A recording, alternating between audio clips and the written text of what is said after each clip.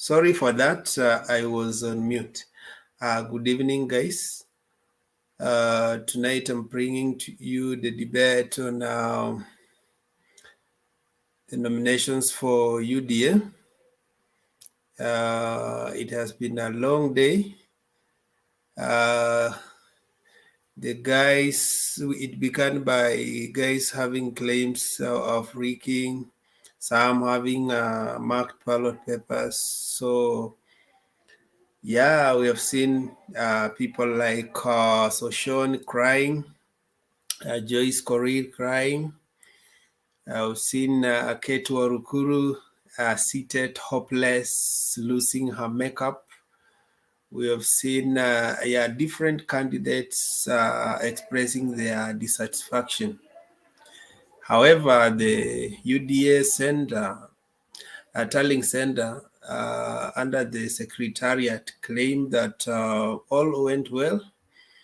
And according to the UDA leader, the deputy president, he says that it was the most democratic party election, and it shows the confidence that people have in the party.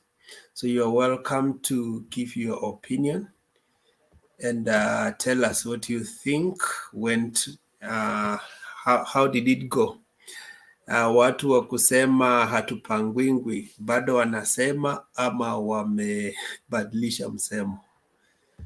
So you can join through the link that I've just shared in the comment section, or you can also participate through giving your contribution in the comment section, and we shall highlight it as it comes.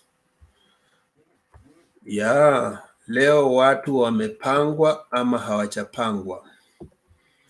Akina Isaac Mwaura, akina John Paul Mwiriki, watu wanasema sasa it's time warudishe gari sababu mambo yanaenda mrama. Anyway, today also the president was in Murang'a. Alikuwa anawaambia doesn't need to consult anybody to go and campaign for his preferred candidates. So he said he will go and campaign for Baba and other Jubilee candidates, and he doesn't need anybody's opinion. What else happened? There was I think nomination in Shire for ODM. Yeah, I think those are the things that have happened. So you are welcome to give us your opinion. First come, first serve. How are you, Wangira? Fine, Mr. Wekesa. How are you? Jared? I'm good. Oh, nimeruka queue. Yanawasalamia tu kwanza. How are you, Jared? He was passing greetings. Yes, how are you, Edwin? I'm doing fine. I also see Mr. Wangira and everybody. Yes. Yeah, we are using the forbidden word. Watu wanapangwa. Eh? Watu wanapangwa. The big names are falling, eh?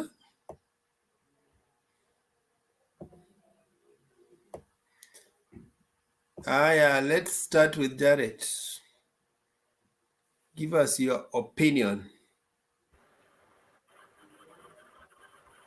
Thank you, Wekesa and the panelists.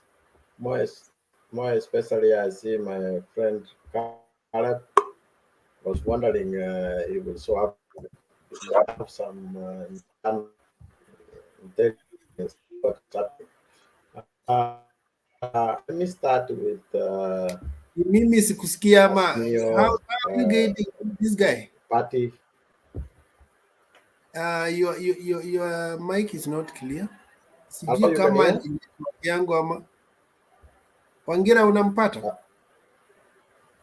Hello? Nampata lakini ni kama yuko Wangira, na can you hear me? yes, I work on your sound first. It's very poor. You can hear me? inaenda Okay, ikikatika katika. let, let's have. Huh, that's funny. Let's have somebody then to go, Let's and start I with can come. Wangira first, and then you fine tune it. Wangira, how Okay. are you? How are you, Wekesa? I'm good, bana. Wewe toa maoni. Today was yellow fever. We were shivering. Uh, Yesterday, you were not here, and yesterday I told my brother Bernard kwamba watoto walililia wembe unaoitwa UDA na wakapewa, na nikawaambia kwamba leo itakuwa siku ya kulilia kwa choo. I told them yesterday, na leo mmeona watu wakililia kwa choo kabisa.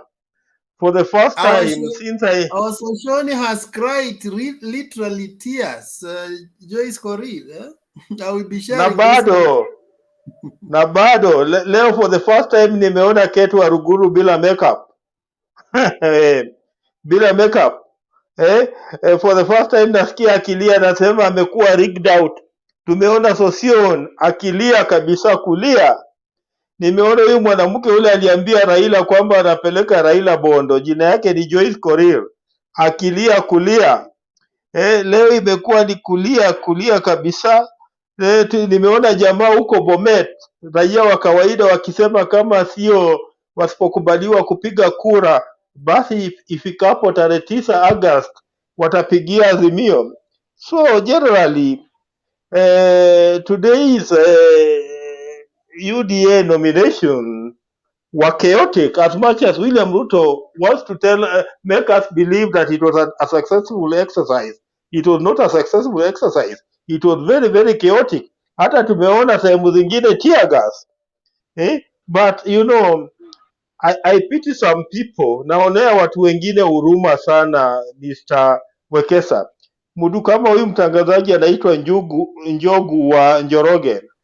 I understand this guy left a pay slip of 1.2 million shillings at Kameme to go and run to become member of parliament in Njoro. Na leo unaona vile ameoshwa. Sasa ana mshahara wa 1.2 million na ana nomination ya UDA. So what is going to happen to that gentleman? Tumeona Perez Tobiko. You remember how arrogant she was even to the husband. Today, I understand that ameboycott aendi the main tallying center. Tayari anasema amekuwa rigged out. So leo katika UDA imekuwa ni kuoshwa na watu kulilia kwa choo. But there's another very interesting thing, that development that happened today. Wale wameona bunge. This guy called Justin Muturi. If you are an arbiter, then you must choose to be neutral. But if you are an arbiter who is outrightly biased, then you suffer the consequences that Muturi today suffered. The gentleman had ordered Fatuma Gedi to produce documentary evidence to support her claim that Araf Mashamba ni mwizi wa mashamba. And today Gedi, in her true fashion, carried a suitcase full of documentations to prove the same. And when she was trying to table her documentation and even highlight on the same, we saw Muturi trying to brush her off, and we saw Muturi trying to brush her off. And you see, that's where the problem now came in. You see, I don't know what Babu Owino told him that irritated him, but when he told Babu Owino to get out of the house, Babu Owino refused. And when he ordered the sergeant at arms to forcefully remove Babu Owino, for the first time in the history of parliament, I saw sergeants at arms disobeying an illegal order, because as far as we are concerned, that was an illegal order, because Muturi himself was elected on a Jubilee ticket as the Speaker of the National Assembly, and today is on PNU. So if he's on PNU and purporting to be an arbiter in a house where he was elected on a Jubilee ticket, then any other thing that he purports to come up with becomes inconsequential. And that's why perhaps the sergeant at arms decided to disobey his orders that they remove Babu Owino. And it ended in an anticlimax that now the parliament has been adjourned until I hear 10th of May. Uhuru Kenyatta, that now my final part. Uhuru Kenyatta amenifurahisha sana. The gentleman now, after Azimio One Kenya became a political party, and in a coalition political party, we now know that he's the chairman of the Azimio One Kenya uh, coalition political party.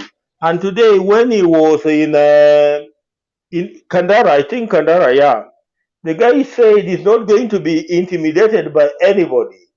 He's not going to be intimidated by anybody not to campaign for Raila Odinga. And he says that he's not going to be boxed into any submission.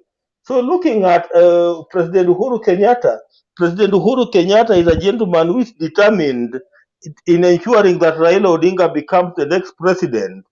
And I'm very, very sure that after May, after the nominations in May, And pay eh, attention, he's not just President Uhuru Kenyatta, he's also the chairman of Azimio Coalition Party. You should pay attention to that. It was gazetted. but But I've already indicated that he's the chairman of Azimio One Kenya. That's the first part I said.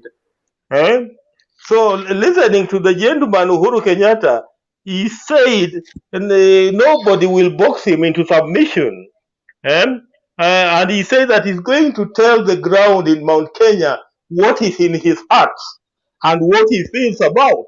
So William Ruto should be prepared for the Titanic battle after the nominations that are coming somewhere in May. I don't remember whether it's 11th or 12th of May, Thank somewhere you. there. Oh, eh, let me just Utaweka promo sasa. leave it at Conclude in that. 1 minute. Just to conclude, and he said that he's not ashamed of the handshake with Raila Odinga. Many people want to make Uhuru Kenyatta to look ashamed that he got into a deal that looks stinky. But to him, as far as he's concerned, he said he's not ashamed to have gotten into a handshake with Raila Odinga. Let me just leave it at that. Niwachie wengine pia wachangie, watuambie vile wameona watu wakioshwa. Asanti. Yeah, thank you. Continue telling for us. Tunaona Mwaura amenyoshwa, ameoshwa. All the noisemakers wameoshwa. How are I am you? here today. Mbaya sana. Hii dunia mbaya. Wacha nikwambie kabla hujaita Jared. Wekesa leo silali, leo niko hapa studio full time kupatiana update. Silali leo. Kesho unajua ni Good Friday, so guys you can go you can go take tea, come back. Leo tutakuwa hapa full time, asanti. Aha. So Jared, how are you? Before I want to confirm whether your mic is okay before I go to Edwin. Yeah. You can hear me? You can hear me? Sawa. You can make your contribution ndio tuende kwa Edwin. Okay.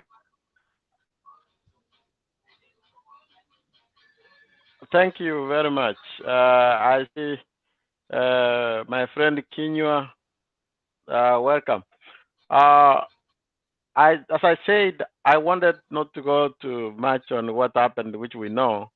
According to UDA, this was a very credible democratic. Maybe they might change the name to be Undemocratic Alliance. Maybe that can be a good name for them. But let's start with what happened, the registration of Azimio Party. This will tell us that Machosi Achura, Ewesi Kasuya, so the cry from these other people. But I was at the report. Something caught my eyes, which I've said before.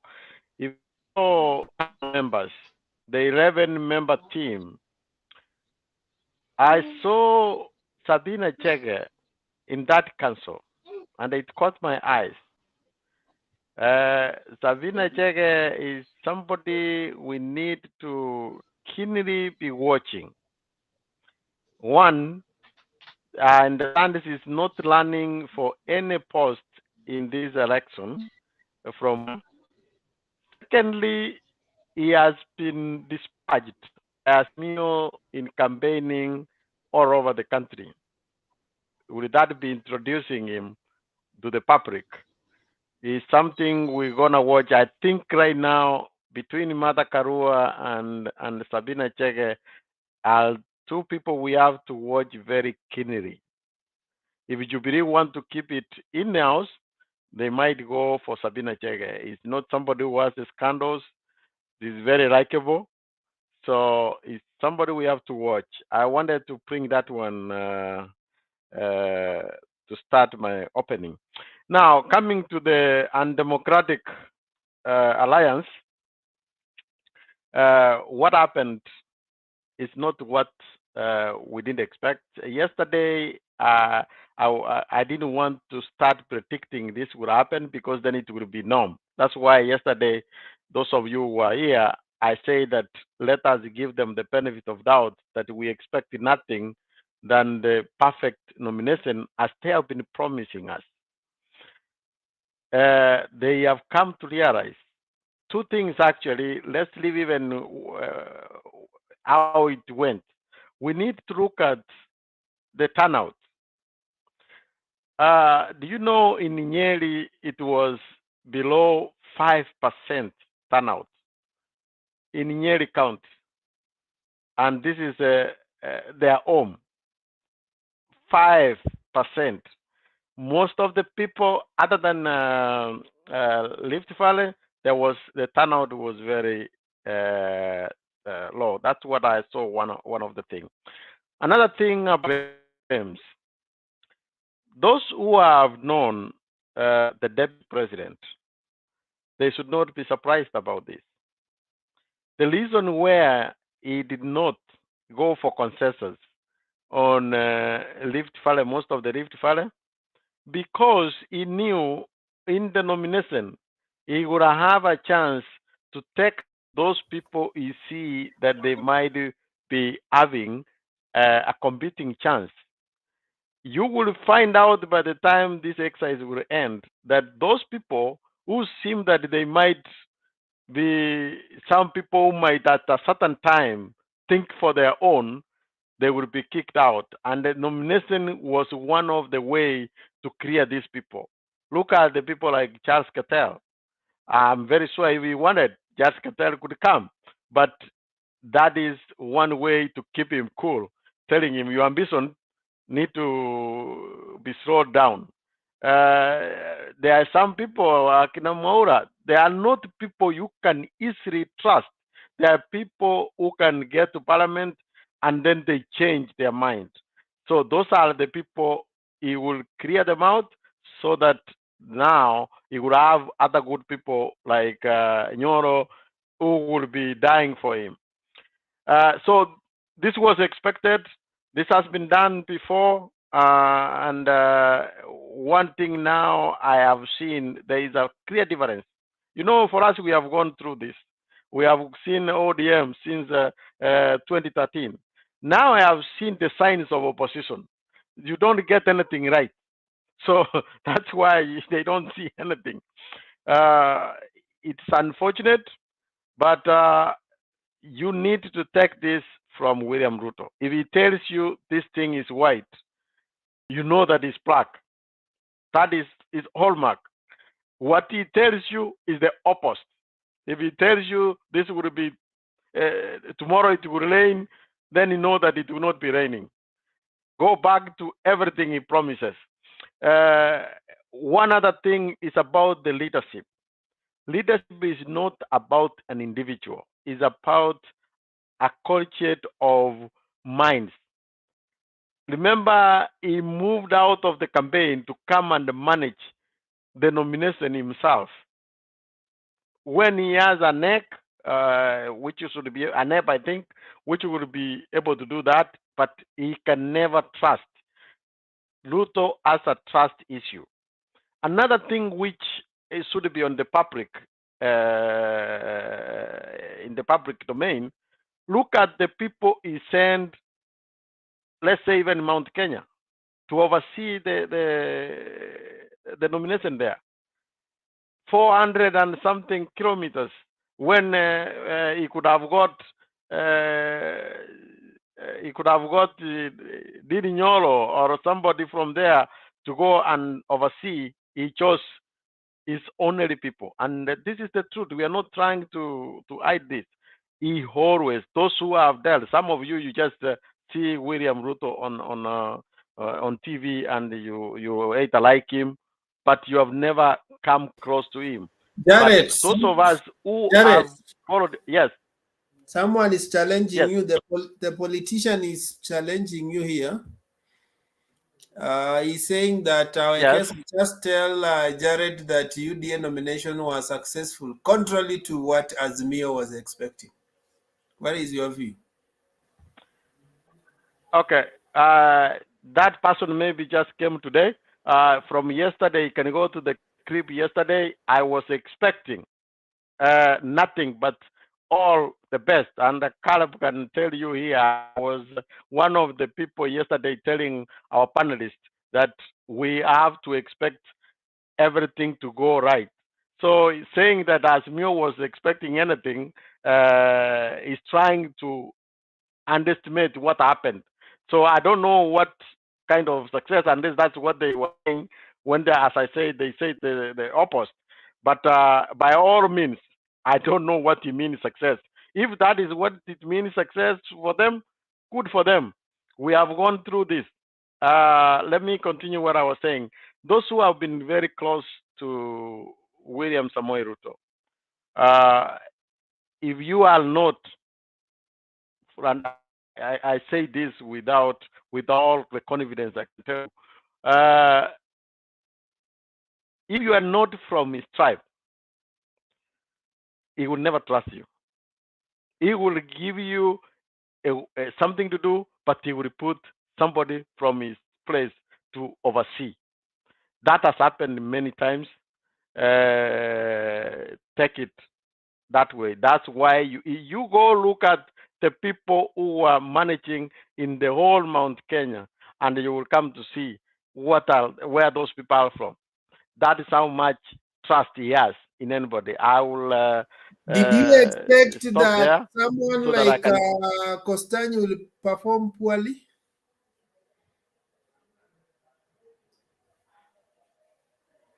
As I said, Ruto has one of the biggest problems. He does not want people who sign. And if he sees that, these members of parliament, they are people, once they get to power, change. So he will try to make what could have been so difficult if he has people all around. If there is somebody who has been successfully and says himself, what is difficult to call people of Wasingisu, to call this and say, my brothers, my sisters, I am going for the big thing. I don't have to waste time for nomination. Can we agree on one? He could have done that. That's where consensus could have been even easy. But he chose nomination to take care of those he wants. Thank you.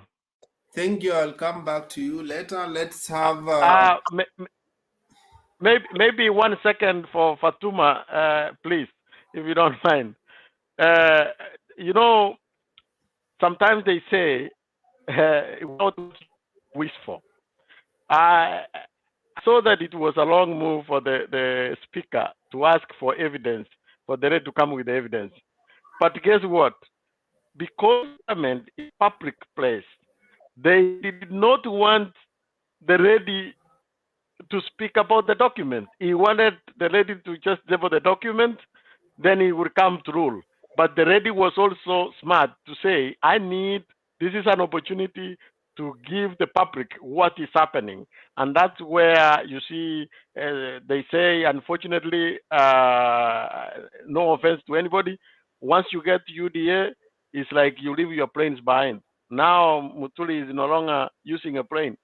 He was only Thank just you. shouting there. Thank Unfortunately, you. thank you. Yeah, thank you. Let's Edwin, how are you? Shivai, Shivaha. Edwin. Yes, sir. Yeah, you want Habari three to zenu? invite the studio. Tuambie Habari penye zenu? huko utaona nini? Tuko poa? Mimi mimi huku penye niko, UDA used to laugh at ODM's nominations a few days back, but whatever happened today, it was a very big shame. So najaribu figure out the bigwigs that were standing with William Ruto are the people who have been outwitted terribly, more so people from Mount Kenya. You see, the list of people who are to oversee this primaries in Mount Kenya, their names were really hidden till the last minute when they were publicized are people from Rift Valley. So I wonder how people from Rift Valley wanajua terrain. Hakuna watu wenye wange oversee hii kitu hapa mountain. That means that Ruto is with them but does not trust them. So he must put his or her lieutenants from nyumbani ili waje wa oversee. Then tukikuja kwa hii mambo ya nominations, Ruto was trying to make his team to be strong so that he knows very well coming August elections hata kuwa president. So anajaribu kutengeneza awe na strong opposition ndio asumbue zaidi. Then another thing, he thinks like anapolipa vijana wadogo wadogo waende Central watusi Rice. Today Rice was very categorically, and the other day the president said hawezi jibizana na kila mtu, kama matusi ndio huleta kura waendelee kumtusi. Lakini leo whatever he said when he was at Muranganya, where he was at IPCA, I think he has a huge magnitude that is following him at the back, na alisema hata stuliwa na hizi kelele mingi. That's what I can have as per now. Sawa sawa. Mwenye aliimba kikeukeu amegeukwa. Jagwa. The big and the mighty are falling. Let's have Eric. How are you? Okay. Thank you so much. Wait, I'm kidogo, good. Eric. Wait, kidogo. I think Caleb came before you. Caleb, are you around? I think Caleb was next. Yes. Yeah. Let's have Caleb first, and then I go to my namesake. Okay. Thank you, Mr. Wekesa. First, I would like to say with the guys who are trying to say that William Ruto is trying to impose some of the Rift Valley leaders to oversee the nominations in the Central Kenya region. I have a very simple question for those guys. During the KCSE period, a teacher from the same school cannot supervise that exam. The teacher has to be taken to another school so that another person from another area can come and supervise for transparency. So siwezi chukua mtu wa nyumbani akuwa analinda kura za nyumbani because he might end up favoring somebody. So that's why you saw some leaders maybe from Rift Valley akakuja huku, and again some leaders from the central were in other regions. If you see Dimas Baraza alikuwa Laikipia, kwani Dimas Baraza ni Mkalenjin. So those people trying now to play out the tribal politics, they should stay up. Because ukijaribu kusema anajaribu kuimpose the leaders in Central Kenya, kwa now Central Kenya walikuwa in the other regions, were they being imposed over there? So when you're trying to bring up the points, sometimes let us be fair. That's why I always said there are some people who are now trying to see everything on the negative side and to paint the name of UDA in the wrong side. And again, some people are trying to say that UDA has failed and all that, but I can say the nomination was 70% a success. because having a nomination in 36 counties in one day is not a joke. It needed a lot of investment, a lot of resources to make it a success. In some cases whereby umesikia kuna those disputes and all that, but in other areas the nomination was okay. So kujaribu kusema like the whole was a mess, hiyo ni kama kujaribu kusema hakuna kenye ilifanyika, everything ilikuwa mbaya. And then I've heard you Wekesa unajaribu kusema ati I don't know, the guy from Starehe Jagu amegeukwa. Sasa was it how do you call it? It was not mandatory that was going to be elected. It was going to be given the nomination ticket. That's all alienda nomination. If it was to be given the nomination ticket, then Ruto angemuita Karen na mpe. So people trying to say that just because mtu amekuwa akisimama na Ruto ameshindwa na with a newcomer, it doesn't mean that there was no fairness. It means that the competition was tight and that person lost. So kujaribu kusema just because I've been standing with you, it's a guarantee for the ticket. It's not that way. Caleb Okositana has been a follower of William Ruto, amekuwa an ally, close ally for so many years. So as for party ticket atasema atamibiwa. It's just that the way vitu zinawaka, unazuma on the ground, upige campaign, then you get the votes. Huwezi patua bure just because you are next to that a certain leader.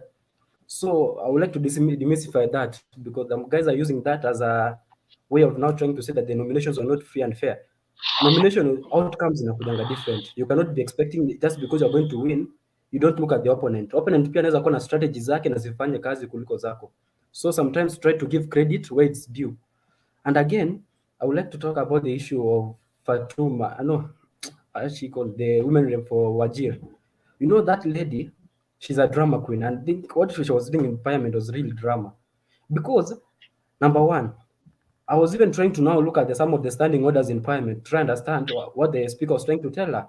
The speaker was trying to tell the lady she should table the evidence, then proceed on giving an insight of what she has tabled.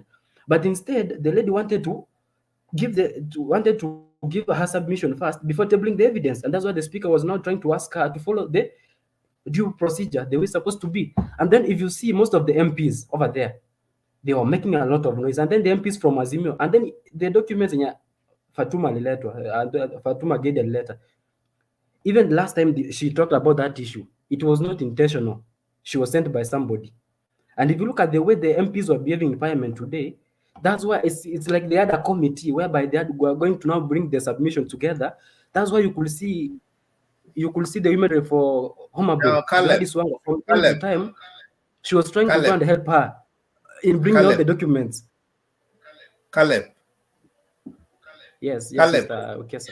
do you think through what you are saying before you say? Because you began by saying that we need to be fair. We should not just look things from negative. Sometimes we give credit.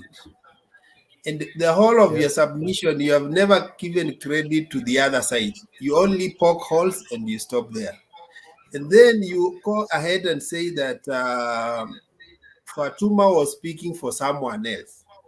When somebody claims that Ruto bungled the election, you say, how do you know?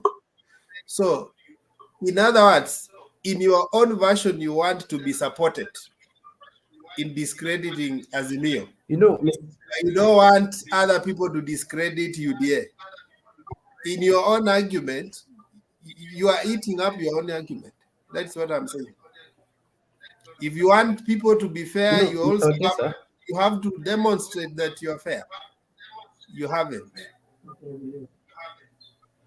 You know, Mr. Wekesa, what I'm trying to say is, if you are really watching the live proceedings, you could see the body language of the other members of the Azimio. Behind Fatuma Gedi, it was seated the Jubilee Secretary General, Jeremiah Kioni. You could see him trying to speak. I will even say some sounds from the back. He was trying to address Fatuma Gedi. At the same time, I think there's somebody who's unmuted. Oh. And then at the same time, you could see Gladys Wanga from time to time trying to move to where Fatuma Gedi was and trying to tell her what to do, trying to help her remove some of the files from the I don't know, the briefcase or what. You could hear Junet Mohammed trying to shout to Fatuma Gedi what to do at what time. So that's why the speaker tried to tell them to be calm, because it was Fatuma Gedi who was having to present her case over there. She was the one trying to present what she had tabled. So you could see that some of the Azimio MPs were trying now to chip in, and she Now, was the one who was talking. That's why is I'm there saying that. anything wrong to do that? Is there anything wrong to, Parliament is not an exam room Mr. that you are Wakaza, supposed to go there Mr. and you are, Wakaza, yes. Mr. Wakaza. Let me please point of information. We know these tricks.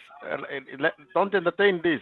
Let's give him 3 minutes so that he finishes. Then we continue. Otherwise, we will spend here back and forth. This is just Okay. a way of expanding the time. Give him 3 minutes to finish. Then we can talk about it. Please. It's okay, proceed.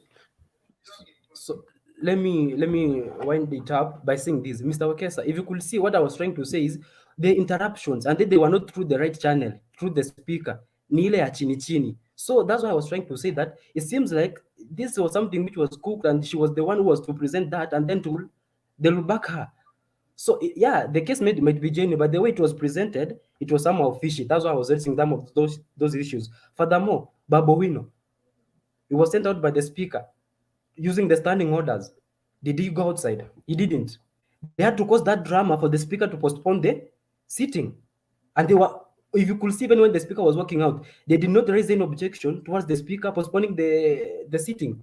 They were just okay with that because it's something which is choreographed. So you cannot say that it was not predetermined to happen that way. So that's why you could even see Fatuma Gedi. She was really struggling to give her facts. That's why you could see her standing, sitting, trying to look at some of the documents. She was not prepared enough. Anyway, maybe during the next sitting, I think it will be on 10th May, maybe she will be presenting her case. And now I see Azimio is a full registered party. I wish them all the best. I have nothing to talk about Azimio. That's all. Okay, thank you for your contribution. Let's have someone else. Eric. Okay, thank you so much, Mr. Wekesa. I think you allow me to be behind the curtain. I hope you A have little not bit. started your Easter celebration. No, but I can come in. Let me just come in. Yeah, it's I will good not. when you give your contribution. You can follow behind the curtain, but giving your contribution, we want to see you. You want to see me? You have It been has here. been. We have been seeing you. Why are you disappearing? Unless you are working. Yeah. Okay.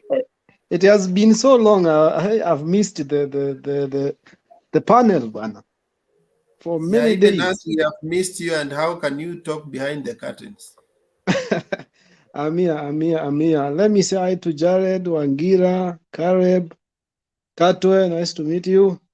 Zach, Nairogo, Kamau na Guru. Habari yenu nyinyi wote. I think, let me say I'm so grateful for today. I'm here.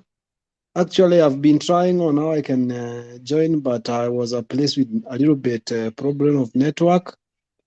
But now I'm back to Nairobi, where the network come from. So let me just start with the Azimio party fully registered. I think that's a milestone. It's good, at least we have a way now. It has given us a lead to follow. Another thing, I jump into rigging claims. Those are the things that they might be found in primaries. Most of primaries, those things are there, but the challenges that people are having is, like in ODM, they are doing it, it's a digital. And the older people, they were trying to downplay the digital thing, saying that it will be having a lot of problems, but I've seen the digital one is more better than the manual, because you can see, like in Embu, what happened everywhere, marked ballot. So in favor of someone, I think they normally say that Azimio ni ya wazee, ati wanataka digital, but I think Azimio has done, the ODM has done the best. Pamoja na hiyo uzee, wako na experts wa kufanya hiyo kazi, and for them they are running with the manual thing, and that thing they don't want to talk about. hawataki mambo ya kitambo, ndivyo wanasemanga kwa siasa, but once it come into such things they do like that because of leaguing. They know it will not be correct. So I think they will foresee their problems and they will solve their problems as we in ODM does. Then about the issue of Fatuma Gedi, I watched it the other day in the parliament. And I think since Justin Muturi joined the Kenya Kwanza, he has started being biased. Because the problem is that, to table and to explain, that thing didn't have any big thing that Muturi was trying to say you table. Even if you table and you are going to substantiate, it doesn't make sense. Either you substantiate and you table. So I think Muturi was a little bit not happy about the documentation. Juu ni mtu wao alikuwa anafinywa na aliona hiyo document ilikuja na brief na suitcase.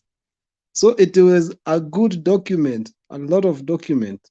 So aku anataka hiyo story iendelee sana, and that why akakuwa agitated, and he had no option than kunini the session to, I think, next month also.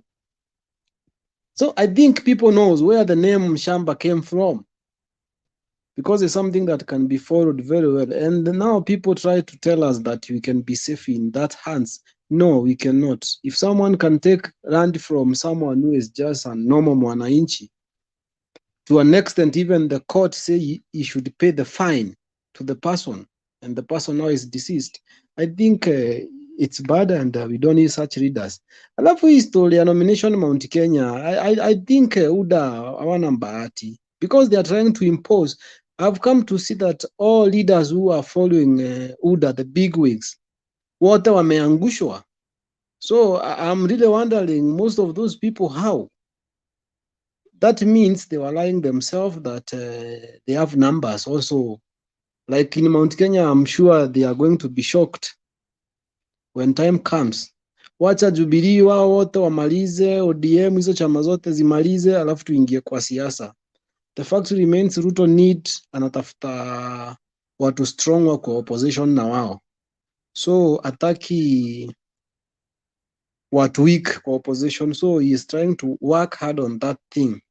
So I think Wekesa, as we watch on the game, because now the game has not yet started, we will see more and more. You can see like in Laikipia, where watu akina Njagwa, I've seen a lot of issues in huko Nairobi. I think, and I think yesterday I've been in Sagana for like 4 days. And Sagana is in Mount Kenya. That is Murang'a vs Kirinyaga. And I think yesterday I talked to few people there. I went to an stage and asked the youth, nikawauliza tu maswali. Why do you support this person? Hakuna mtu alikuwa na issue, hakuna mtu anajua nini anasa support Ruto nayo. I asked them about bottom up. Nobody knows what is bottom up. Nobody knows the structures of bottom up. The word is because they have been brainwashed with this thing of Uhuru ndiye amefanya mkuwe na shida. And I think that thing is very bad. We need to get out of it. And literally, I normally told them that you cannot beat your child ukimfukuzanga nje, unampiganga ukimrudisha kwa boma. So Uhuru ni wetu, hatufai kumpiga kama tunamtupa, tunafaa tunamchapa kama tunamrudisha nyumbani. So for that purpose, let's wait and see. The game's still on, Wekesa. Thank you so much. Okay, thank you for that. Kamau, how are you? I'm fine, Bwana Ekesa. Yeah, and it's too early. I want to clear the screen. Wale mmeweka curtains, I dismiss you. I'll just contribute and give another person an opportunity. Hello. Can I submit? Yeah, you can. So today was a funny day because I start with the UDA nomination, I think this is a party that is made on quicksand. And I say so because in Mount Kenya and the larger Gema nation, we saw that so many polling station was underwhelming. One, in fact, some polling station had very, very few people. They had to wait for people until 6 or 7 to register at least somebody or one or two. And then two, it seems they have no real followers. I think the people who voted today just use the IBC register. And it is very interesting because if you think the IBC register has your people, then it's a problem because it seems the people who went there are even from other parties, from everywhere to just, if you mobilize your group, then you can win the UDA nomination without any problem. But having said that, I think it is also good to note that the deputy president was speaking this evening because he wanted to give what we call a brave face of a shame and a shambolic nomination that happened around the country. I think sometimes when you speak so many things, thinking that you know everything, then the cows or the whatever the chickens come back to roast, because that is what happened today. There was actually purely no nomination because number one, the registered voters of UDA were using the IBC register. Number two, there were a lot of undercuts. We saw so many things on social media of people who had already voted at night. So it is actually a party that is full of differy and full of confusion. It was total symbolic. And therefore, I am so sure Then tomorrow there will be so why do many. you think people like Itumbi were sharing queues of people registering line for Safaricom and not the real queues? Yeah, because it was underwhelming. People thought that this is a very popular party, particularly in Mount Kenya. And the photo Itumbi shared is an M-Pesa and near supermarket in Kiambu. Because until it was only the few polling stations that are in town that people are a little bit more. But those ones, the polling stations that are in interior areas, there were nobody. Nobody went there. And therefore, it is so funny that they claim they are the most popular party and they are young, but I think they have very, very few footing in the Kenyan Republic in terms of mobilization and in terms of real members of UDA. And therefore, he was trying to save face by putting cues that don't even belong to the nomination. But having said and done, I think Kenya is growing in democracy, and we are waiting for them. And I'm so sure now. I am who convinced, without any iota of doubt, that UDA will be in the opposition. That is clear.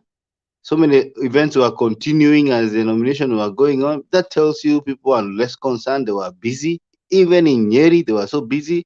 So it shows that this will be an opposition. No, what he should now concentrate in is having good opposition leaders, people who can now check the government, talk in parliament with with a lot of strength, not people like Kawanjiko who cannot explain a bursary in a sentence. What he's the chair of bursary, but he doesn't understand how to express it. We need I think they need a strong opposition. Having said that, that is nomination. We go back to parliament where this lady from Majia, I think it's a woman rep there, she really came with a suitcase today to demonstrate that the presidential candidate of UDA is corrupt to the core. In fact, the whole suitcase was talking of things we know because we know about Muteshi land. That man, may the Lord rest his soul in internal peace, died a desperate person, died a frustrated person, because a person who had power stole his 100 acres land and started cultivating it. It is only that the court came and said you return it to him, and of course, with some 5 million shillings to compensate because of trespassing in that land. And that tells you, and maybe the reason why he even passed on, it is because maybe of a frustration, because it is believed that he was sending goons even after winning to go and frustrate him so that he can disappear and continue taking the land. There's a land in Weston, it's talked about Gedi, and everybody knows, the public knowledge, that this land belongs to the KAA, the people of Fright and stuff.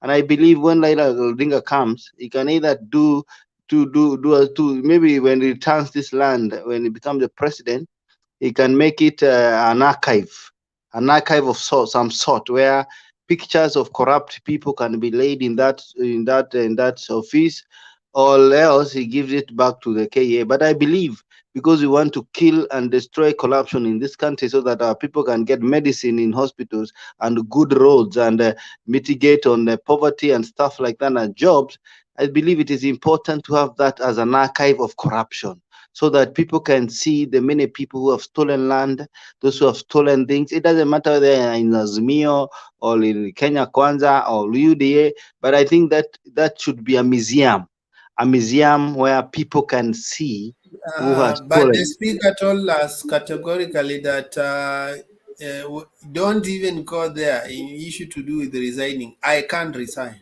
What is the problem in Kenya? Nobody feels like, or resigning is not an option. It's an African syndrome. It's an African syndrome. It's an African problem, but things will be better. I'm sure that things will be good. We're going to have leaders that are beyond reproach from both sides, so that at the end of the day, when you have messed up, like some of the leaders in the UDA camp, about 10, then you are obligated to resign, so that you also sort your corruption cases outside the government. Because if one or two people say, then there is corruption there, it should be investigated and it should be brought to completion.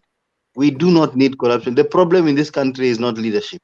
It is not constitutional. It is not laws. The problem in this country has been basically corruption. That's why people have no electricity in some areas. That is why hospitals have no medicine. That is the biggest problem we have to. And if we elect a person who does not attack corruption, who does not give us his agenda of corruption, then we are doomed as a country. Asante. Okay, thank you for that. As we prepare for Guru to come in, let me share one or two clips just to recap what happened today.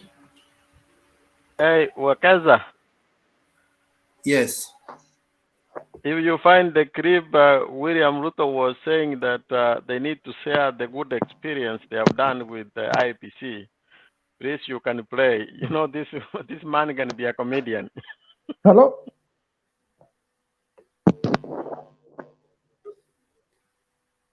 Okay.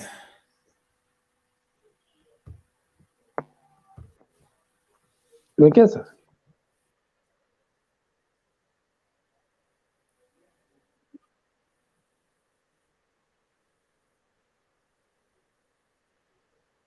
Wekesa.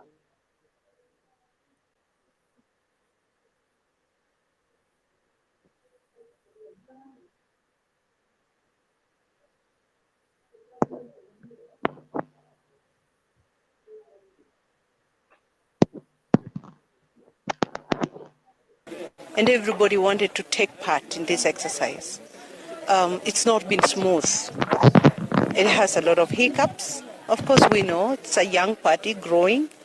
It will be strong. It's already very strong nationally. But I think the Secretariat has let us down. Leader, he has been walking this journey with us. We've been talking with him throughout. We've been on calls with him throughout the day, throughout the night. He has offered himself, to try and make our experience just a little better. But yes, it would have been better.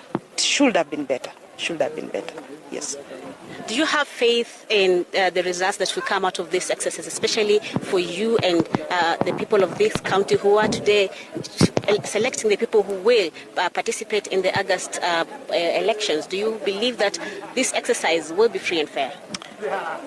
I have faith in God, and so I am a person who walks with a lot of faith, and I have faith with the citizens whom I have traversed the county, talked to them, and I have seen a lot of goodwill, a lot of excitement, and a lot of readiness to embrace change, particularly to embrace women leaders. And so on a free and fair platform, we will beat them hands down. Is it free and fair?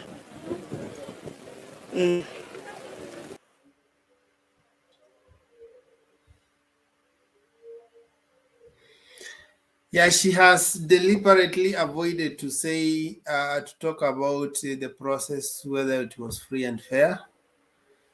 She talked about the citizens and the faith in God. So what happened? She has been one of the diehards of William Samoei Ruto. But now she's struggling even to mention UDA and the whole process. Let's have Guru.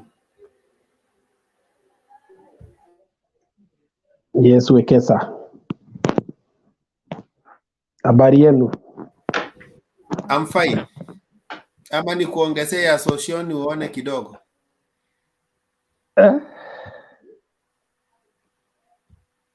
I play 2 clips and then you proceed. It's okay.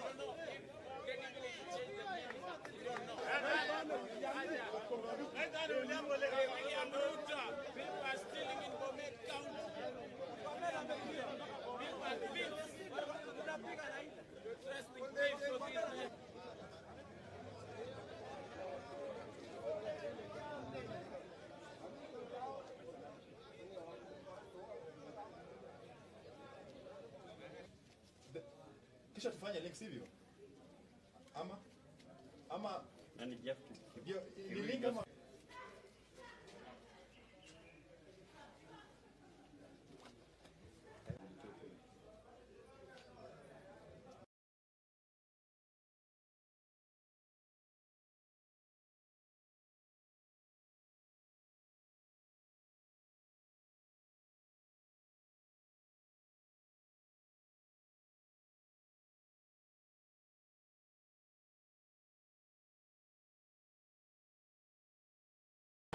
Lakini that will never happen again. because the delegation ya kudelegate hii mambo ya nominations kwa watu wengine isiwe direct kwa party leadership, it was done against my advice. Mimi nilikuwa nimesema the only sure way is for us to be in charge of the program ourselves. And when I went with when we agreed with the president that I went and sat at the party headquarters myself, the nominations went very well, and everybody got elected.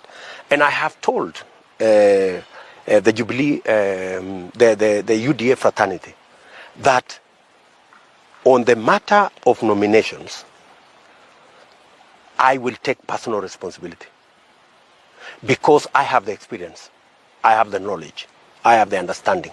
I have ran these nominations for the last 25 years. And I have sufficient experience to make sure that the nominations will be free and fair. In any case, the nominations will actually build or destroy the party.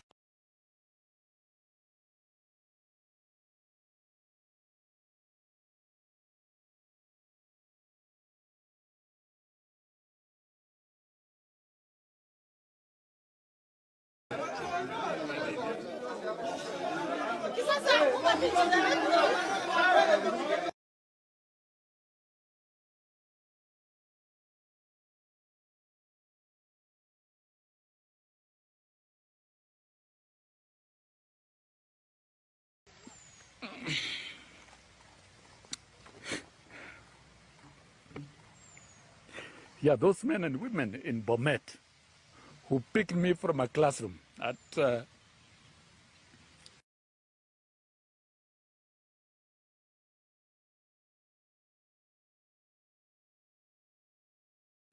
Yeah, I just wanted to help those who are maybe busy at work. They did not know what was going on today.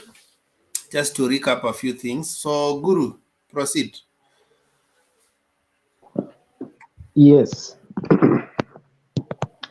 Now, digging claims and hue and cry, that was bound to happen. In areas where a political party is very popular, once you secure the ticket for that party, you are as well as having clinched the position. Therefore, it is a very high stake game. And I'm not surprised that the party leader is aware of this. And therefore, he seems to have drawn a list of those he wants to be in his government, should he win. And what we have been seeing today is a charade. It's a well choreographed exercise meant to achieve certain specific goals. And I'm not surprised that it has brought bitterness, tears, violence, and all manner of reactions. Most pointedly is that this is happening mostly in Rift Valley and Central. At least that shows you that there are people who rightfully or wrongly have internalized that they are halfway through to Parliament or to the Senate once they get the ticket of this party. Well, that could well be it for some, but the battle is not over. In fact, it's just begun in some areas. Why am I saying so? When you go to places like Central Kenya, you'll be very surprised at the raw turnouts of those those who went to nominate their candidates. A party's enthusiasm is shown by the number of people who turn up during such exercise. You are very well aware of the turnouts that were registered in Busia when Otuoma and Mutua were fighting for the nomination of that seat. You will not find those kind of turnouts in central Kenya. While we still await for the numbers to come in, the reports that we have is that you'll not be surprised to find in a county of 300,000 voters having less than 100,000 people turning up to nominate candidates. It's underwhelming. And partly is because people have become much more enlightened, and it will not be surprising to find that the party that will make a mistake here and bring in unpopular nominees, and think that because of the party name they will get the position, they are mistaken. That is particularly in central Kenya. There is also the fact that this is a region that feels the stakes are not as high, especially at the highest level. They don't have one of their own. So there is a big disadvantage here for those who wish to get votes from this region, because they have to find a way to motivate the base and turn in numbers during the actual elections. Majority or a huge chunk of those who went to vote in 2017 will not be voting simply at personal level, having made that decision. You're also aware that in some circumstances today, there are youths that turned up to vote. They are in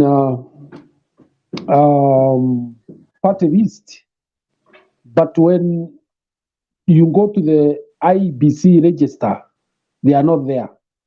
What simply it means is that while they are enthusiastic about their party, they are not registered voters in the IBC register.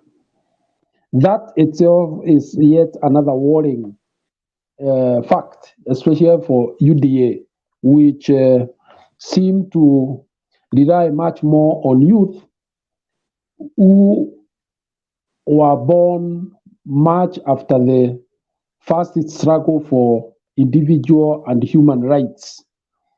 Because you are aware that this is a party that are saying they don't want history, because for them history is very ugly for them.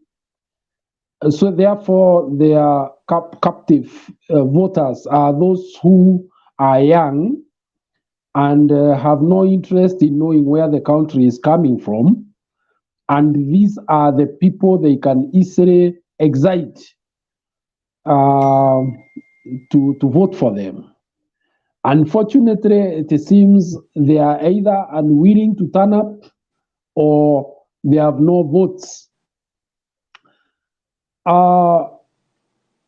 So when you look at it in a holistic way, you also notice that the nominations seem to have only raised some excitement, just a bit of it, in Rift Valley and Central. That tells you a lot.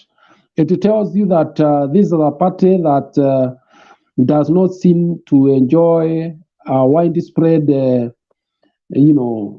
excitement across the nation. And that will also be reflected in the coming elections. as the patterns of voting start coming in. Now, to go to the issue of Fatuma Gedi, if there is one political scheme that has been well planned and executed, it is this one. Not that it is false. No, it is for its value and timing.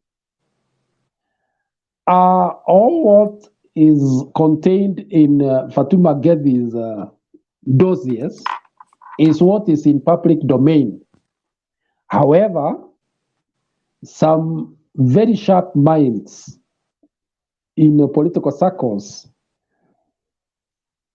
found a way to make this as much publicized as possible. And they have managed that. They managed to trap the Speaker of the National Assembly and execute their plan. And he's been left with a neck on his face. And beyond there, the exercise has helped bring to the fore reasons why Kenyans should not dare go on 9th of August to vote for Arab Ruto. That the land grabbing issue is a serious matter that touches on him, and you can only admire the dramatism that was put in executing this scheme. And it's one of those things that you are able to see that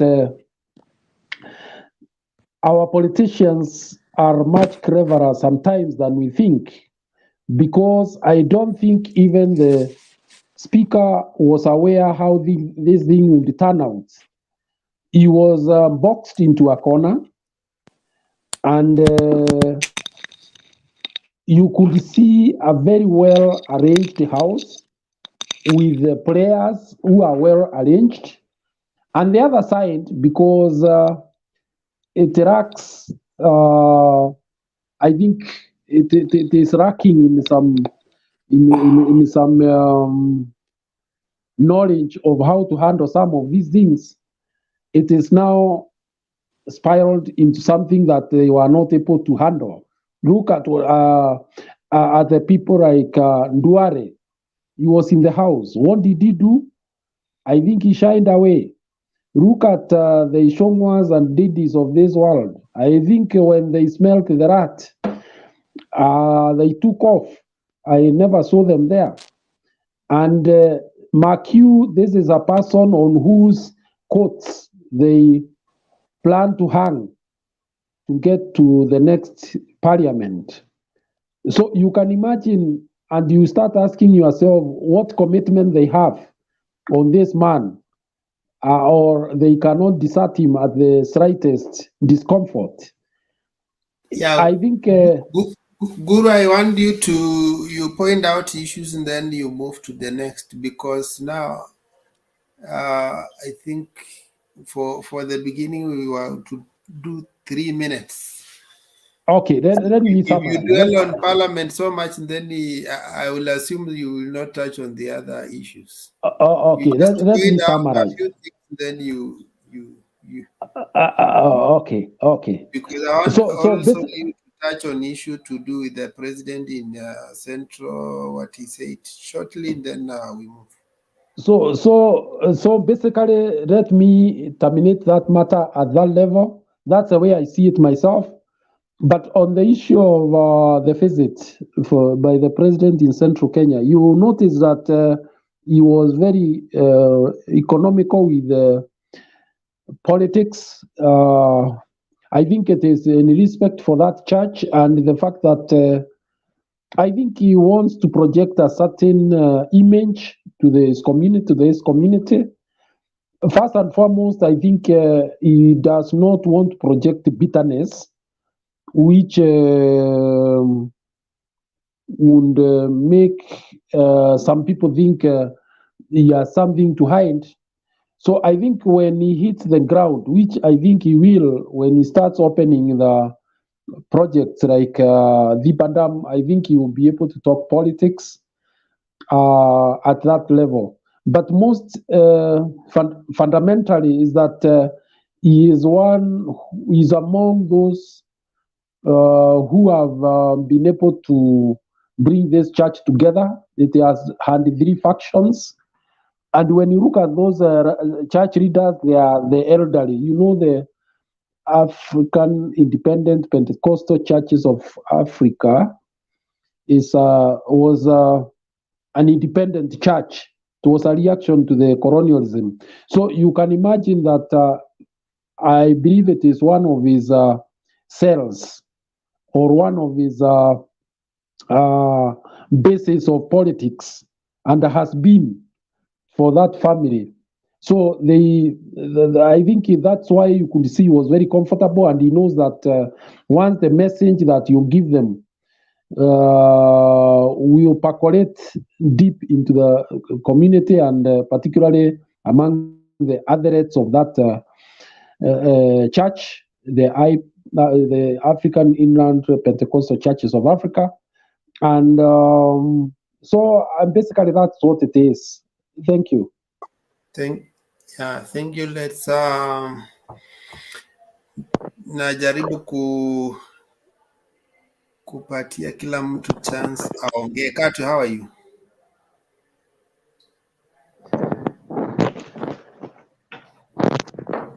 Tujaribu kufanya 3 minutes itakuwa sawa, ndio kila mtu apate time ya kuongea. Katu amehang ama? He doesn't move. I'm good. Yes. Yeah. Thank you so much. And for the day, it has been a very nice day. Wacha nianzie mahali ninakuchokoza kidogo. Kuna kijana alisema anarudishia Uhuru gari yake. Nasikia ameoshwa. I'm What is saying your that take? it has been a very nice day. And yes.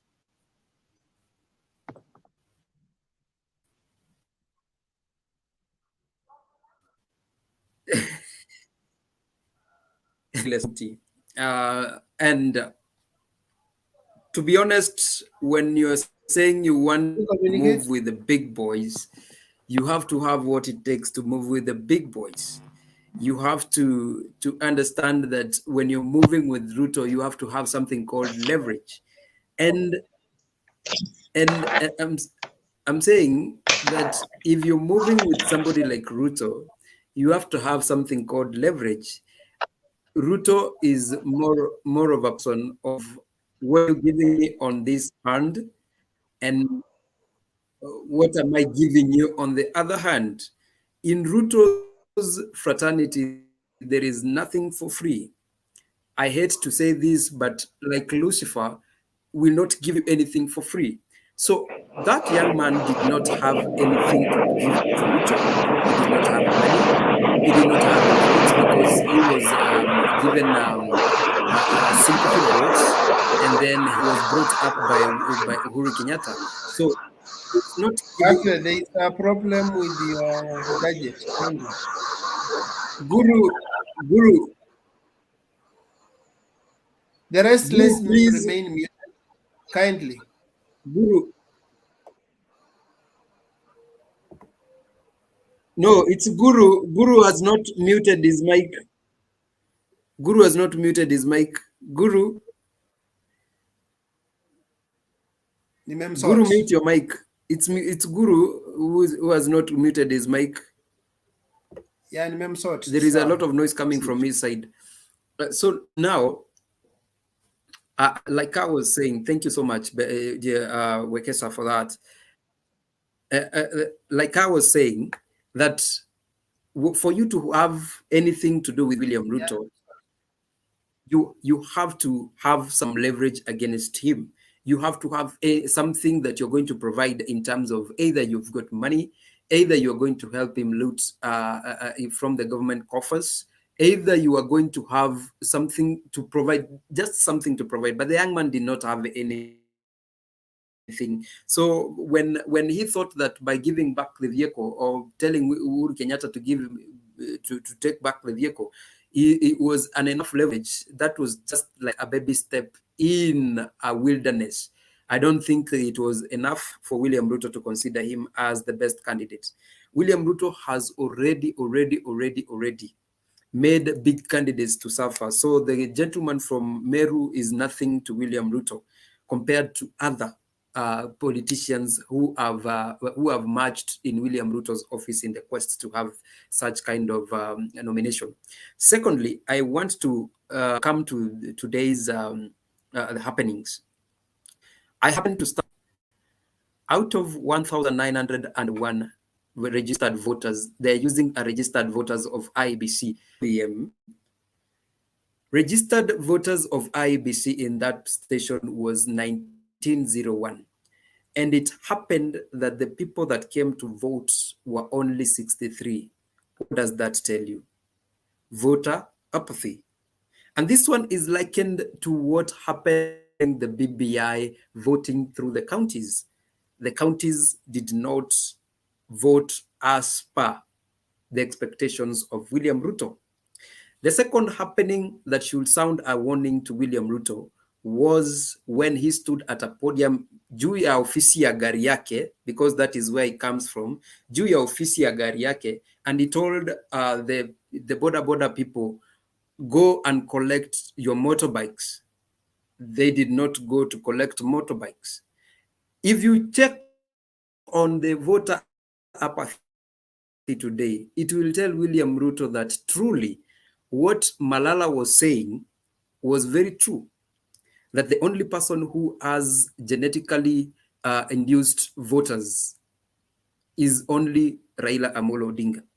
Because you could check, it was only in his strongholds that people came to vote. But in Mount Kenya, like Kamau was saying, there was voter apathy. There was nothing, there was no people, there were no people coming to vote. And this brings me to another point. In 2022, we are not going to have any Kumira nonsense, because nobody is going to come out because there is no, they are not, they don't have their voter on the ballot, their candidate on the ballot. That will make William Ruto lose almost 40% of the voter turnout in Mount Kenya. And then the 60%, they are going to divide with Raila Amolo Odinga. And that brings me to the third point of the day. Today, you could see the body language of our Honorable Speaker in Parliament. You could tell that the Honorable Speaker, despite Junet sounding a warning to him or not to be impartial in the House, you could see the impartiality, the partiality of the Speaker on the House, because you could tell even from the anger that came out. I just wonder, once you join UDA, do they induce you with anger-related character? Because it is very clear that you could feel that in as much as Speaker Muturi comes from Meru, there is some anger that was added on him on top of the character of being a Meru. You could see how much he was heckling members instead of controlling the House. When he was brought the documents to look at, you could tell that he wanted to dismiss the document even before looking at them. Is there a problem in UDA? There is a very big problem. When Baba started off ODM, these are the things that he faced in 2007. William Ruto is in 2007. William Ruto has not graduated to become a party leader that can conduct a free and fair nomination in the country. Yes, party primaries are never open and fair. But at some point, there is some control. William Ruto did not bring people to a consensus to agree because he felt like that is democracy. William Ruto brought two people to agree because he felt he will be overwhelmed by a one-man show. He is the one-man show by himself. And he has demonstrated in 2017, and now is demonstrating it in his own house. And today, in 2017, he was shielding himself with Uhuru Muigai Kenyatta. Today, he is the one that is going to be hammered by himself alone because no one is going to defend him. Because instead of leaving nominations to the secretariat, he is coming out. I'm seeing that today, some few minutes ago, he was giving a presser on how it was conducted. This is the time that William Ruto will understand to become a father and not to become a dad. There are two different things. There is a father and there is a dad. A dad can be anybody, but a father is only biological.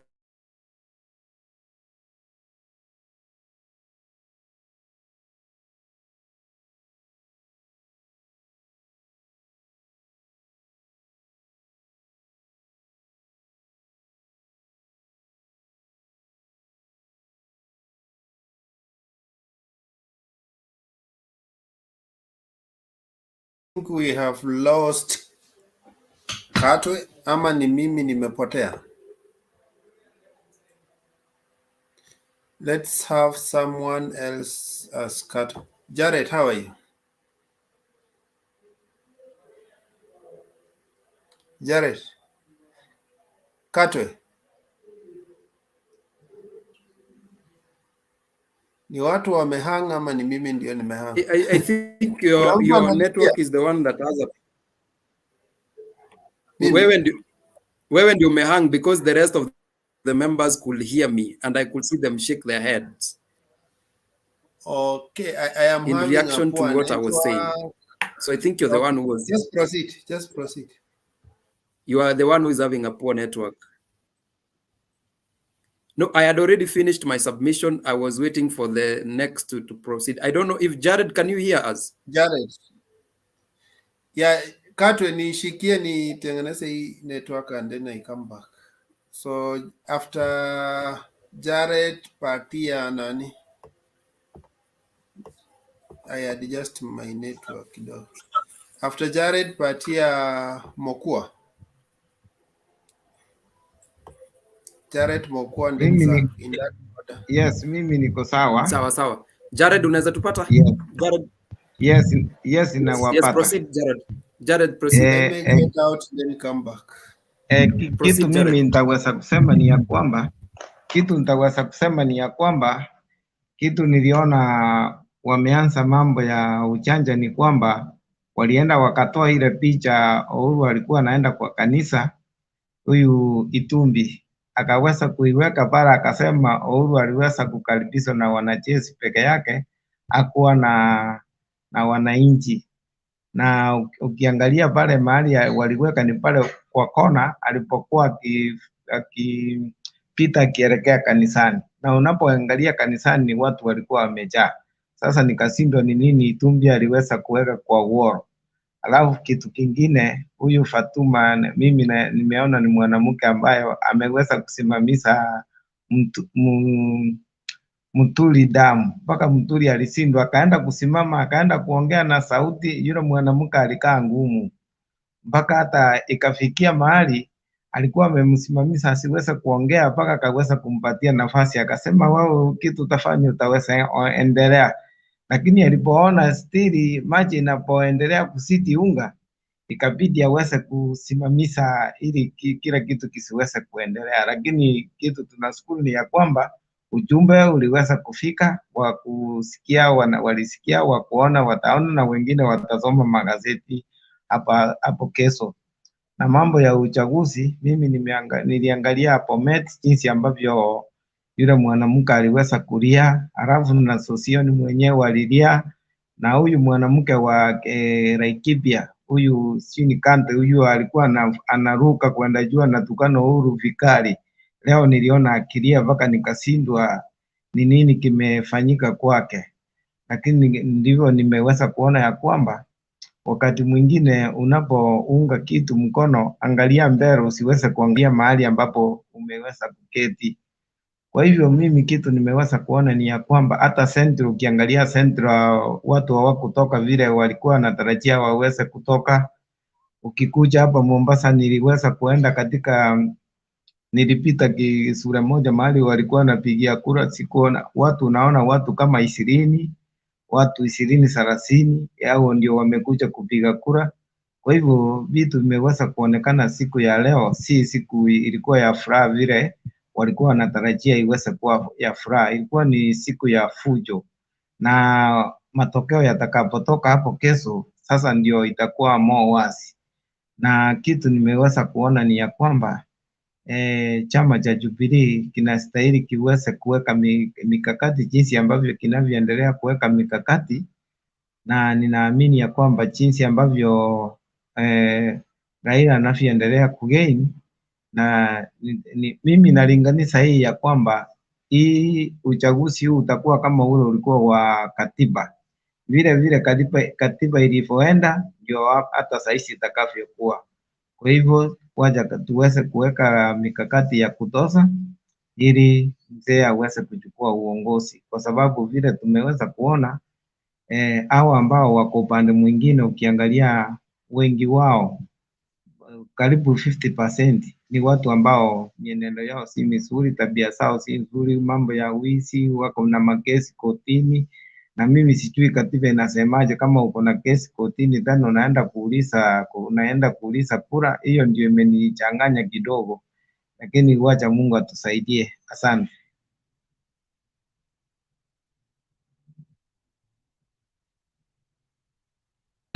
I think I was next. Guru, can you be our prefect? Nani hajaongea? Mimi ndio naingia next, but for the meantime, kama Wekesa yuko, you can be our prefect. Okay, go ahead then. Please, nitaongea baadaye after that guy. Okay, thank you. I want to start from the rigging claims of the recently concluded nominations. Jared, you can mute, please. Thank you. Now, I'm not trying to rejoice over what is happening in various places over the rigging claims na vile watu wanaendelea kuoshwa, but one thing people must understand, running a political party of that magnitude, as they call it, is not a small thing, and it cannot be a joke, it cannot be a walkover. That is why Raila, with all the shambolic nominations that have been witnessed in ODM in 2007, 2013, 2017, the party has remained to be strong, the party has remained to grow. So you need to have internal structures that can really manage. And when you are aware of the challenges that come with nominations in big parties, you are able to do it well. When we were small boys, we could play football along the roads going to school or coming from school, and there are these boys who could say, simuniweke kwa hiyo timu muone vile nitachapa watu, mimi ndio ule mbaya, mimi ndio ule mzee. Now you see, that is the kind of attitude the people of UDA had going into the nominations. They were saying, sisi hatutakuwa kama ODM, sisi hatuwezi fanya hivi, sisi tutafanya vizuri kuliko wengine wote. Little did they know that there are challenges, and they could meet those challenges, and they could taint their name, and that is what is actually happening. It's all over. Even ODM unasikia Omabay pia, those things are happening. It's normal for nominations, those things to be there. But when you chest thump, when you term other people like watu wa kurusha mawe, watu wa vurugu, watu wa vita, you forget that you are also going to the same path. It's wrong, and I think that one discredits everything that they are saying. We all saw that clip where the DP is saying that he has been in nominations for over 25 years and he could take charge. Now that is the charge he has taken. He is fully in charge, and all the things going haywire is the one who is supposed to take full charge. The banning of the ballot papers in Embu, he should take charge. The mandamanos and all those things happening in Bomet and all those places, he should take charge now because he is in charge. And that is now the problem of chest thumping before the big day comes. They have always called him humble, but I don't see the humility that is exhibited from that person. Let me move to the next point. In Parliament, it's actually a shame and it's actually a weakness on the part of the Speaker to even have allowed those documents to be tabled in Parliament, because one, the presentation of those papers will lay a foundation for even future conduct of businesses in the House, and people could be coming with the claims, and they could be told substantiate, and they will come with such papers and such claims, whether true or false. And I think the Speaker exposed himself over that because he was not able to control the House, and unfortunately he had to suspend the procedures or the sitting in the House because he himself failed from the word go. Now, and as other people said, it smeared the faces of those people very badly because they were not able now to defend the person they have always defended in public rallies and everything that that has been happening in the political rallies. In the morning when I was going to work, I'm in Nyahururu, and when I was going to work in a primary school where the people are voting, it was around 8:30, and I could only see like 5-6 people in the polling station. It was unlike what happened in 2017, when at that time you could see very many people, very long queues, people waiting to vote. So voter apathy is really is a thing to be the UDA to be concerned about. And if it is anything to go about in the 2022 general elections, then they need to start organizing their house. If they want to seriously win, they need to really do something about voter apathy and what is happening in the polling sessions. Now, I had a question that I wanted to ask all of us and even the UDA guys. Why is it that I never saw any consensus building in the Rift Valley? Was it that there were no places where there were 3 or 4 or 5 people? But from Wasinigishu today, was it Wasinigishu or Nandi? There are about 5 people running for the governorship. Was it not necessary for them to have consensus? Why was it like that? It's only in Nairobi and Central Kenya and Western Kenya and Kisii region where and the Masai region where only consensus could be done. Why was it not done in the Rift Valley? I think that one sends us 2 messages that the Kenya Kwanza or the UDA guys are trying to play a certain game. There's something they are trying to do. They're trying to weigh how they can balance the question, which can also help them in choosing of the running mate. And I think it from the nominations, they'll need now to think outside the box on who to give the running mate position. And that is my take. Anybody else is allowed to dispute it. Then now let's go to the Azimio Party full registration. You look at the you look at the officials in the Azimio Party, and I think I want to opine in this platform that could be the government after 100 days of the Azimio government. The people that we saw there, they could form a critical part in the government of Azimio in the first 100 days. I may be wrong, I may be right, but it is something that we really need to look at, how those names have been structured. The likes of Sabina Chege, the likes of Hassan Joho, the likes of Martha Karua coming in there, Kalonzo Musyoka, Uhuru Kenyatta, Raila Odinga, the rest, the way they have been lined there, they could be part of the critical government in the first 100 days of the Jubilee government. Let me leave it there so that the others can say something. But Wekesa will continue to update us on what is happening in the nominations, on how the big wigs are being flawed, and that one will give now Jubilee and the other parties a very easy thing. And before I leave, guys from Kisii County, something good is happening on the ground. The three governor aspirants, that is Obure, Ongeri, and Arad, something is happening. There is consensus that is being built, and it's on advanced stages. So we could find one candidate for Azimio from Kisii County for governorship. Thank you. Okay, that's okay. You have said something about, but it's not out. The agreement. It's not out yet. It's Fununu nasikia ni nini? Yes. Udaku, tupatie udaku. Fununu.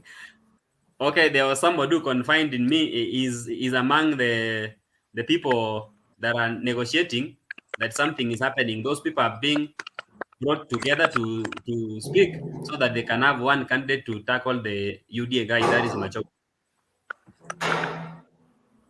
Okay, that's okay. Guys, if you are not speaking, let's mute for avoidance of echoes. James, I can't mute you from this side, so you mute yourself. Okay. Sawa, how are you, Andrew? I'm good. Yes, Mr. Wekesa. Katu alitoroka. Not yet. Eh? Katu alitoroka, nilikuwa nimemwachia. Katu alichoka maybe. Sawa. So let's have Andrew. How are you? I'm good, sir. You are a good supporter of UDA. Tuambie uhondo. Sure, yeah. You know me, I'm always in the middle of it. I you know, these are Kenyans, and they are brothers and sisters. So sometimes one gentleman asked there, why do you feel bitter? For what? Does he or she knows how you survive your daily basis? He doesn't know. Even if you are sick today, that you will not even reach that person. So why should you worry? Just relax, do your stuff, work hard the way you are, the way your daily, and then the much you can do to that person, you just pray for that person. I think that could be the best. So what I saw in Bomet, as I can start on the panelist. Who is that is bitter that you are addressing? So you will the see. Only bitter people are those who are fighting each other during nomination. Exactly. We want us to be sober. Just be ourselves. We know. No need to feel take personal. Wacha ma feelings. Umeng'ang'ana na umepata tu pesa twako kidogo umespend kwa kukampeni, alafu unaona mwingine anakuja na pre-marked papers. Si inauma sana. Sasa wacha ni tuongee mambo ya Bomet. Bomet, I did not see Mogaka Osoro, and I didn't see anyone there from our side trying to be, allocated there to accept to see the nominations. But in Nyeri there was Kibichumba and others there. Embu, it was terrible, and everyone watched it, and many questions are to be questioned, others are unanswered. Musambweni, the people were stranded there, and they don't know communication. Just only that you knew in Jerusalem, we had already have the certificate yesterday. So that those are the information people were shocked. Then those are the things we ask ourselves, is this the way we will be doing? But until when? Until when? Until the new government comes in, things will be proper. In parliament, the drama, it was, for me, I can say it was incredible because that's what we had already seen. Only today that the referee was not wearing the uniform. So people they could not listen. you must wear a ref uniform so that people can recognize you. So you cannot say, wow, that's amazing. So an actor, always a costume is important. There is arena, the congregation were there, or the audience. Really, you can't. That's why when some people could sit and they don't even know whether you are deaf, really. Remember when we grow maize or wimbi, the time they are almost ready, the birds are coming to eat. So what we do, the people who are for the technology of analog, we put that scarecrow like a person. But the birds, they get used. Man, they eat the wimbi comfortably and they go away. It's the same thing we could see. Now people cannot listen to you. So for that, if you let me get more information, I will come back. If there is any question, maybe before I forget, there is one thing. One of us also was asking something about the motion which was by Are you Fatuma. guys hearing him well? No? Bernard, unasikia Moraya vizuri? I don't know if my network today is Yes, very I poor. can get him. So I'm saying about Fatuma today, about the tabling of the motion. When you look at our constitution, it is saying very clearly on chapter 8, article 109 to 116. So whatever she did is accurate. There was no measure or a way that is the way it's supposed to, because even the committee can do that. So you or look at it, that one is very clear according what she did, and that's what's supposed to do. So about the other things, we would only just be watching, and there would nothing better could come until the 8th August. No, We never expect. Tell me something about this boy who was given a vehicle by Uhuru. Now amechoma. Bet. My friend, sometimes, Unaosha watu wenu. pastor will tell us that you can take a spirit of someone, so it will depend who laid a hand on you. So if somebody lay a hand on you, you take his spirit. That you expect that. So what else you expect? So thank you so much, Wekes. That's so much I can say. Since you are the only, I think not only, but I think you are among the UDA supporters. Read that nomination 1 to 10.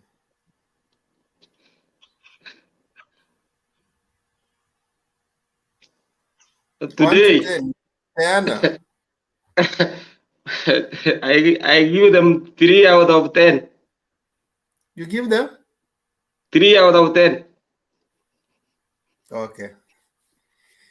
Sawa, since that is how you can mark a composition, sisi hatuwezi pingana. Iko sawa. Let's have how are you, Bernard? Oh, I'm good, Wakensa. How are you? I'm fine, but today I'm struggling to hear people. My network iko chini kabisa leo. I'm dropping off You need to reboot it. Nimeisima nikairudisha na bado tu haiko, ama sababu leo watu wako Easter wanatumia network sana. Yes. Yetu inakuanga joint ya all plot. The filing and the refiling of the complaint is too much between heaven and earth, so the network must be affected. Sawa, kuwa ready ukiona nime drop off. Drop off nikakuta katu ameenda.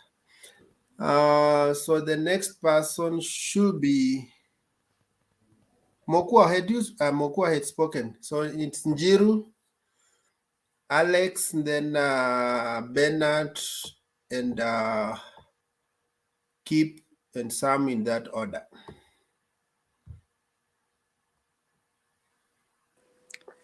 Can I go ahead? Yeah, so let's start with lakini wacha niwapatie break kidogo. Let me share a clip before my network disappoints me.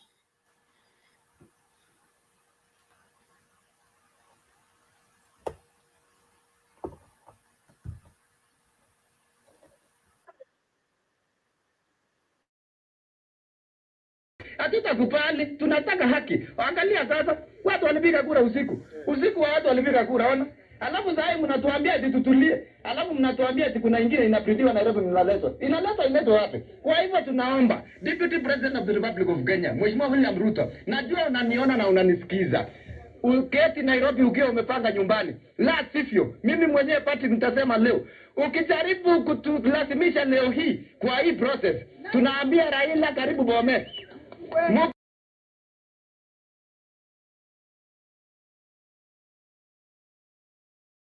Hatusemi kitu on the last statement tunasema tu amen.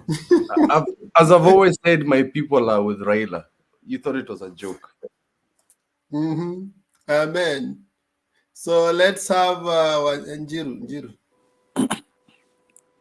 How are you, Bwana Wekesa? Niko fiti, Easter tu.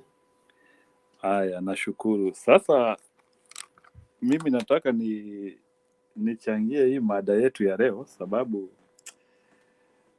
nafikiria leo ilikuwa litmus test, na unajua ukiweka blue litmus paper kwa acid you expect to see red, na vice versa ukiweka kwa base.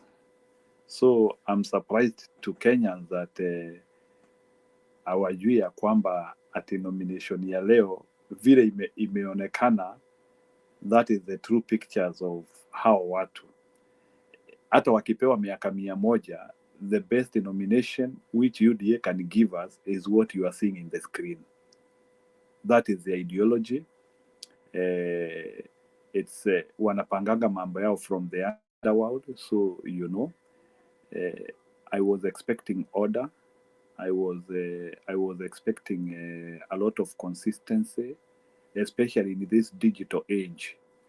There is too much confusion, and I'm not expecting at this age, at the political level, people to be so biased. We are talking about rigging one another. Hii ni ile kitu nasema, if you can rig one another in a uniform party, hiyo inamaanisha what is the character which is being portrayed by these people. Hii ni kumaanisha kama wanaweza ibiana wao wenyewe, what about when they mix with other people? Hiyo ni kumaanisha watatuibia kabisa. So in a nutshell, today is a confirmation that UDA should be rejected from the grassroots, and they have no concrete idea to solve problems, because if they cannot be able to solve their own problems, how can they be able to solve our problems in a large scale? So hiyo chaos mumeona Embu, Bomet, wapi, that is the true picture of who they are, and they cannot give Kenyans something best, something good other than what they gave us. And we are personally, and I have been saying here repeatedly that I think UDA needs to start planning for 2032. For 2022 and probably 2027, I think it's over, because unajua they still need time to learn, and I think they need more than 10 years. From what I see, they are not prepared to handle a government. They cannot take such confusion on a national stage. It will be chaotic. Sasa wataleta havoc mbaya hata kuliko ile havoc tumeona ya mafuta na vitu zingine. They will bring serious havoc. So to comment, nimeona wamama wakilia. I was not very happy with that. I think there should be a bit of empathy. The party should guarantee. It is not good for leaders to come and cry in a TV. Hiyo ni kuoneshana the amount of torture which people are. Yani huwezi saidia watu yako to the extent people have to come and cry in the TV. To me, that one is a wake-up call of any remaining person in UDA party to cross over. Hata wababa walilia. sio mama so sio ni pia alilia.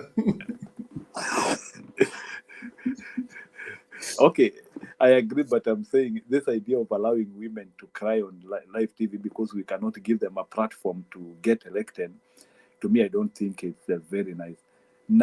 Na kama kwa deputy president sijaona watu wengi wa mama, so I am not seeing the good reason ya kuhumiliate huyu mama, and they don't have to wa mama wengi kwa platform yao. I think they were supposed to protect this lady, and that humiliation was not good.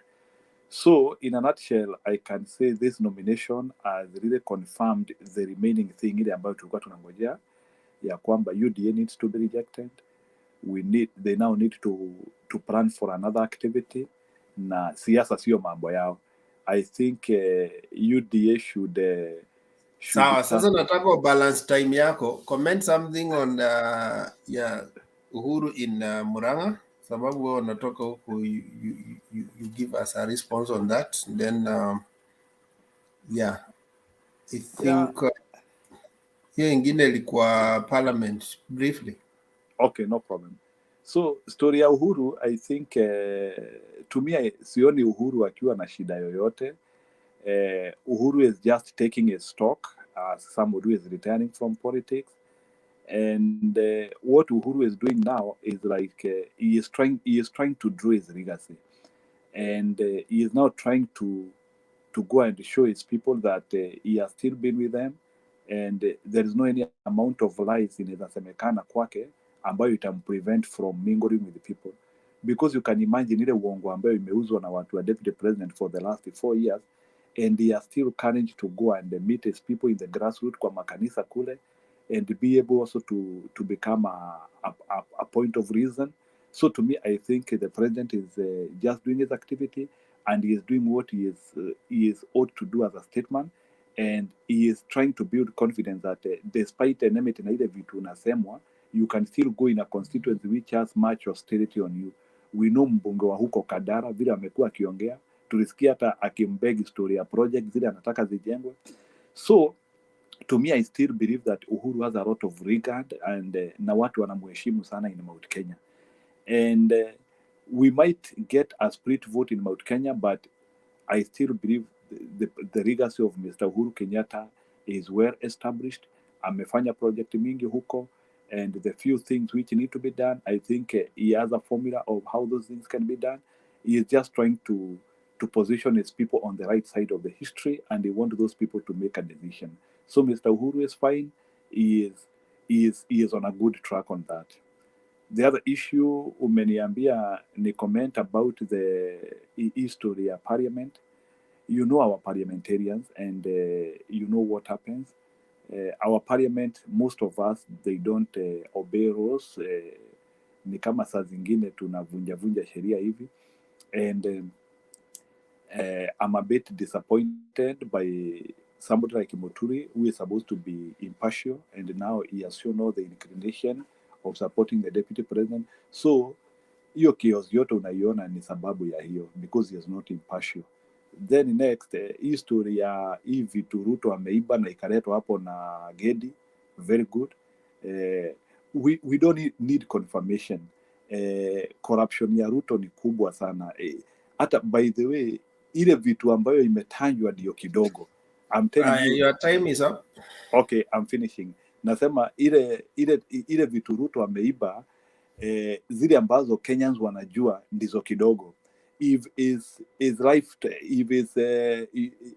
history can be unfolded, we can get much more bigger document than what even Fatuma Gedi presented 10% of what Mr. Ruto has done in this life. He is a criminal, and we have to behold him by who he is, and it is a high time Kenyans need to reject him, and we are on that track, and Ruto is going to lose this election squarely and fairly, with no much struggle. This election, no one needs to rig it. He has already rigged it out of himself. Otherwise, thank you. And let's see how this nomination will turn to be. We hope our Azimio will continue being together, and we will be able to get credible people everywhere. And nikimalizia ni ya kwamba, let's monitor what is happening in Kisii. Kisii is a very serious place in Kenya.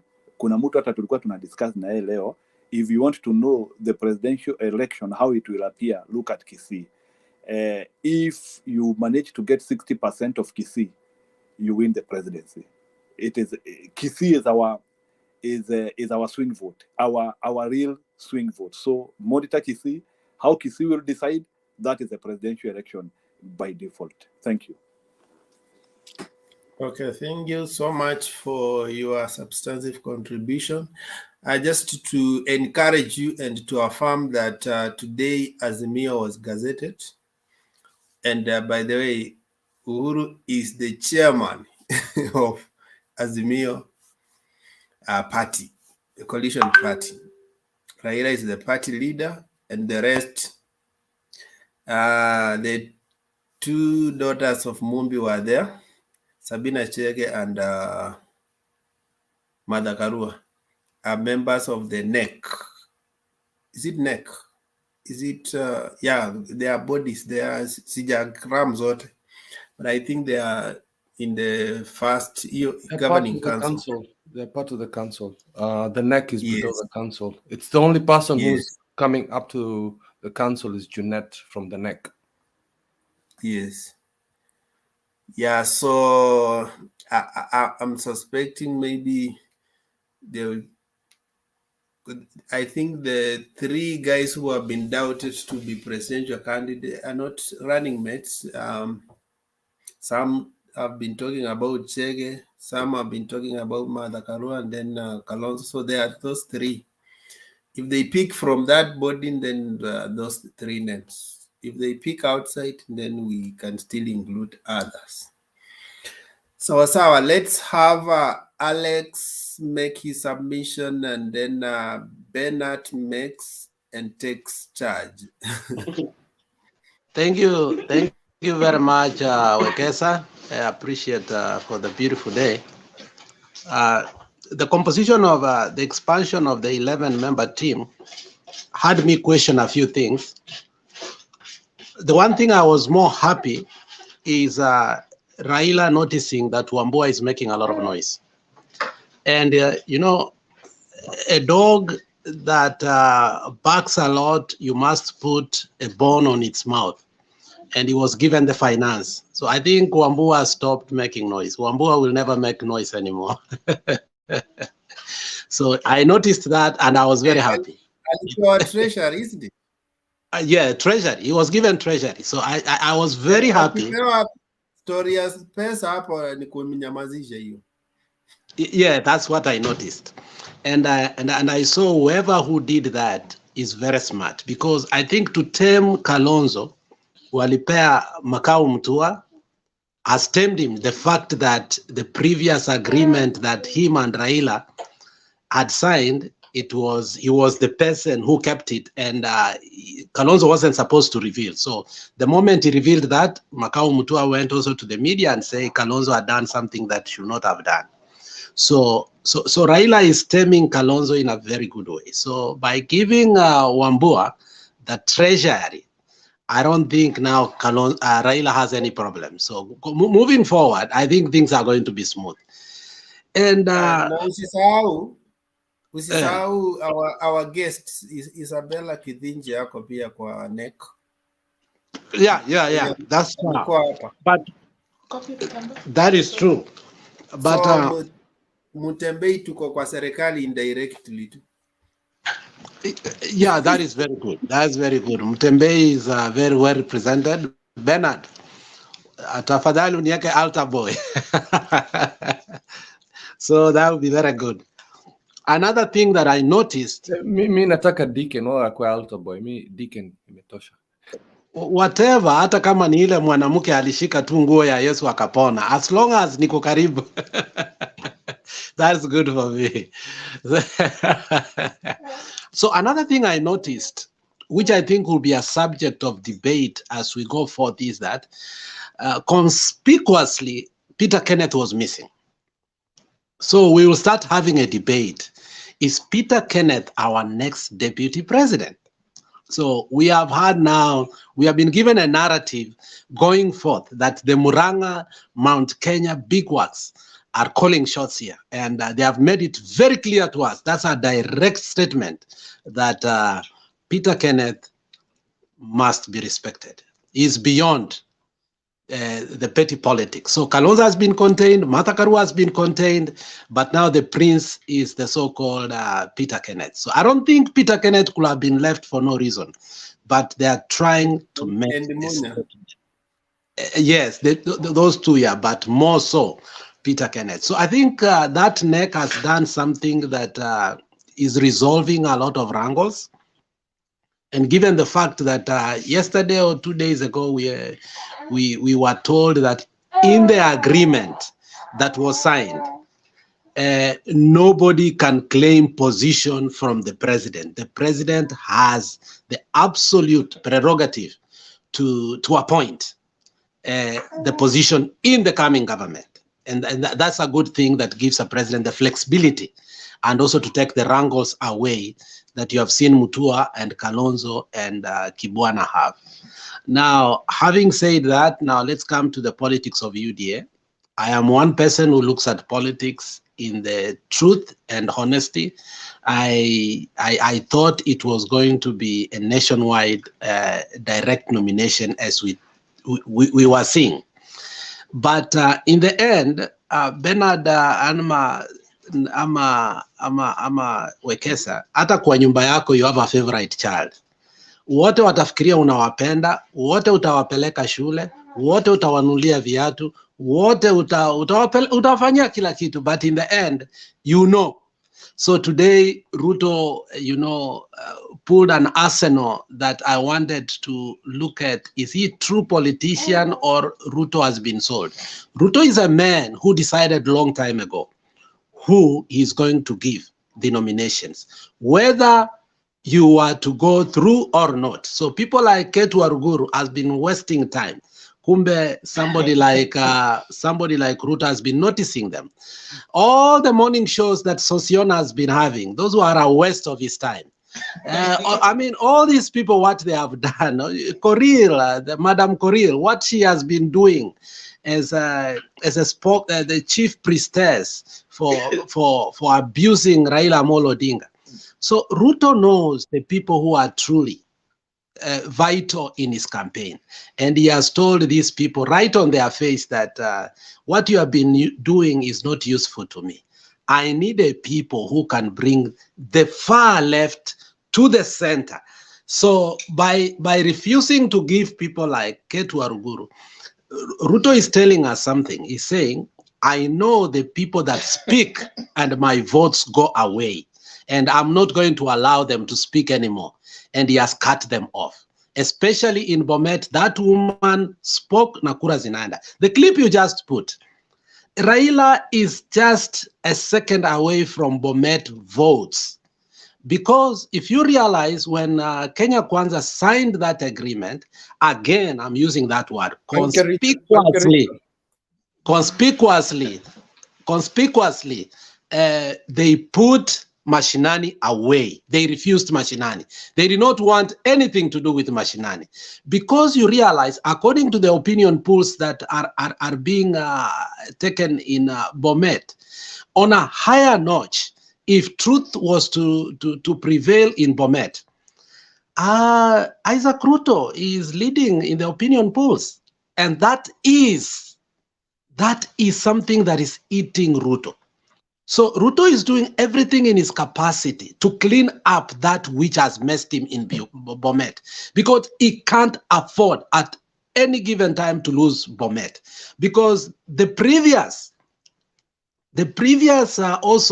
opinion polls that was done recently, I don't know if it was true or not, because ilinishtua Bernard, because how can in Nyeri Ruto gets 70%, but when you come to Uasin Raila gets 80%. I don't know how those opinion polls were done, but you can almost see that if the diaspora in Uasin was to vote and put Buzeki in, because Buzeki is basically in Mashinani, so by losing Bomet, he's likely to lose where?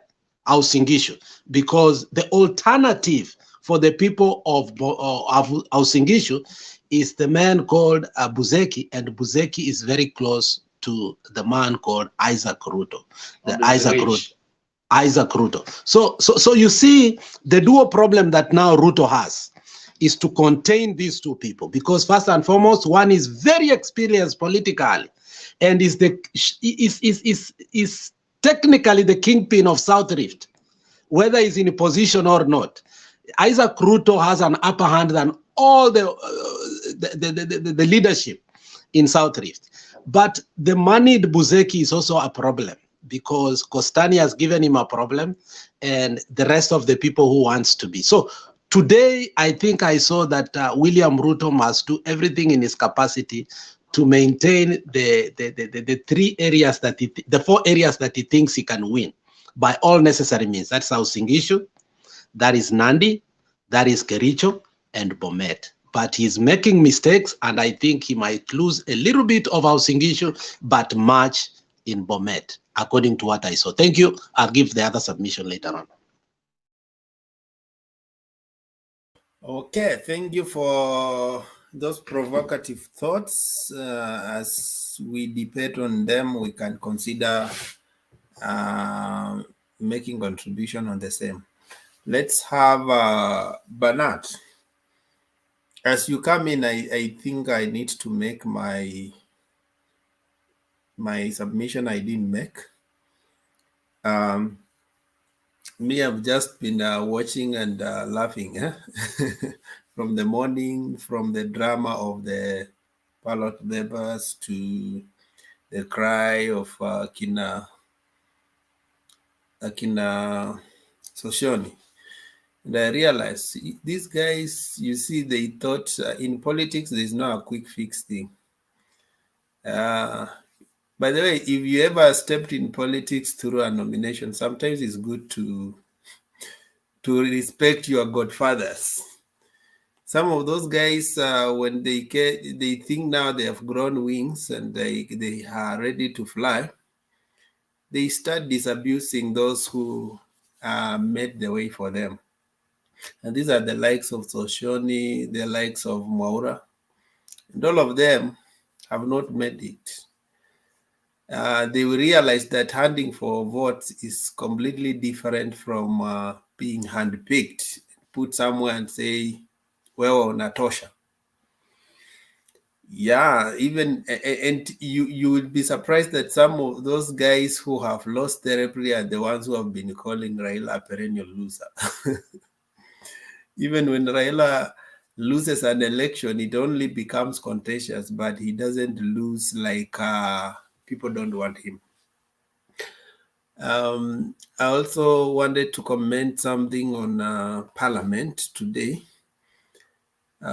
Speaker is becoming unruly. He used to be rational, but right now he has already taken sides.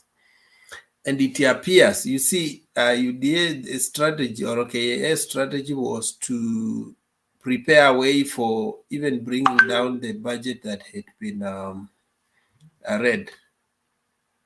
So I think on the other side, these guys were testing the waters. That's why they are using Kina Fatuma Gedi to come up with some of those issues to do with corruption cases. But they were testing Muturi to see where is his stand. And already they have provoked him and understood where he stands. And so if they try to, even before he tries to confuse the whole debate and bring down issues to do with the budget, they are already hatching a plan to curtail him.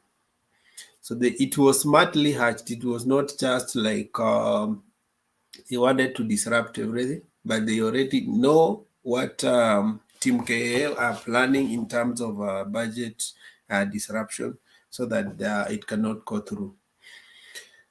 Another thing that I may just want to point out, the Uhuru was in Murang'a. Now we saw the threat of Alice Wahome. Kwanza alikuwa anasema ati akuje, we will not, nobody will heckle. Uhuru doesn't need permission from Alice Wahome to visit Murang'a. In fact, you have a question, Alex. Yeah. Can you elaborate more on before you move to that point of Muranga? That's an interesting point. They were after his move to Kenya Kwanza, they were trying to test his waters in regard to the budget debate that is going to come.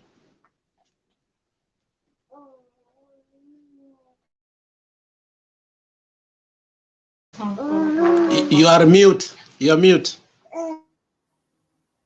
And to add Thank you. also, I found it interesting that Jeanette was not the one. Jeanette was very calm and was praising him and stuff. So yeah, I like Alex's comment, and I want to know an expansion on that.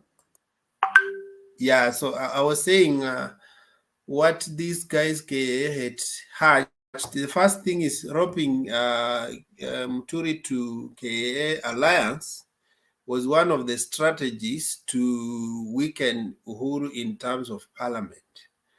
And so the last part, they want to, the last part where we call the lame duck president, where many things he may not be able to be functional.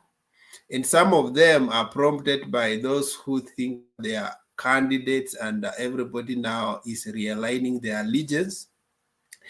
And Ruto now has wanted to pull the rug under Uhuru by ensuring that Muturi, who was owing his allegiance to Uhuru, now owes his allegiance to him. And not just for cosmetic purpose, but for disrupting the remaining part. And one of the things when they saw that this budget is Baba friendly, actually it is Baba friendly because a few things that Baba intends to achieve were somehow catered for in the budget. So UDA they were unhappy about the whole thing, and they want to stop it from passing through, because it has to pass through Parliament before it's effected. And so today is not just today. I think they started, was it yesterday, when Fatuma Gedi started allegations of Ruto's corruption. It looks like a diversion, but they want to test where does Muturi stand. Is he still impartial, or he has already taken sides and he will only allow things that has to do with KAM? And that's why they had to provoke him by going direct to the Jungula vein of Ruto and talking about Arab Mashamba and everything, including Fatuma Gedi going to look for evidence. And so when he saw this thing is becoming serious, because the other time he thought it was just those politics these guys make. But when he saw that she has come with a whole bag of evidence, so he realized this thing is going to be tough, and he was not prepared for that. And that's why he had even that one of Babowino was just an excuse. The main thing he postponed this thing up to 10th May was to give it time and to see how he can handle this, because he has realized team government has an agenda. So he wanted to give it time and then consult, and they get prepared. How do we handle these guys? Because even that plan we wanted to disrupt their budget will not work, because they have a plan B. And that's why he ended the whole session prematurely, because he had not consulted and he had not fathomed that it will go to that extent. I think I'll leave it there, because it was still on the testing water stage. Unless you have an addition, Alex.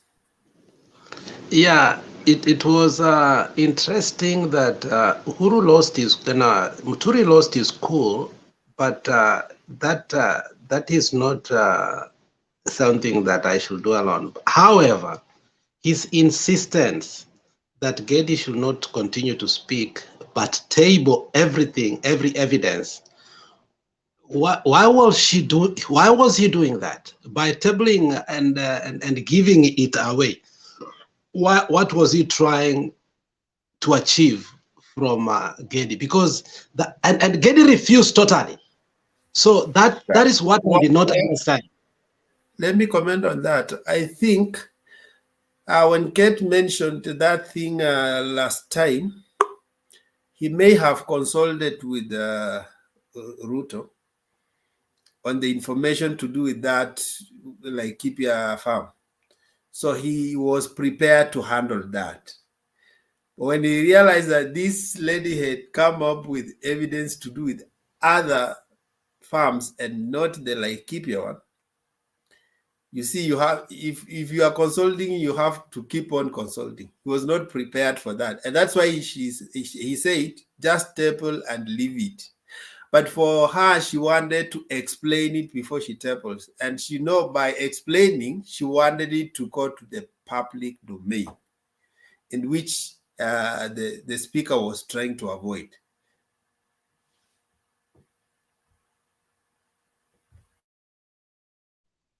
I think I thought more than that, because I believe that at some point in the hindsight, the speaker received information from behind, and the speaker was told that you must get all this information and make the statement that it is too much. We are not capable of reading all of it in order to come to the conclusion today, because the woman wanted all the evidence to be said there and then, because it was like a maiden speech. You don't interrupt a maiden speech.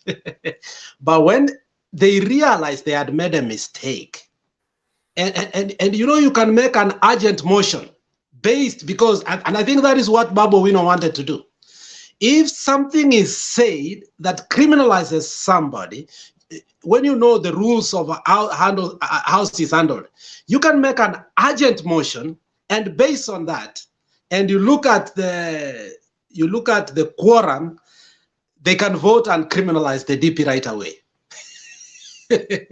And he saw it coming, and it was too late for him, because he engaged in the spat, but behind there was a well choreographed plan on how to handle him, and he failed to see the collective wisdom of ODM and its lieutenant. And this is today I realized Muturi must have been drunk. He was not sober. I'm sorry to say that. Please, Yeah, can I ask he something? was surprised when the sergeant at arms were unable to take Babowina out. He realized, things are not okay. So he had just to call off the whole city. You have a comment, and then I allow now Bernard to make his contribution and guide us. Yes, it's very quick. First of all, parliamentary rules. I saw this was very dramatic. First of all, the future governor of Homo Bay assisted Fatuma for this. You could see that she's not the one who prepared those papers. This was very well orchestrated. She came late. She didn't come on time, and you could see it was very dramatic. And you could see that Muturi was flip-flopping. Oh, you need to do the statement first before you show the papers, or show the papers, then you... Like, he was really confused.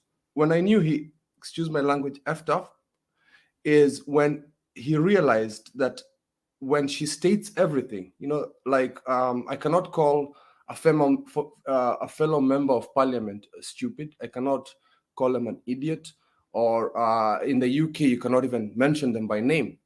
there are certain rules, because in parliament everything is recorded. So what ODM I think is planning to do, or Azimio is trying to do, is put this in the parliamentary record so that it can be referred back to. So bringing all this evidence, some of it has already got judgment from the late man in the late man who owned land in Sugoi. That ruling has been made. So somehow it shows that the deputy president is a criminal. So what Muturi realized then, this is going to be in parliament, which MPs in future could refer to without the speaker stopping them, because it shows this is already in record in parliament and they can refer back to it. So it was a trap that they laid to him, because she says, I have the evidence. So can you stop saying what you're saying until you bring evidence? And she did that. If Muturi was clever, he would have stopped it. That's why he was very confused. And another thing you noticed is the fact that why is it any other time parliament has been disrupted by MPs, we would have people shout forever till late in the night. But the one thing, just the one thing that Babu Owino did, he shut it down completely. Babu Owino could have been kicked out, and Parliament would have continued, and Fatma would have finished her statement. And that's what she says, take it down, I'm going to do it slowly. Because she was going to mention everything. And then in future, I could refer to the DP as corrupt, or his judgment, like in parliament, and it's public record and you can speak it openly. So that is the big mistake. Turi and Ruto, they did not calculate that. This was very well orchestrated. I'm very proud of that, actually. So in short, now in parliament, through the hindsight, you can call Ruto a grand grabber, a land grabber, and you cannot be curtailed because she executed it, she proved it, and it was too late for Muturi to have known that that's what they wanted. So you can say our land grabber from Sugoi, and it's not a criminal. I mean, you can refer him forever. The same way EFF kept referring to the former president when they were saying, give back the money. I don't want to say that here, but I think now in the hindsights of parliament now today, on the record, and that's why I said Muturi was not sober. He was caught unaware.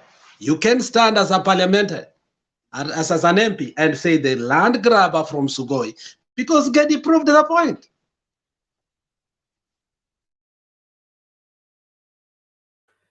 Yes, Thank you Mokua. for that clarity. Yes, thank you. Allow me submit as follows. I like the perspective brought in by Alex and Kip. Number one, I want to point out two things that happened. The first time when Muturi comes to the chambers, he says, I am not ready to resign. And you can refer to the provisions of the standing orders, ISO. That statement in itself made him appear not to be sober, as Alex has said. In fact, how could you seriously? And he said it with a lot of agitation, with a lot of anger. I am not ready to do what? To resign. In short, he was telling them, go ahead and impeach me if you want. But again, I want to look at Muturi as a person eating from the two sides of the tables. Okay, I could be wrong, I could be right. By him allowing Fatuma Gedi to come with evidence to the chambers, in itself speaks a lot, because that is something that will be there forever. As Alex has said, somebody will stand and say this. Why could he allow, yet he knew this will be in the Hansard forever? Could he be eating from the two sides of the tables? From the KKA and from the Azimio? I don't know. But I'm just suspecting that there is something that is fishy in what happened. Thank you. Okay, interesting time to be alive. Can I contribute to on that topic, please? Uongo, ukitumia uongo mwisho utapatikana. Hawa watu wamekuwa wakitumia uongo wakati wote, wanasema hivi hivi, mwishowe watipatikana, kwa sababu uongo inakufanya unasahau vitu. So akina Muturi na hiyo grupu yake kina Ruto imewakuta bila kutegemea, kwa sababu wanasema uongo bila kujua, na nimewakataza. Uongo ni kitu kibaya sana. Sema ukweli, hata kama ni mbaya, sema ukweli.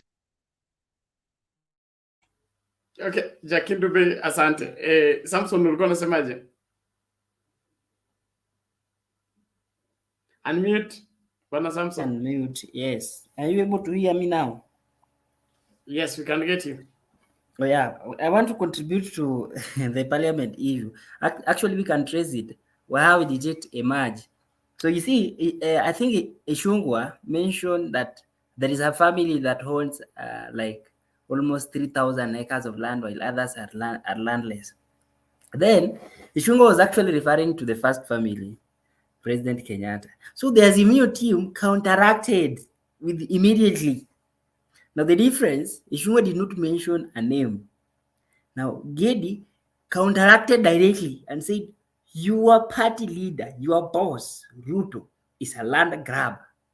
Now, the problem with Muturi, if I were Muturi, of course, we are all Kenyans, we are Malaysians, and we play our game wise. So why was Muturi not wise on this to defend his boss? Because Ruto is officially his boss. He was supposed to tell Gedi to withdraw. But now he messed. He tell Gedi, provide evidence. Okay, this is a game. Sometimes you just make a sentence and then you feel like you have already messed up. Now, when you say provide evidence, Gedi took that opportunity because she was being advised. Actually, the Otinda Molu was behind her and said, ask for days. Because she was given in. Actually, Gedi was a mouthpiece of people behind her. So she was told, ask for days. That was the biggest blunder. And she said, I'll come on Thursday. So let us give it. So the parliament was coming actually on Thursday to debate on land grabbing issue, which was a big blunder. So Muturi was advised, is there a way, is there anything we can do to stop the discussion? So Muturi came to disrupt the discussion, not to go on well. And that angered the Azimio team, that angered Gedi, and they also thought wise. We will, if this particular proceeding is disrupted, it will continue as it is. So they had any other way, the Azimio team also planned, if Muturi, because he was already biased, plan to cut short the discussion, then we are going to just behave misconduct within the parliament so that the parliament can be postponed. So it is a win for Gedi that in 10th May, these people are going to organize more evidence. They're going to have a solid statement. They even come back on 10th May to discuss again the subject. It was not supposed, Muturi was supposed to by saying provide evidence. That is what I can provide. I can say about that particular sentence. So Muturi's messed up. Well done, well done. I like that. Yes, Alex. And I like this young man, Odongo. Odongo, you're such a fluid, intelligent man, and I think a few things you have mentioned there are very important. But one thing I noticed is when Gedi said that, and Odongo is right, it was to counter. It seems like previously, even the president was not willing that the issue of land should be discussed in parliament. It was to protect actually the president. But how, as Jakindu Bey has said, you know, lies have a lifespan. And how it was accepted by Muturi, it is something that is interesting. And it looks, now my main point is, it looks like the ODM team for years had a ready preparation of the cases of Ruto, because the speed at which that evidence was given. A whole suitcase in 2 days. How? It is interesting, Bernard. And if Muturi had not been wise, I think at some point he became wise and sober through somebody's interjection. I don't think it was his. Had he allowed the conversation to continue 1 hour, 2 hours, we will be talking about impeaching the deputy. That would have been the motion now. And I like how ODM has been resilient with ready papers of how the deputy has been very corrupt. And that was very good. So the thing is this, let us always be ready. When the opportune time comes, we hit harder. Thank you, Alex. The impeachment of the deputy president has been forthcoming for as long as the second term of Uhuru Kenyatta has been in existence. And any serious parliamentarian or any serious supporter of the handshake has been taking in the pains of compiling everything. The only thing that has been wanting is the opportune time. And whenever there was the issue of impeaching the deputy president, you will see the Tanga people say, bring it on. We are ready, bring it on. The only problem is what Jakindu Bey said. They were ready to bring it on using lies, not getting hard evidence. And so, one of the things that is happening with Muturi right now is that Muturi has pushed himself to the defense. He needs to defend himself. The moment you are a speaker and you are on the defense, your judgment is clouded. You don't see things well, and so he's here to save his goose. He's here to save the other person. Is is charged with responsibility to save his now current boss and then himself. He will easily be run over by the sharp politicians because they push you to your defense so that you remain vulnerable and then hit you hard. So at this point in time, if I was Muturi, I should be writing that resignation letter as fast as possible, because the more he sits in that seat, the worse things are going to get. And he may end up losing everything that he has labored to keep for himself in terms of benefits if he serves well and he leaves office rightly. And now, so that's what is happening. Muturi is on the defense, and as long as he remains on the defense, he will be run down by everything in the house, because he's weighing people's words on how does he defend himself on it. How does he defend himself in it? He's now no longer looking at it holistically, and that makes his judgment not be keen on a matter. So he even uses words that like Samson says, instead of withdraw, he says provide evidence. When last did you hear in Parliament somebody ask for evidence? I think Muturi has forgotten that he used to be a judge. He has forgotten that his speaker is no longer a judge. So he thought he's a magistrate. So he said provide evidence, and that brought the whole house into issues. But we are in a very interesting time. We are going to have a very good a conclusion of the Uhuru Kenyatta regime, especially in Parliament. We may just end up having the really potential of this house that has been curtailed for a long time in this remaining 2 months or so, that you will see the really colors of who is who and what these people could have done given free hand. But because of the prevailing situation, they had to always play cool and be able to let especially let Uhuru finish his term, and then let the peace prevail, let the handshake carry the day. And then on the other hand, when it comes to tabling issues in Parliament, like, for example, the call for impeachment. The impeachment is never an impeachment itself. You can either lose the impeachment or the vote, but let the evidence that is leveled defame that person completely, so that by the time you are losing the vote against him being impeached, the whole country has already been what? Given whatever that needed to be given, and they have something to debate about. And so you don't go to file for impeachment or defame somebody on the floor of the House with the conclusion, the end game, that he has to be impeached. He may even win against being impeached, but whatever evidence that is tabled becomes too enormous that he may not survive politically.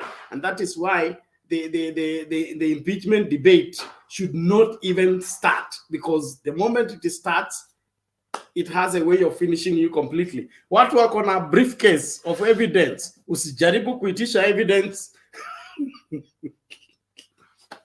Naomba sasa tusonge mbele. No, before you continue, no, bado jaisha. Yes. Wait, relax. Now the other thing I've noticed about today, how calm was Junette? I have never seen Junette that calm. Junette was praising the speaker, giving points by points to the speaker. And then afterwards, trying to massage the speaker in such a way that we're showing you respect. I've never seen, this thing was planned, I'm telling you. Ikitu, they've been planning for very many months, because you know, Fatuma is not the person who came up with this idea, because she messed up, and this is the only time, the only way that the speaker can get away with it is because the original question was the place that the deputy president allegedly grabbed. She made a mistake there. So that is where the speaker said, can you provide evidence for point B? Or was it Laikipia? Land in Laikipia. And then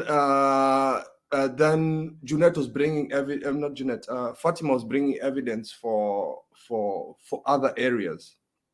Sugoi, Langata. She only provided three papers. So I think that's the only way the speaker, if he knows how to do it, can crush it. I shouldn't even have said it on the channel today, because they might use it. Because that was the original question. It's like, you said the deputy president allegedly grabbed this land, provide evidence for that. But now you're coming today with this, and then she says, oh, I meant this. That's the only way he can wiggle himself out of this problem.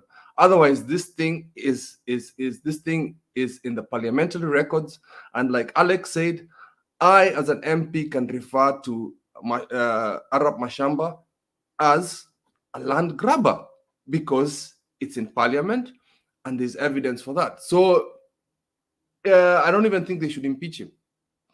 What they need to do is, when Azimio comes in and UDA is part of the opposition, this is evidence to keep knocking him every day.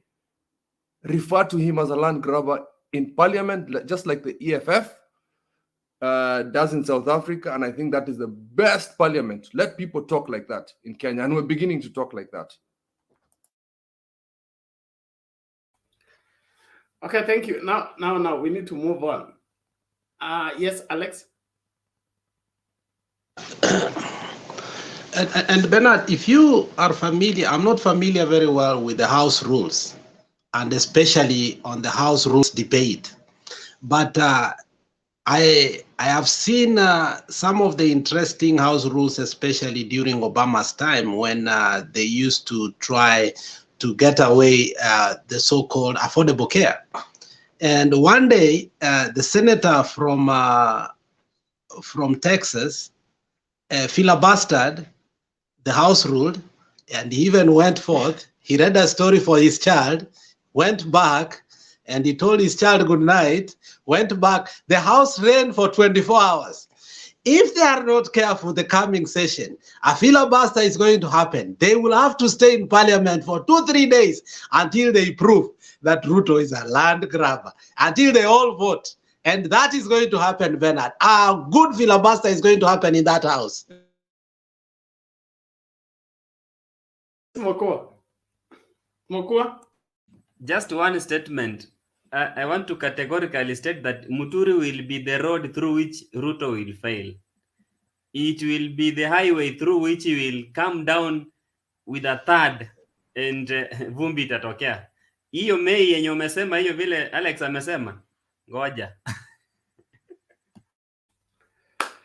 Okay, thank you very much, guys. This is becoming very interesting, and there is an elaborate, drawn-out plan on how to probably make the Atwoli prophecy come to pass. Okay, somebody may not just make it to the ballot, and probably with all this happening, if it is not put under control, it may just end up there, not out of the other means, because what has happened is that the Tangatanga people have been chasing after shadows. Whenever you hear about nobody's going to be on the ballot, it is usually the ICC and then the other things. But it's never local as now it's developing into. But when this is brought out, the issue of Kimunya must go may just come into play very soon. When the House get charged up at this point in time, and then after this, what has happened now with the nomination, remember the majority of, we have the majority member of parliament, okay?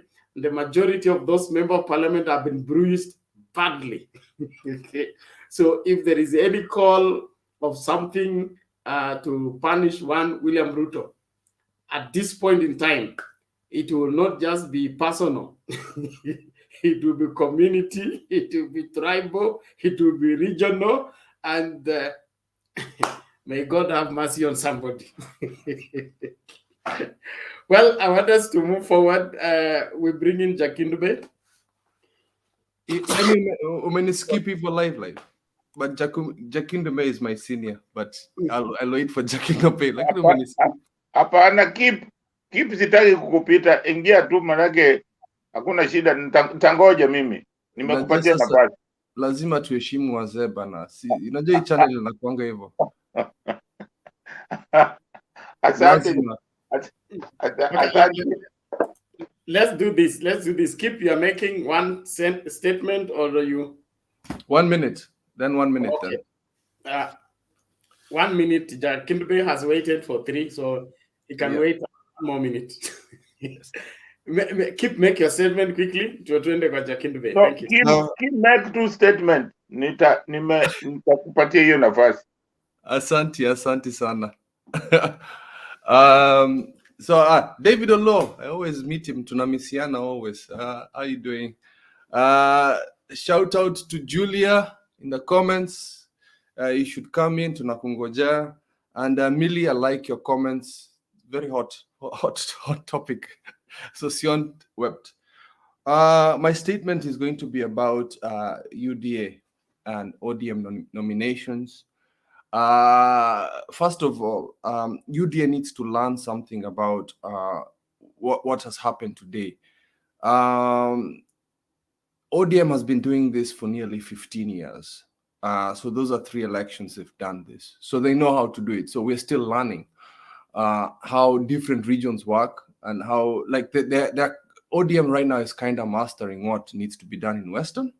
And then the next step is going to be now in Alex's territory, which is the Kisii community.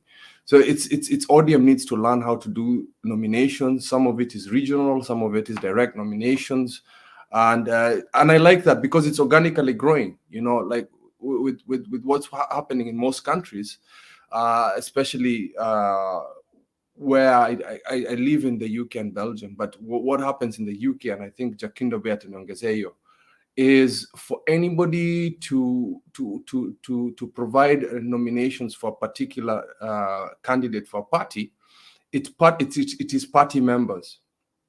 So for instance, me as a normal citizen, I would pay a subscription to be part of a particular party. So itakuwa kama monthly, nitalipa kama 100 shillings, 200 shillings for the next 5 years, or for as long as it happens. I pay subscriptions to a party member. I'll get newsletters. I'd even be called to town hall meetings to discuss what the party's what do you call it? The party's philosophies are, or targets, or whatever it is, like the Green Party, or what needs to be brought into parliament as a party. So we've got Liberal Democrats, we've got the Conservatives, we've got the Labour Party. So of course the Labour Party is like ODM is to UK, because they have a Tory. And I'll explain that. The Labour Party is always joined to unions. So you've got various unions in Kenya, and unions usually want to go with the Labour Party. That's the name Labour Party. Now, because that is for the West, that's how the West does it. You pay for subscription, then you're allowed to vote. The nominations are not even going to go to the public. Like, for example, the public does not pick the prime minister. It is the party members that pick the prime minister. So we are getting organically doing that. Now, UDA is a very young party. So UDA as being a young party, they do not know how. They thought that these things will run smoothly, or Arap Mashamba is going to do all this stuff and things that atenda kuslap watu huko Karen, and he and you think people will be quiet about that. No. Human beings have feelings. So Sion has been screaming in I'm going to sorry Tembei. So Sion has been screaming in Citizen TV for the last 4 years, talking about UDA, yet he's an ODM party member. Yeah, so his goose is cooked. And I don't think, even if he shouts, no matter what, that has been decided. It will be swept under the rug, Naitaisha. And I think that's what even UD is going to do, like the ODM style. Just shut up and you let things happen. You never hear Raila talking about the nominations of blah, blah, blah, who, what. Raila's learned that mambo kama hayo, as the party leader, I should not come into conferences and discuss these things. This is below my pay grade. And that's what I like about Raila. Mtu akishout, ameninyang'anya hiyo. No. Speak to the party officials. They will deal with that. Now, what Ruto is doing is backwards. He will speak in TV, talk about.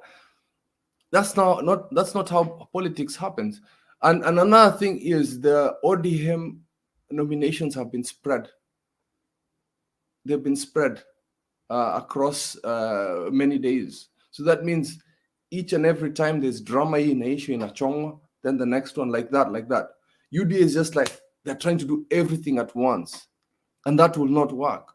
And that is why he's getting that stuff. Hii ni party mchanga sana, and I think he needs another 10 years if he wants to be president, to then come back once his party has grown strength, to then do what ODM has been doing. I think ODM is the most mature party. I'm not a member. I don't believe in its philosophies. Me, I'm an Azimio person, and that's it. But I think it's the most mature party, the way it's been growing with its problems, because you have problems. You have to have problems, then you solve them. And I think that the ODM has demonstrated that if you compare what happens in 2013 to 2017 and now 2022, ODM has actually grown. There's less issues, there's less problems. And now you can see that you can notice now that ODM, the only risk that ODM runs into is voter apathy in the regions. That they've done direct nominations, like if it's an MP seat, what to lose a few votes that would go to Baba. But then with UDA's risks is with switching to Azimio. You see, so like Bomet, Kericho, the Kipsigis community have always been with Raila. That has always been our Ama Kipsigis. That has always been our person, and we can switch with him directly. So that is the risk that that UDA is not noticing. Like, another thing is Ruto is a very aggressive person when it comes to collecting enemies. He has a beef with his namesake Ruto Isaac, just because he joined NASA back in the day, alafu akaumizwa, you know, mpaka huyu mjamaa ilibidi wamchukue South Africa because his ear duct is messed up. So Isaac Ruto will always tear up kwa sababu walimuumiza. So you can notice that the vicious way that that Ruto is doing things is the fact that he's creating permanent enemies. He's creating permanent, even with the nomination. What he does not see is that these guys will be there for the next 5 years. Kama the women rep, Akina Sosion, they will come back to Citizen TV and they'll be bashing you when you're the opposition leader. They'll be bashing you for the next 5 years, and they'll change a lot of people's minds, just the way they've just done. They've changed people's minds to come and join you. Hii kuslap watu huko kwa Karen, he's created so many enemies. Kabogo now tunasikia anataka kukuja Azimio. So you see, Kuria, you can see he's trying to get back, but you know the doors are closed right now. It's too late for them. But you can see he's creating enemies. He's undermining Central. He's picking subpar leaders. While in my region, we have professors, we have doctors, we have all these intellectual people that have been nominated, even if it's direct. Those are still intellectual people, while Central is having the idiots like the Kurias and the Kabogos that are representing UDA in Central. So it's looking bad. But the one thing that I would pray for, that I hope won't happen because of what is happening right now, is I hope we continue with peace in Kenya. We need peace. That is the number one thing that I hope we continue. With those little things, I hope I've not taken too long. I'll leave the floor to Jacinto Bay to take the comments from what I've said. Okay, thank you, Kip. Just before Jacinto Bay comes in, let's have this clip. Those trying to join, I've shared the link again. You click on the link and you will be in the studio. That is, if you get a chance. If you get the notification that the studio is full, you keep trying. We are here long enough to wait for you to arrive. Let's check this out. About the procedure of recruiting and appointing presiding officers and clerks. Yeah. That was never addressed. If other counties, aspirants and CROs agreed on the presiding officers and the ROs, that is why the exercise is smooth. We raised this concern. We asked for your audience yesterday. You were not available, and we wanted to raise all these concerns.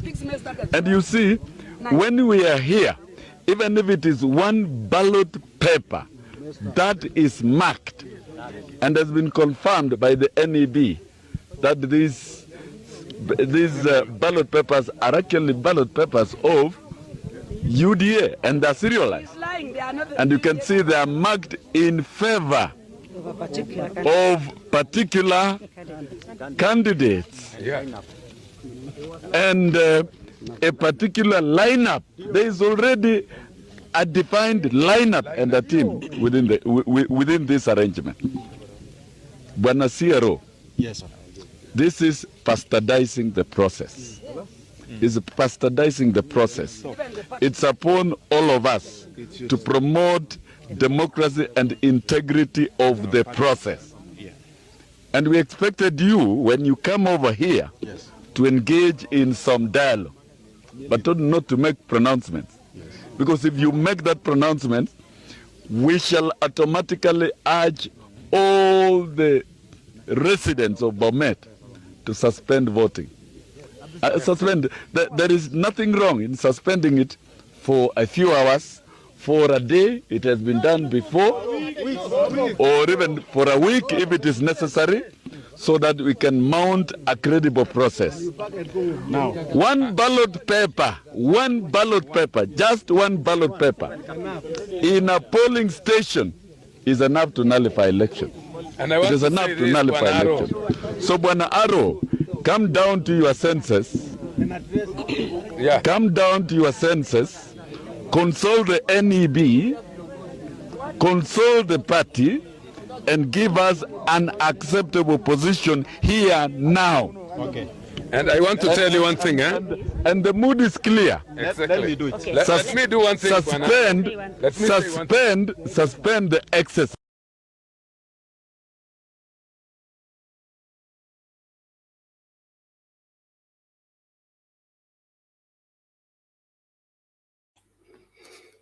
Jackie Ndube, karibu. Wale watu mko nyuma ya curtain mnaharibu picha, tengeneza picha.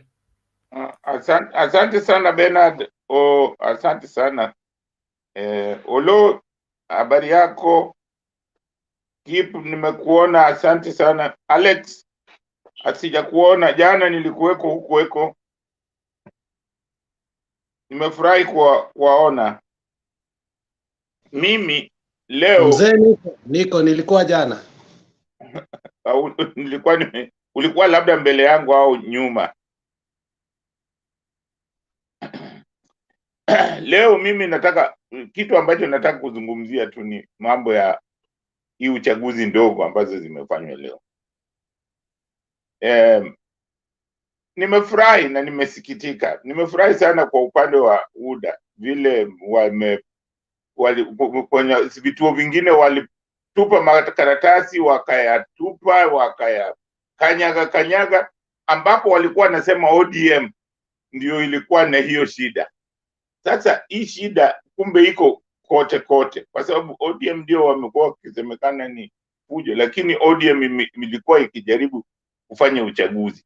Na kufanya hii uchaguzi inatakiwa tuelewe kwamba hii uchaguzi ambazo tunataka zifanywe, hizi vyama havina nguvu, hazina uwezo ya kufanya hizi uchaguzi ndogo, kwa sababu pesa kwanza hawana capacity. Na sisi tunasisitiza tunataka wafanye, na yet hatutoi hata mchango kwa hizo party kufanya hizo nani. Vile Kipa amesema hapa Uingereza, sisi tunatoa pesa kwa chama kile ambacho unaipenda. Unaweka standing order yako ambao unalipa pesa kwa hiyo party. Yeah? Lakini hatuna ukiangalia hizi party ziko na pesa za kutosha, lakini hawawezi kufanya hizi election hizi ndogo hizi ambazo tunasema kama hizi tunafanya, kwa sababu waliangalia wakaona hawana hiyo capacity ya kuweza kufanya hizo election. Na hizo election hizi ndogo hizi ambazo tunafanya zinaleta fujo, zinafanya watu wanavurugana katika chama. Kwa hiyo mimi maoni yangu kabisa, mimi nataka hasa ODM ione mfumo wa kutofanya hizi election vile wanazifanya, kwa sababu mara nyingine watu wanapigana, mtu anapoteza maisha au mtu anaumia. Kwa mfano nimeona mtu mwingine ameumizwa vibaya sana kule upande wa Ndhiwa. Sasa maana yake ni nini? Yeah? Na ni uchaguzi mdogo tu. Kwa hiyo inanisikitisha sana. Mimi sipendi hiyo. Mimi nataka hii kitu iachiwe chama au watafute namna vile wanaweza kufanya hii kitu kwa either kwa njia ya science ile ya kuona ni nani kati ya hawa wawili watatu ni nani, ndio vurugu au fujo ambazo nimeona kama leo zisiwepo. Ingawaje si haikuweko sana upande wa ODM, lakini nilifurahi sana kuona upande wa UDA walipasua makaratasi, wakavunja, wakayatupa barabarani. Na kusemekana watu wengine wanafanya nini? Wanataka kurig election. Wana ushahidi. Manake kama Sosion, mimi huyu Sosion nafurahi sana jambo ambalo limempata, kwa sababu ni mlafi, aliteuliwa na huyu bwana Raila, ameenda kusema sasa hataki Raila, anataka upande ule mwingine. Sasa ule upande umemtupa, hiyo ni ulafi. Angekaa tu pale alipo, manake useme kama wakifomu serikali basi nitapata hata mfupa kidogo, lakini kwa sababu ya ulafi amekosa yote, hawezi kurudi nyuma, na kule ameenda mlango imefungwa, so hata akipiga kelele, hiyo kelele yake haita. Ndio kusema alienda kule hawampendi, anatoka mahali alikuwa anapendwa. So hawa watu wa namna hiyo ni watu walafi. Lakini maoni yangu mimi ningelipenda sana hii tutoe hii mambo ya uchaguzi ndogo ndogo, zinafanya watu wanavurugana, wanafanya watu yani hizi vyama vyetu hazina uwezo ya kufanya hizi nomination. Kwanza hazina pesa, maanake kama huna pesa huna uwezo wa kufanya hiyo wa kuajiri watu wa kufanya hizo. Alafu wale wajumbe ambao wanagombania hizo watu ni watu ambao hawakubali kushindwa, wanaleta fujo, na wale wanaenda kupiga vote ni watu wa fujo. Kwa hiyo tunataka namna ya kupoeza hii kitu. Mimi naomba kabisa, kwa maoni yangu, hii mambo ya uchaguzi kama ya leo, tuone njia inaweza kufanywa vizuri kuliko vile inafanywa, kwa sababu imekuwa ikifanywa miaka nenda miaka rudi, lakini problem bado ni zile zile. Hapa Uingereza Labour haifanyi hivyo. Labour inachagua wale watu inataka, na hiyo inatokana na wale watu ambao wanafanyia kazi chama, watu ambao wanaonyesha uaminifu, watu ambao chama inaona wana uwezo wa kusimamia mahitaji ya chama popote, ndipo chama inawateua kwamba wewe utaenda kugombania hii kiti mahali fulani na wewe kiti mahali fulani. Mnapeleka majina zenu kwa party wale mnataka kugombania, alafu party inakaa pale inaangalia huyu jamaa anafaa kulingana na sifa zake, anaweza kwenda mahali hivyo. So imetoa ile fujo yote hiyo.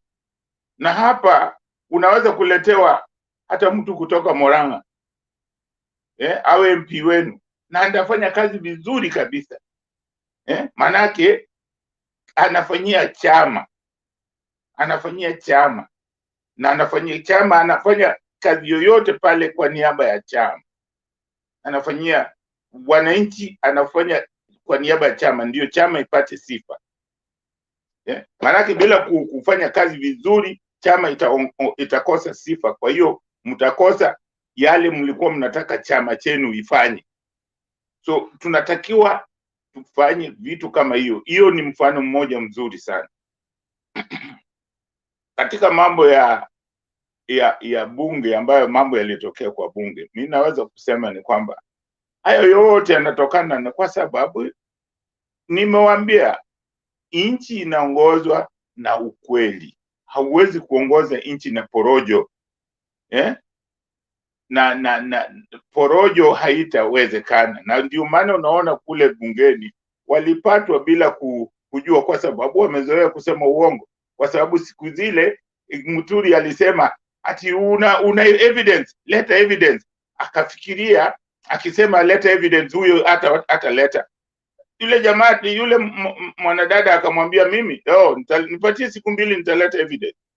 Na alikuwa anafikiri hataweza kuleta, ameleta sanduku mzima ya evidence. Sasa hiyo ni kwa sababu amekuwa siku zote amekuwa akitumia uongo, na uongo ni kitu kibaya, inakufanya unaweza tu kusema kitu bila kufikiria. So hiyo nimefurahi, kwa sababu inaonyesha kwamba uongo ni kitu ambacho haifai katika sehemu zetu. Jana nilisema kwamba mimi kwa maoni yangu sijali kama kuna mama atachaguliwa kuwa vice, nitafurahi. Sina wasiwasi hata kidogo. na hiyo napendekeza kabisa kwamba ni mama achaguliwe bila wasiwasi kuwa kiongozi wa kuwa makamu, lakini tunataka makamu wa rais ambaye hatampatia president vurugu kama huyu alivyopewa. Na vile Azimio imepanga yale mipango yao, mimi nimefurahi kwa sababu kama italeta utulivu, hiyo ndio tunataka. So wale wamekuwa wakipiga mayowe, ndio kama vile Alex alisema, ukiona mbwa anapiga kelele sana, unampatia mfupa, unamwekea kwa nani, alafu ananyamaza, mnafanya kazi, inakuwa hiyo kelele nani. Hiyo kelele kama inaweza kuzimwa, tufanye kazi ya kutaka ushindi kwa Azimio. Hiyo ndio tunataka. Asanteni sana. Asante Bernard kwa nafasi. Okay, thank you Jakindume kwa maoni yako na ushauri wako, kutupatia mtazamo wako ambao unatusaidia kuangalia maneno vile yalivyo. Kipu, kuna nini? Bado niko na swali kwa Jakindume kwa sababu tuko kwa inchi moja pamoja, na nilikuwa nataka aongeze maoni kuhusu hii chama ambayo inaitwa Labour na vile structure yake iko tofauti kwa hiyo ya conservatives, kwa sababu ukiona watu wa conservatives ni watu wanatetea mabiashara, alafu ukiona hiyo ya Labour ni watu wanatetea maunion ama maungano ya wafanyikazi kama vile Atoli anafanya. Nilikuwa nataka uexpand na vile politics ya Labour ni tofauti kwa hiyo ya conservatives na ile ya watu wa kuchunga environment with the Green Party na ile ya Liberal Democrats, kwa sababu ninaona hiyo ndio nataka ufunze wananchi juu ya. Asante nani kidogo, na nataka kusema kwamba Labour Party ni chama ambayo hasa inajali sana masilahi ya wafanyikazi, na wafanyikazi ni wananchi kwa ujumla. Ukiangalia mambo mengi sana ambayo zile misingi, mambo ya misingi hapo Uingereza imeletwa na Labour. Kwa mfano ukichukua hii mambo ya matibabu, free matibabu hapa Uingereza ililetwa na Labour. Ukiangalia ile vitu kama basic payment, yani kusema ile bei ya chini, wameweka basic, na wakati walikuwa wanaleta hiyo basic pay, watu wa conservative walileta mfujo, wakasema hiyo itafanya watu wasiajiriwe nini. Labour ikasema hapana, lazima tuwe na minimum pay, kitu ambayo tunasema mtu yoyote anataka kuajiriwa lazima ajiriwe na mshahara ambayo kwa ile inatosha mtu kula, kulipa nyumba na kufanya mambo ya kawaida. Unaona, na hiyo imeletwa na Labour, na leo hii hata conservative wanaifanya nini, wameishikilia. Mambo ya matibabu ni Labour conservative wameshikilia. Kwa hiyo ukiangalia Labour inaongoza sana kwa mambo ya wananchi na wafanyikazi, na hiyo ndio party inaungwa mkono na vyama vyote za wafanyikazi na wanatoa mchango mkubwa sana kwa Labour miaka yote. Liberal Democrats ni watu ambao walikuwa na kidogo na tofauti na Labour, lakini wakati wanapotaka ushirikiano ni rahisi sana Liberal Democrats kujiunga na Labour. Kuna wakati mmoja walijiunga na Conservative, ile wafanya wakalose vibaya, walipoteza viti nyingi sana, na bado wengine wamewashikilia mpaka leo, bado wanasema hawa walitufanya nini, walitusaliti. Kwa nini wanaweza kujiunga na Conservative? Wanataka wale liberal, wanachama wa liberal wanafurahi wakati wanapojiunga na Labour. Hawapendi kujiunga na Conservative. Na watu wa Green Party hao hasa huwa wanajali sana mazingira. Wanajali sana mazingira, ndio wanatia, hata ukienda kwa parliament ndio wanaangalia mambo ya mazingira, wanataka watu wapande miti, wanasema hawataki watu watumie vitu kama mafuta kwa fujo. Yani huwa wanataka wakati wote improvement kwa njia ambazo zinaweza kupunguza uharibifu wa mazingira. So lakini wote hufanya mara nyingi sana hufanya hizi nomination wanafanya kwa njia ya ndani, hawafanyi vile sisi tunafanya. Kwa hiyo inafaa hata sisi tuige mfano wa kusema kwamba tunaweza kufanya hizi nomination bila kuwa na fujo. Asanteni sana. Na kabla hujaendelea, umesahau chama za Wales na chama za Northern Ireland, kama tunakuwa na DAP na kama tunakuwa na hizi chama zingine. Kama unaweza fafanua kidogo kwa chama kama hizo za Wales na Northern Ireland na Scotland pia. Hizi vya uko mute. Unajua Scotland na Wales na wako na devolution.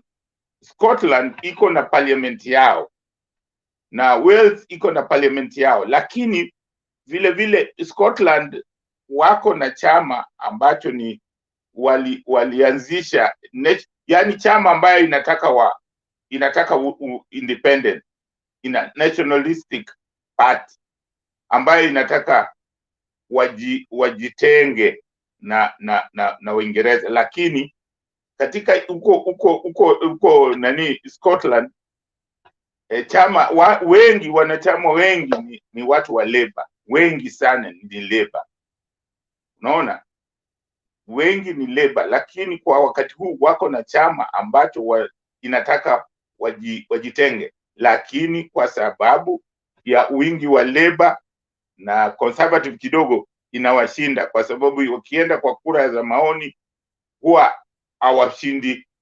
Na hivyo hata Wales wako na chama ambayo ni ya Wales, lakini wako vile vile na Labour na Conservative, lakini wako na parliament yao, wako wamefanya devolution kama kule vile tumefanya nyumbani, wako na nani yao. Lakini nani kubwa ni ile United Kingdom, hiyo ndio kubwa katika, ukisikia hiyo number 10 Downing Street, hiyo ndio kubwa, lakini hizi zingine ni ndogo. Lakini zote huwa kuna vyama ambavyo vinaegemea sana wafanyikazi ni Labour katika sehemu zote. Hizi zingine zinashughulikia watu, lakini kile ambacho wafanyikazi wote wanapenda ni Labour, kwa sababu inaangalia masilahi mengi sana na imenani mambo mengi sana. So hizi vyama ambayo iko kama kule Wales iko na chama chao, lakini vile vile wana Labour na Conservative. So wale watu ambao wanataka kujitenga sana ni watu wa Scotland, kwa sababu sababu yao kubwa sana sasa ni kwa sababu Uingereza ilijitoa kwa Europe. Kwa hiyo bado inawauma, wanataka watoke kwa sababu wanataka wawe part of Europe, lakini kwa sababu ya Labour na Conservative wanashindwa kupata kura za maoni ya kuwawezesha kutoka. Yeah. Asanteni sana. Bernard, na kumalizia, kuna chama za Northern Ireland. Kuna moja kinaitwa kuna moja inataka kubaki kwa United Kingdom na kuna ingine inataka kujoin Northern Ireland. Sasa the reason I wanted to add this statement, Jacinda Bay, ni kusema kwamba that is how Kenya is evolving. Tunaona mambo mengine vinafanyika nchi kama United Kingdom. Unaona chama kama DAP zinakuja, so that the Western people have certain needs and certain differences. Ukiona watu wengine wako kwa ODM na kuna wengine wanakuja kwa DAP, kuna sababu. Si watu wote wenye wako Western wanafikiria pamoja. Lakini ukiona vile Jacinda Bay amesema, wote kama watu wa Western ni watu wa Labour, tunaweza sema hivyo. Sasa kama vile umesema SNP ni kama Labour, lakini ni Labour ya Scotland. Ama ukisikia kuna hiyo Labour ingine ya Wales.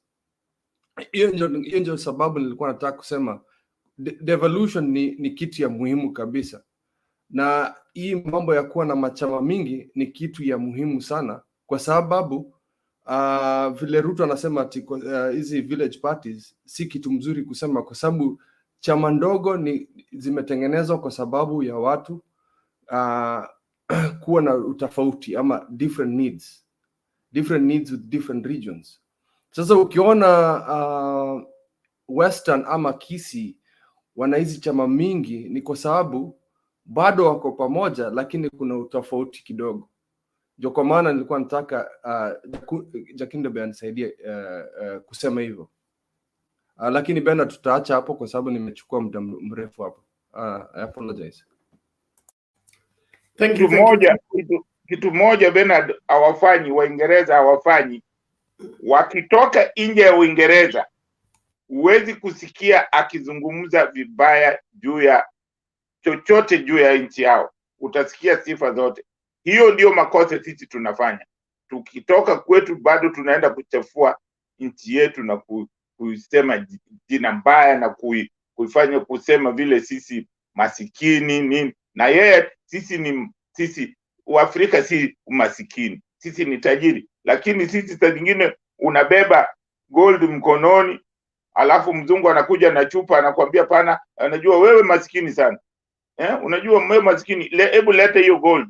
Chukua hii chupa ndio inafaa. Tunampatia gold na chukua chupa ambayo haifanyi kazi.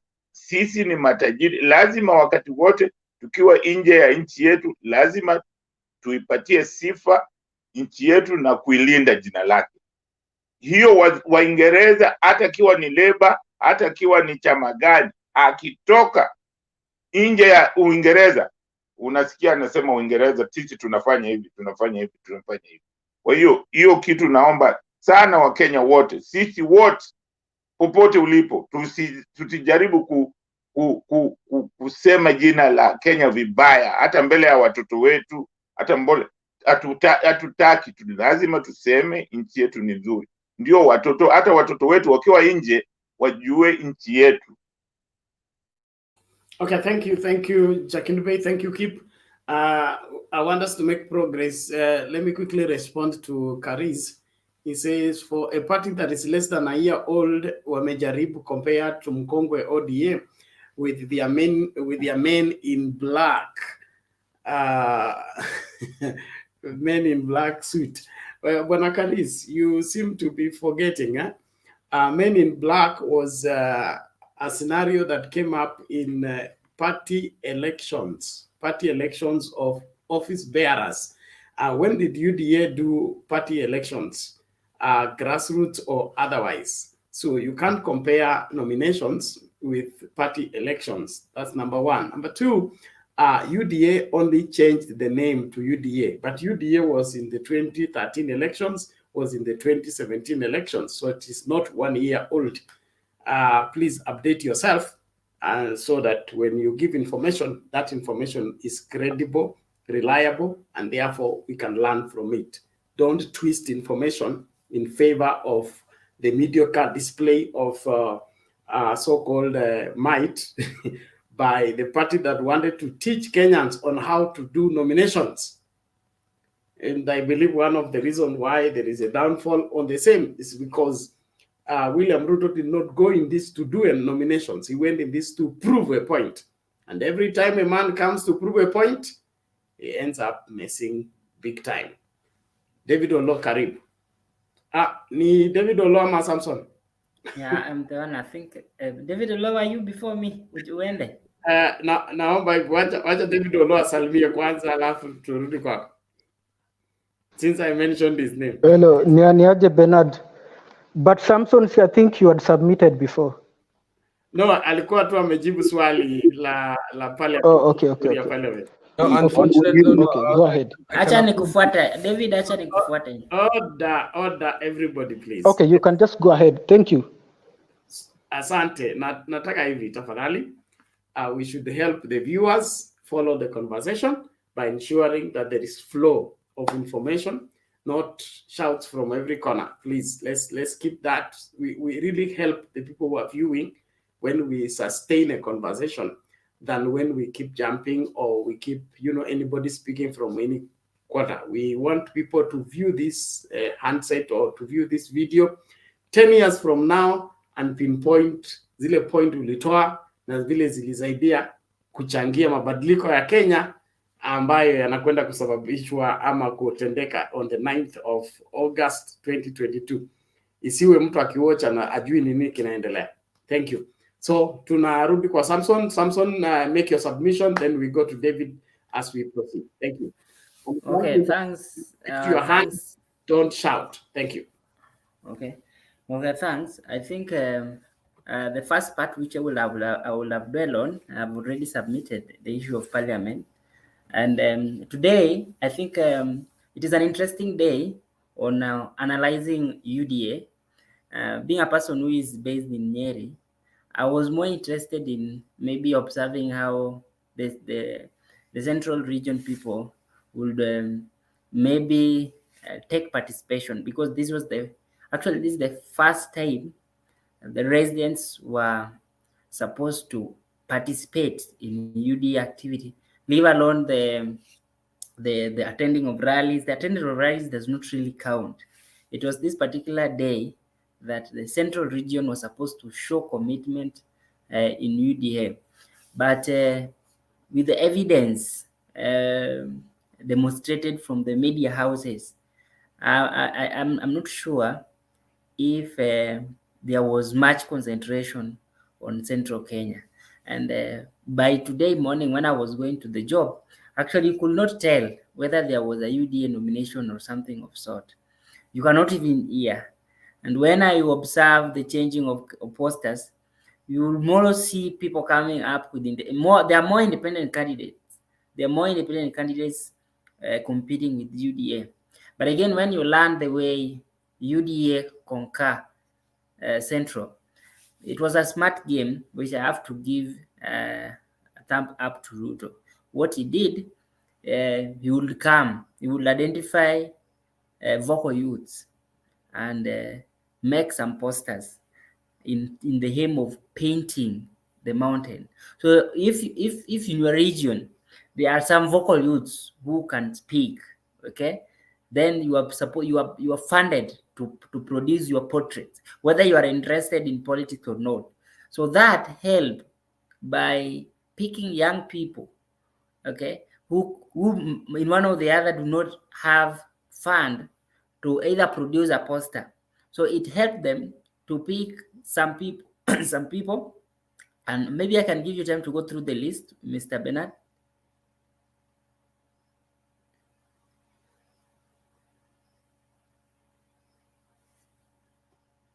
You are out of, you can unmute. Sorry.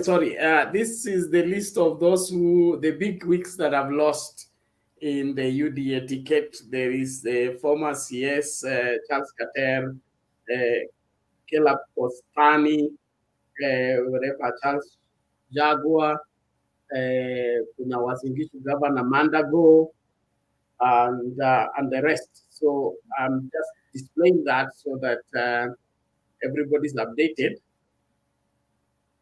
You can carry on, Samson, with the conversation. Okay, so this strategy actually was a very smart move, because he knew very well that Azimio was targeting the big fish in the lake. But Ruto managed to target like Gashagwa, Dindi Nyoro, Wahome. So he managed to look at the weakness. Now, this is another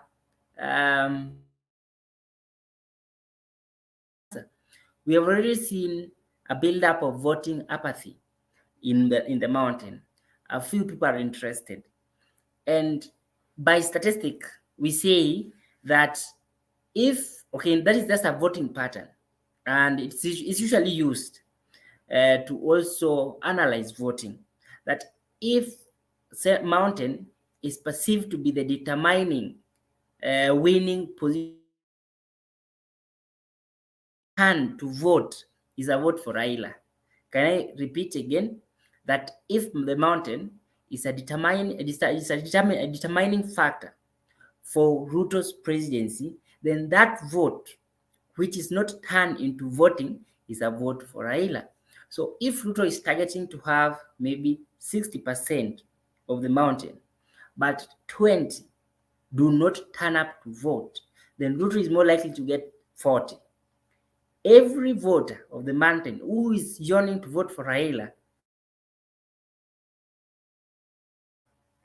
okay, but that voter who is not interested in either is a vote for Ruto. So that vote from the mountain which is not voted is a vote for Raila. So this is something that Ruto needs to work upon and make sure that he promote voting attitudes in the mountain. Not unless this will be the worst shame of the voting gap between number one and number two. And I want to give you a predictive number that if Jubilee got, if it was true, that Jubilee got 8 million votes, then the match Ruto can get is 5 million votes. If it doesn't strategize well, it's not going to make a strong competition. The loud might be there, but what I can tell you, if you browse how the UDA nomination has been conducted, it was hotly contested in North Rift Valley. Actually, even in Kajiado, there were poor turnout. No one was even interested. Okay, so people already knew that already they have a governor, which is Olelenku. So there was no much excitement about UDA nomination. Where it was much excited was in North Rift Valley. So that is also challenging Ruto so much. So unless it strategizes well, Nairobi is gone. We can UDA will get a few tickets.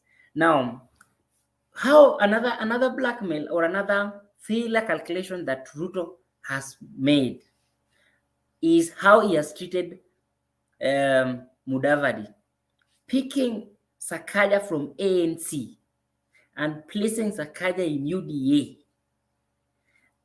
As long as I don't buy opinion or I'm not a supporter of UDA, but I'm as well a political analyst who should be neutral. Sakaja was a strong force under ANC in Nairobi. But now the blunder they did was picking Sakaja to be supported by UDA in Nairobi. That didn't go well with our Mashimeji in Nairobi. They feel like Ruto is there to finish Mudavadi. Because now Sakaja will not speak or will not speak on behalf of Mudavadi, but on behalf of UDA.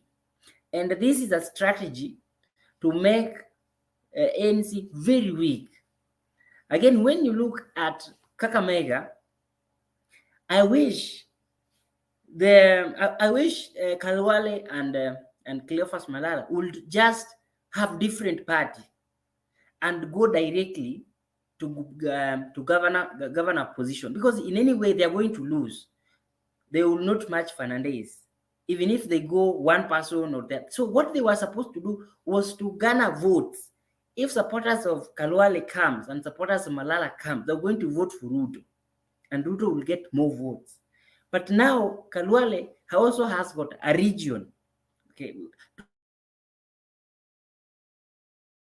I believe they were not happy. However much Kalwale will try to convince them that Malala is the best, somehow they are disappointed. And that disappointment can deviate some votes or can subtract some votes from Ruto to Azimio. So I think Ruto had a good plan, but now when it presidential campaign, he messed up on assuming Nairobi. He messed up on how he mishandled Mudavadi, telling Mudavadi that we will give you 40% of government position. You are telling us that other regions now, what will you give to Coastal? What will you give to Nyanza, for example? What will you give to Nairobi? Like, it was not really a good advice or a good agreement. So when you look at how UDA has managed coalition with other 11 parties, it was a conmanship that they are singing on their opponent. So I think at this particular point, Ruto needs to readjust and respect other principles. Like Wetangula is not even speaking about Wetangula. I think like if he speaks to Mudavadi, he's always spoken that for Ruto to make a strong opposition leader, because president is gone. He has just miscalculated his plans, his steps towards the end of the journey. He needs to strategize and encourage his voters to come up, not unless Jubilee will take mountain. That's my submission. Okay, thank you, Samson. And I hope there's no challenge to all you have said. All the people behind the curtain, please, we need you on the screen or else we get rid of you. I want us to listen out on this clip before we go to the next person, please.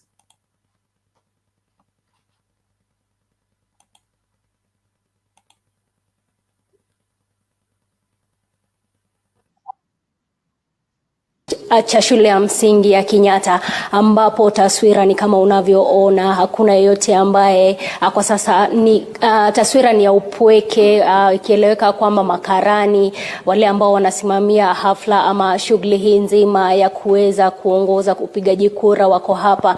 Kumbuka ya kwamba wale ambao ni wapiga kura hawajakuwa wakifika mahala hapa kama ilivyokuwa ikitarajiwa hapo awali. Hivyo basi kumbuka kwamba kinyang'anyiro kilichoko kwa sasa ni cha useneta, mbunge na pia mwakilishi wa wadi na pia yule mwakilishi wa wanawake katika bunge. Hivyo basi elewa ya kwamba taswira ni kama hiyo, hao ndio wanaosimamia upigaji kura katika kituo hiki.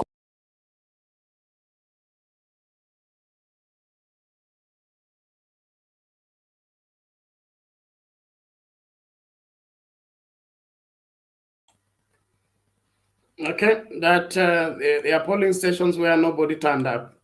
I don't know. That is it. Somebody's asking me about Joshua Kutuni. Joshua Kutuni, I can't tell for sure where he is, but it's rumored that he will be Natembe's running mate. I don't know if that's yet to be confirmed. And if that is the case, then he's good. He's good if he makes it as Natembe's running mate. Trans Nzoia will be good. But I don't know. It's yet to be confirmed. Is wait and see. And Joshua Kutuni is a smart guy.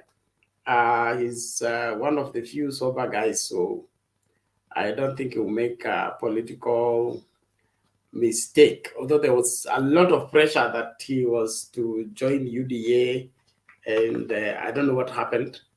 If you have the latest information, let us know. As far as I'm concerned, the last I heard of him, he was being proposed as Natembe's running mate in Trans Nzoia on these particular elections. Thank you. Naomba sasa tumsikilize Penny. Penny namna gani? Mzuri sana. Habari yako vijana? Fiti. Nimekuona unakuja unaenda, umekuja pressure mingi. Bana, hakuna pressure, sisi wako we are cool. Inuda sisi vizuri. lakini lazima hata ile sadaka ingine ya wajiri watu wa ODM walikutumia kwa jina yangu, na iko ingine wanataka wakutumie kwa sababu ya show is the only one who can stand me. Hii show ingine hata Alex anajua sipewa hata wakati. It's not like I am coming to your show to make you bad, yani musikie mbaya. No, ni kusema my own ideas. Ile nani Alex, ile kitu anaogopa sana juu ya, alikuwa anasema na Rick, wale like the doubts they have in how Jubilee will get along. That's how we believe. We believe that you know, Azimio is the Jua peke yake. I'm talking about UDA, not Jubilee. UDA. Azimio is the Jua peke yake. That's it. Self-destruction. Like in 2005, if Raila could have not come up with the ODM, you know, kumaliza that constitution, the constitution that was written that Raila was against could have kicked out Mzee Kibaki, but he did not. So as of today, 2022, elections is in August 9th. My friends, we are going to see the most destruction of Azimio by itself. Now, Mzee Jakindu Bey said very well. He enunciated, he explained what the labor is, what a union is, what an organization is. And we hope when we are talking about UDA, we'll emulate something like that. Keep, my friend, it is not a rich kamatori in the wanafanya unions. Unions are made by hustlers. And Mzee Jakindu can help me. One of the hustlers was like John Mecha. He never went to any school. Mwingine kama Tom Boya, ambao alijenga KCC. He was like 5th grade. So an intellectual can be an intellectual to teach my kid. But an intellectual ajui mama samaki, mama anachuna chai, anafanya nini. It is a joke that we have gone that way. That's a very wrong idea. Lazima tuendelee na tufanye hivi. It's only 3 months left. You guys cannot help me go to Azimio. I cannot help you come to, you know, UDA. Let us respect each other. Let us talk in a calm, nice way to each other. And let us realize that we are all Kenyans. Personally, I have friends from everywhere. Munya Obolandi.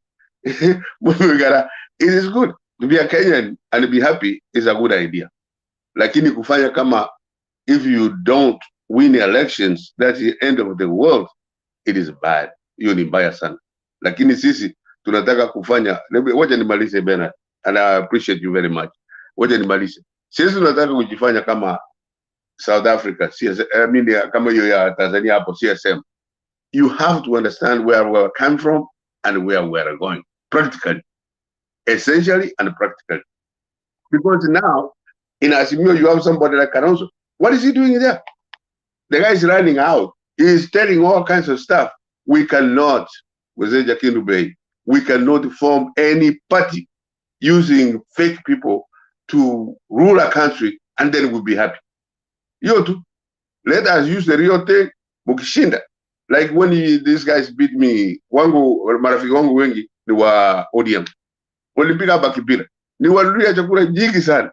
Na wanasema mimi nacheka. No, when you are beaten, you are beaten. When you win, you win. When you lose, you lose. That's it. That's not the end of the world. You learn from your mistakes. Thank you, Bernard. I appreciate you really giving me a minute. Thank you, Penny. I've listened to you, and I think you are comparing so many things at the same time. I'm getting lost.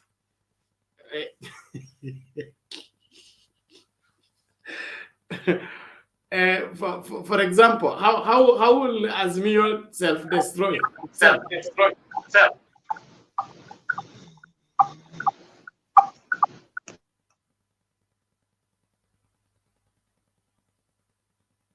Penny, are you still there?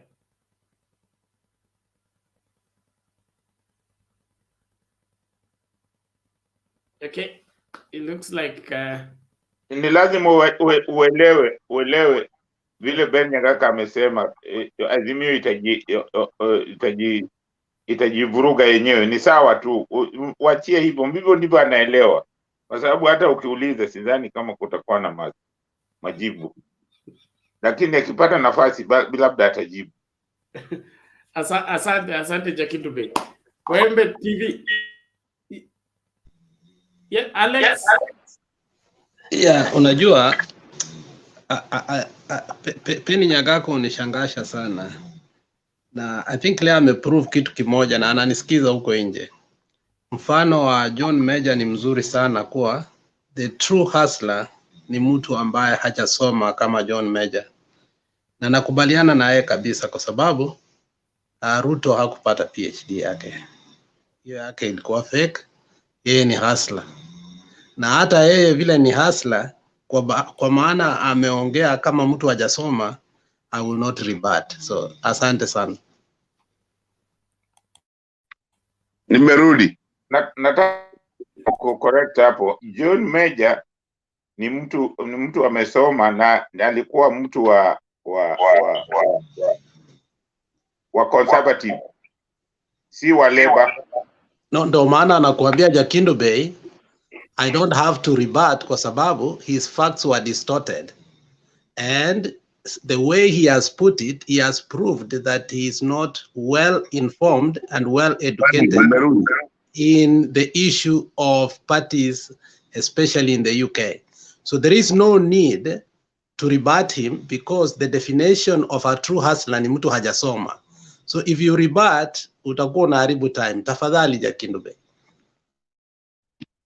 Give me a minute, Nimerudi Bernard. Yes, Penny. I don't have any problem with what these guys are talking about.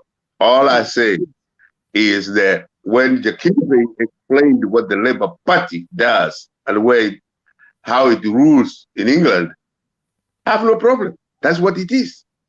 We have to know where we come from and where we are going. That's all I say. Alex, I did not. You can win today. Tomorrow, listen, tomorrow you can win. But we will learn from it. Huh? Confirm whether Major was learned or not. No. That's why I said I gave it to Museja Jakinto Bey. I did not. I knew he was conservative or labor, but the common person liked him. That's what I say. You can look at the tape what I said. And I really, that's what you said? Huh? Is that what you really said, Mzee? Yeah. You look at the tape. I will give my banner. I will give your tape. All of you, thank you so much. Penny, that's exactly what I was saying. Listening to you is confusing, because you say things that are, I would say, unfactual, but you run so fast until you can't remember what you said. Okay, because if you're denying that you say that the Major was supported by the illiterate people, when you, on the other side, you said he was illiterate, he never went to school, yet he led this, then we are either dealing with somebody who is saying what he knows, doesn't know what he's saying. Wow. So help us into the debate by just stating the facts that you have and compare to a situation. Okay. I am not going to, like John Major, all those characters I say. I'm not going there. All I'm saying, clearly, for a fact, all labor organizations from Poland to South Africa with Cecil Ramaphosa ends up producing leaders. And therefore, I would never assume that one of these leaders can be a Tory, who was supported by Moi to be where he is up to today. That's all I can say. I don't want to go to that histories, wrong stories. I'm saying from Poland with Cecil Ramaphosa, with Czech Walewski, with Cecil Ramaphosa in South Africa. Those are labor leaders. And they mean what they say. And the people, the other day, your guy at work was saying he's flying to England and then he will go to Switzerland. That's not the labor talking. That's a rich person talking. I don't want to confuse you, but that's a multi-billionaire talking. not a common person anazunguka huku Kisii na chai yake na maua. But Penny, that is what his role is. That's what? He's a leader of the union of the leader of the trade union, and that has given him leadership position in worldwide in matters labor. That is why he's able to crisscross the countries of the world as he leads the labor movement there. Let me tell you something. Alex can prove it wrong or right. I'm a member of a union. A union is what Mzee Jakendube was saying. I know what I'm saying. I know what that means. There is union and there is the union of trade union. Do you listen to him? Oh. I will not listen to this. Thank you. I don't want us to degenerate the debate into discussing individuals, but all in all, we appreciate your submission. I want us to move forward, please. Okay. Thank you. Let's play out this clip and then we bring in Wembe to proceed to make his submission.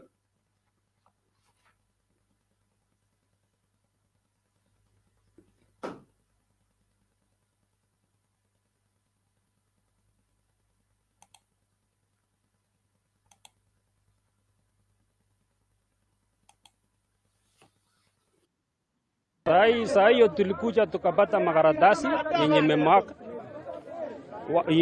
nini aspirant fulani kuanzia governor, senator hata na women rep. Kuna wenye wamemaka na sijia karatasi inatoka wapi, na tumesikia fununu hiyo makaratasi ilitoka Karen huko Nairobi, kwa sababu jana kuna gari ilipatikana huko Narok na hiyo makaratasi. Sasa kitu ndio tunasema kama hii chama ya UDA iko na rigging, kunataka nini watu fulani wakuche watu uongoze, hatutaki hiyo hatutaki, tunakataa kabisa. Hata kwa sababu makaratasi mingi zimepatikana katika polling station mingi hapa Bomet, lazima yairishwe. Na kuomba kama we ni deputy president, kama unanisikia, na kuomba uairishe, alafu tujipange msuri, kwa sababu ikiendelea hivi watu wote hapa tutahamia Azimio. Unaitwa nani na hali imekuwa?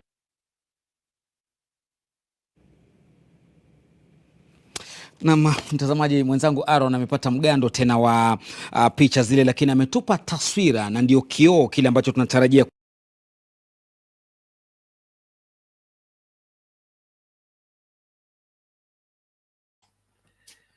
Okay, thank you. Wembe TV shows, karibu namna gani? Salama sana ndugu Bernard, habari ya siku mingi bwana. Niko salama, nashukuru. Sijaingia kwa siku kadhaa kwa sababu ya kushikana hapa na pale, maybe kutoka kazi, uchofu ndio hiyo. No, wewe ulikuwa unasikiliza ground. Sasa inabidi tu unakuja tu unapiga tu replay, baadaye unasikiza ni nini ambacho kilikuwa kinaendelea.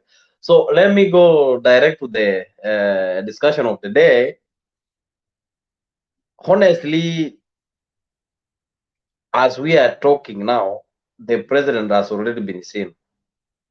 Because if you cannot manage a one political party, and that is UDA, definitely it means you cannot learn the government. Because in his own home,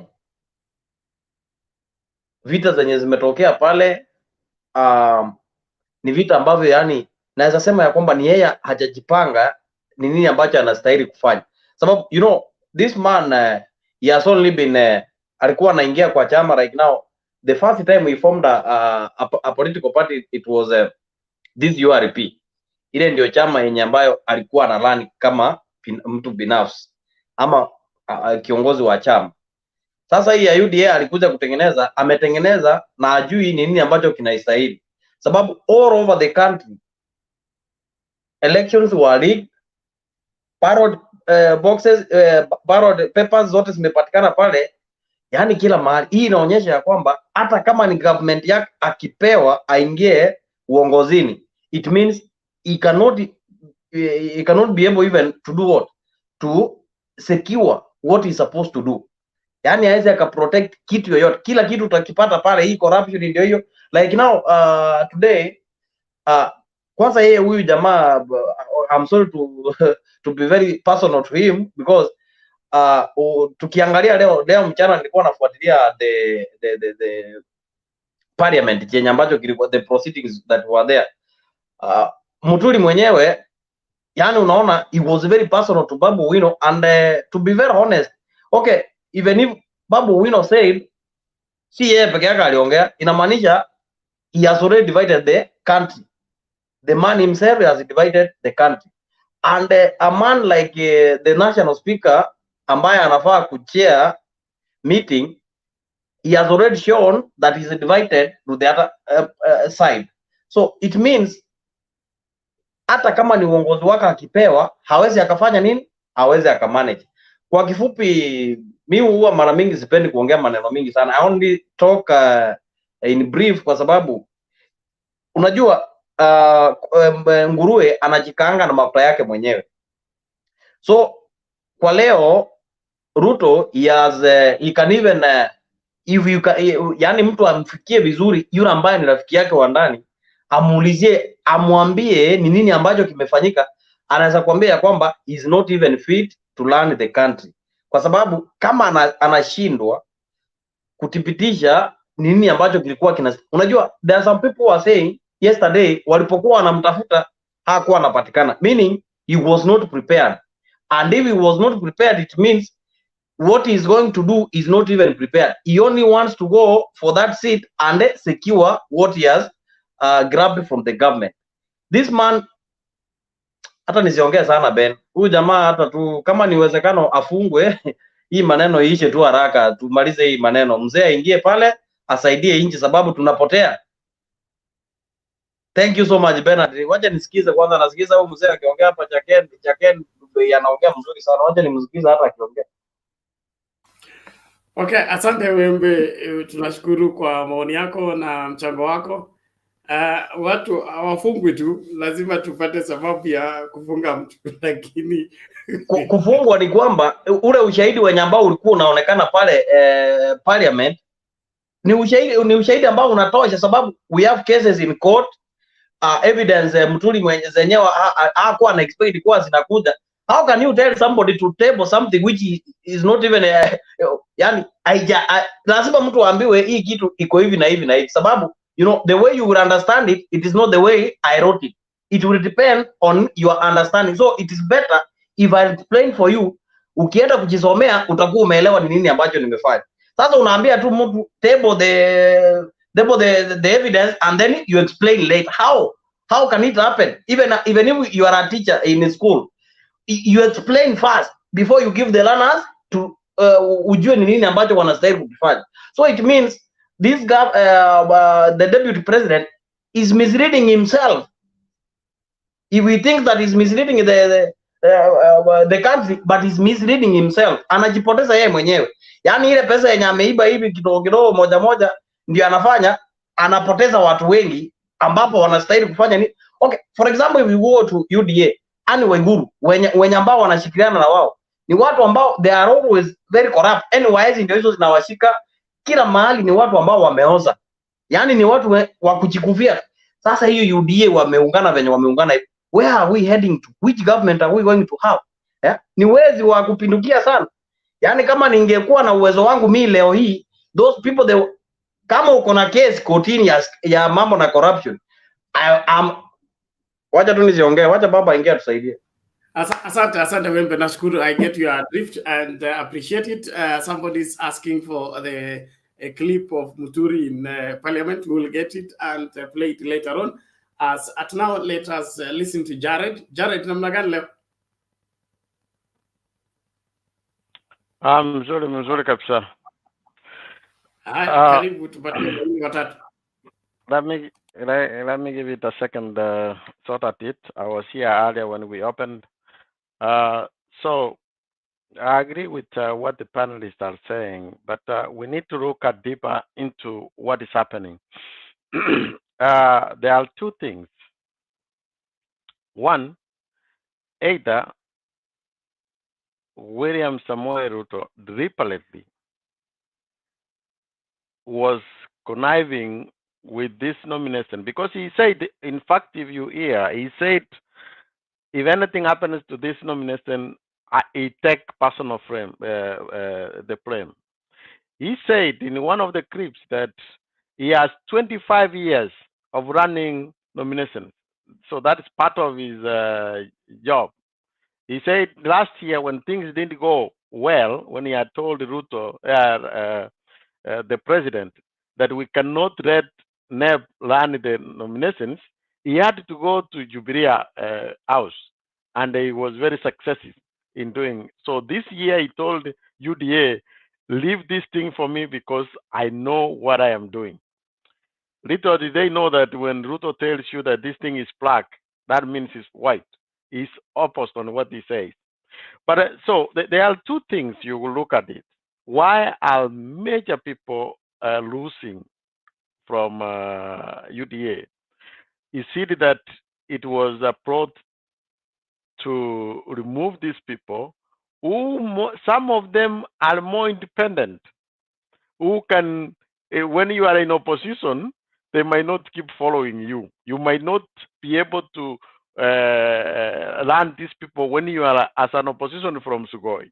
So he might have kicked them out, tried to bring the Nyoros, the kind of following him blindly.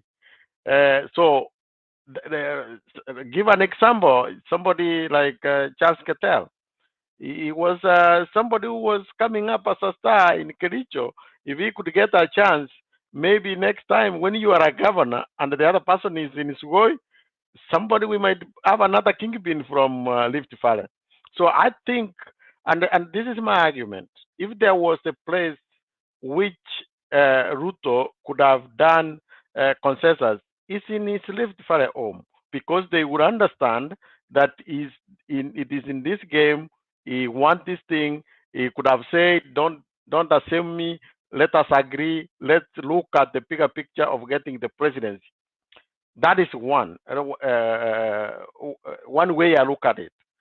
Secondly, we have been hearing that this UDA, as they call it, as of yesterday, even today they might say, is the largest party. You know, it has so many members of parliament. These members of so-called members of parliament who have been rejected, for those who went to nomination, can it send a signal that is something which is coming up? So he needs to ask himself a very big questions, and those are some of the things we need to look at. Okay, other than actually Pomet, which I saw that there was people which show up. There were so many people coming up who came up for voting. It's less than 5%.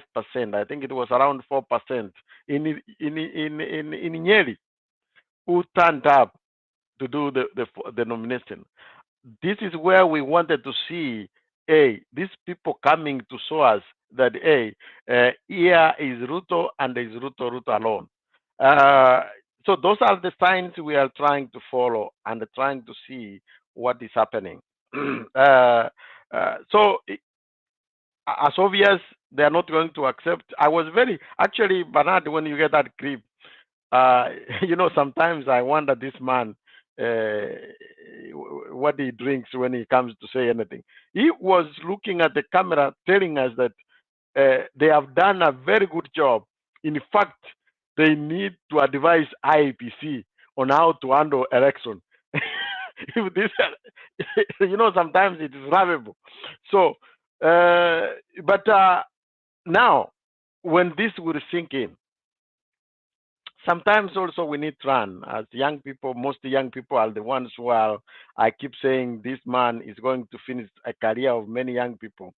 This is what we need to run. Look at those people, some of them who Raila helped, Mwaura, Sosioni. Then when you go, you start being disrespectful. Now, another lady who was from, I think it's Pomet or somewhere, who was saying, hey, we need to take Baba to Pondo. He's now in his home. I don't know how he's going to take Baba Pondo when he's already at home. Look at these people who forgot what they were to do. Instead of concentrating local politics, they went national. They thought that their politics is made by the major assaults they would make to other people like Baba, this Uhuru Muigai Kenyatta. In fact, if all these people could have put into test, you might see that they might not come back. So from tomorrow, when the reality will hit, you will see these people changing. You will see these people. Losing is not something which people accept. Remember, those people, those of us who have been in ODM for long, we have seen this. And I was telling people that you can see signs of opposition, because for us, we have been in opposition, so we know. When you see this nomination chaos, it is preparing you for opposition. If we remember when this guy who was calling Baba Jacom that these people plan to kill you, it used to be what is it, the cousin to Raila. When he lost a nomination, this 2017, it's already we lost him. I think the last year. So this guy, he was a cousin to Raila, and he was a defender of ODM. But when he lost nomination, he jumped to independent, and he was now hurling assault at Raila. Some of these people who have been with Ruto, I'm waiting tomorrow going forward how they will when they want to defend themselves in independent. You will see things changing. More especially if you are not from within Rift Valley, you will see these people singing a different song, and that's when things now we will start looking at things in a different way. Coming on the corruption claims, I think the speaker first the ruling was not a normal ruling. When it was met, I think it was on Monday or Tuesday. When it was met, usually the speaker will insist that if you cannot substantiate, you apologize and withdraw. Funnily, because Fatuma Gedi requested, and I don't think that the speaker was in his good mind, he just accepted that just go bring. Then I believe when he realized that he has made a mistake, that's when they now decide that what we will do, we will allow him just to taper, and then we close that chapter. We don't do anything, because when they table things in Parliament, if they have not speak, if they don't speak about them, we don't get to hear. But now politics had taken as another turn. It was an opportunity to bring these things, and at a long time. And if you would see, they were bringing this, now it is in the public. There are so many people who try to watch what is happening in Parliament. And this is something which was an error on the speaker. He did not know that it will turn. If you go back and see how that came up, it cut him off that, because it started from Kimani Ichung'wah, who was claiming that the first family has land somewhere. Then Getty said, no, your presidential candidate, but now he mentioned by the name. That's how this thing came. So they did not see this coming. So it was unfortunate. I don't know. And also there is another thing which we need to look now that we are only looking at Fatuma Gedi. In fact, one thing which I was very surprised, if you remember a few years ago, 2017, even Speaker Justin Muturi was calling Sergeant at Arms to take you out. I was expecting the Sergeant at Arms to carry Pablo Wino to throw him out. Did you see that the Sergeant at Arms understand now where power is. They were coming, persuading Babu Wino to go. They did not do anything. The speaker was still saying, take him out. If he goes back, he will realize now he has no power. Nobody can listen to him. Power is something which can come and go. That's something I noticed in Parliament, which was has not happened before. Otherwise, as the speaker said, Babu Wino, there was nobody was going to stop. But I think they know where the power is now. So he needs to watch out on how he's gonna be handling this thing. My opinion, since he had already declared that he's supporting William Ruto, at least somebody is. Alex, can you mute, please? Thank you. What he could have done, he could have recused himself, say, I'm not going to handle this thing of William Ruto because I'm biased already. I support the man. I've come publicly. He could have asked somebody else to deal with it. That's how he could have done. But unfortunately, they say when you get to UDA, you leave the plane behind, and now that's how it goes. Alex, you want to say something? Muturi cannot risk to recuse himself in such contagious debate. He fears that even the motion to impeach him can be introduced under an urgent motion. and especially on a heated debate like that. And I think now I pity him more, because those who have been fanatic in UDA and did not get the nominations, the chicken are coming home to roost, the Ketwa Iraguru, and so on and so forth. So the numbers they were speaking of have dwindled. Now, if he recuses himself, who does he put that can protect him? If the sergeant at arms cannot even listen to anybody on that seat, nobody now wants to act as a speaker. Do you know that? Nobody wants to handle such issues as a speaker now, because even the sergeant at arms cannot protect them. All right, thanks, Alex. Yeah, I think I don't know. There was a debate I was watching. I think it was in KTN. I hope I'm not taking long. I'm finishing, Bernard. There is a debate. I think it was in KTN or CNN, System, I believe. And these members of parliament, they said, usually after nomination, things change. Those who have lost, when they go to parliament, now it's no more UDA and or whatever, Kenya Kwiza and Azimio. Those losers would be in one corner, symbolizing themselves, so that we will see a different. So, Alex, you're right. We're going to see very dramatic things going forward. But now, finishing from there, I finished with this. The last one, Azimio being registered now. I think it was a good thing. This was showing us that Kalonzo's Manoises will not stop the cow from drinking.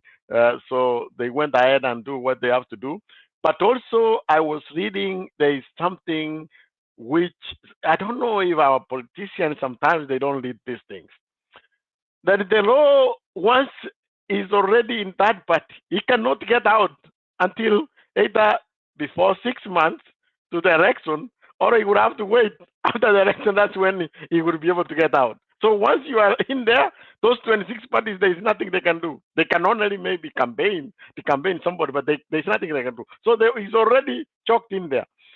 But when I looked at the council members, which were increased to 11, if you analyze that list, it was very telling. You see what those who are leaning Jubilee, those who are leaning ODM, those who might be perceived leaning to Wiper, you will see where this thing is going. But there was something Bernard have said in this show before. There was a name which was there. Sabine.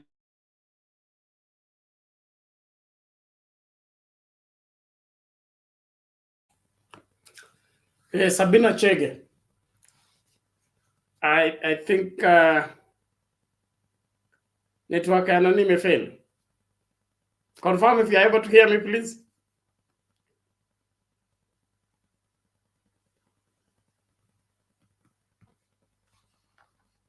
Hello, Ndeto, uko? Okay. Thank you. Bwana Kenywa? Yeah, niko. Asante. Nilikuwa na confirm kama ni Jared ama ni mimi. Naomba tu watch hii alafu tulete Kenywa.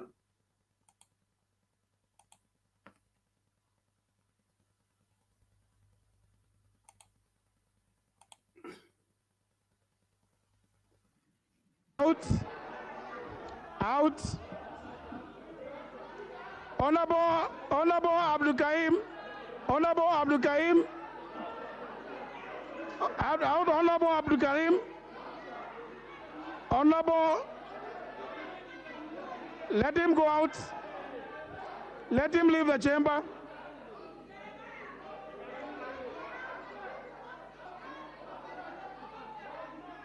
Out of the chamber. Sergeant at Arms.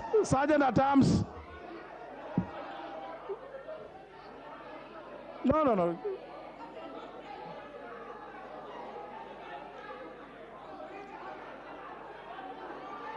Out. Take him out.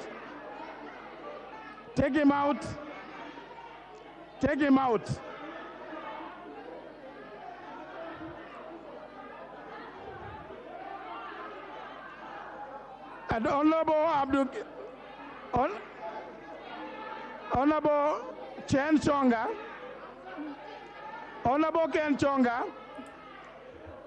Ken Chonga. It is also disorderly. Honorable Babu Owino.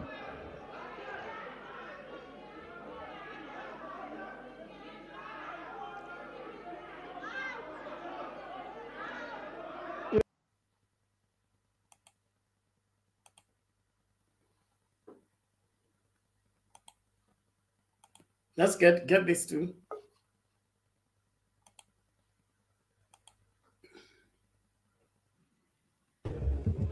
May I table? May I read first? Then I table.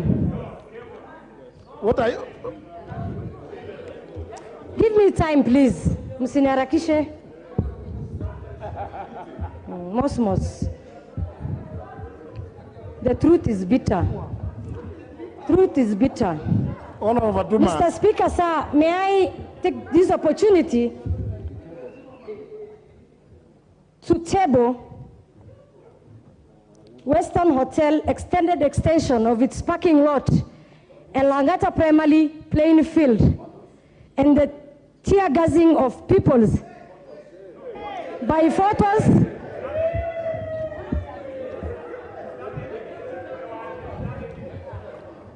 The point of question is Western Hotel and Kenyan Civil Aviation Authority is still active case in court. Mr. Speaker, we are dealing with a man who has no humanity on children. No, Honorable Fatuma. May I table?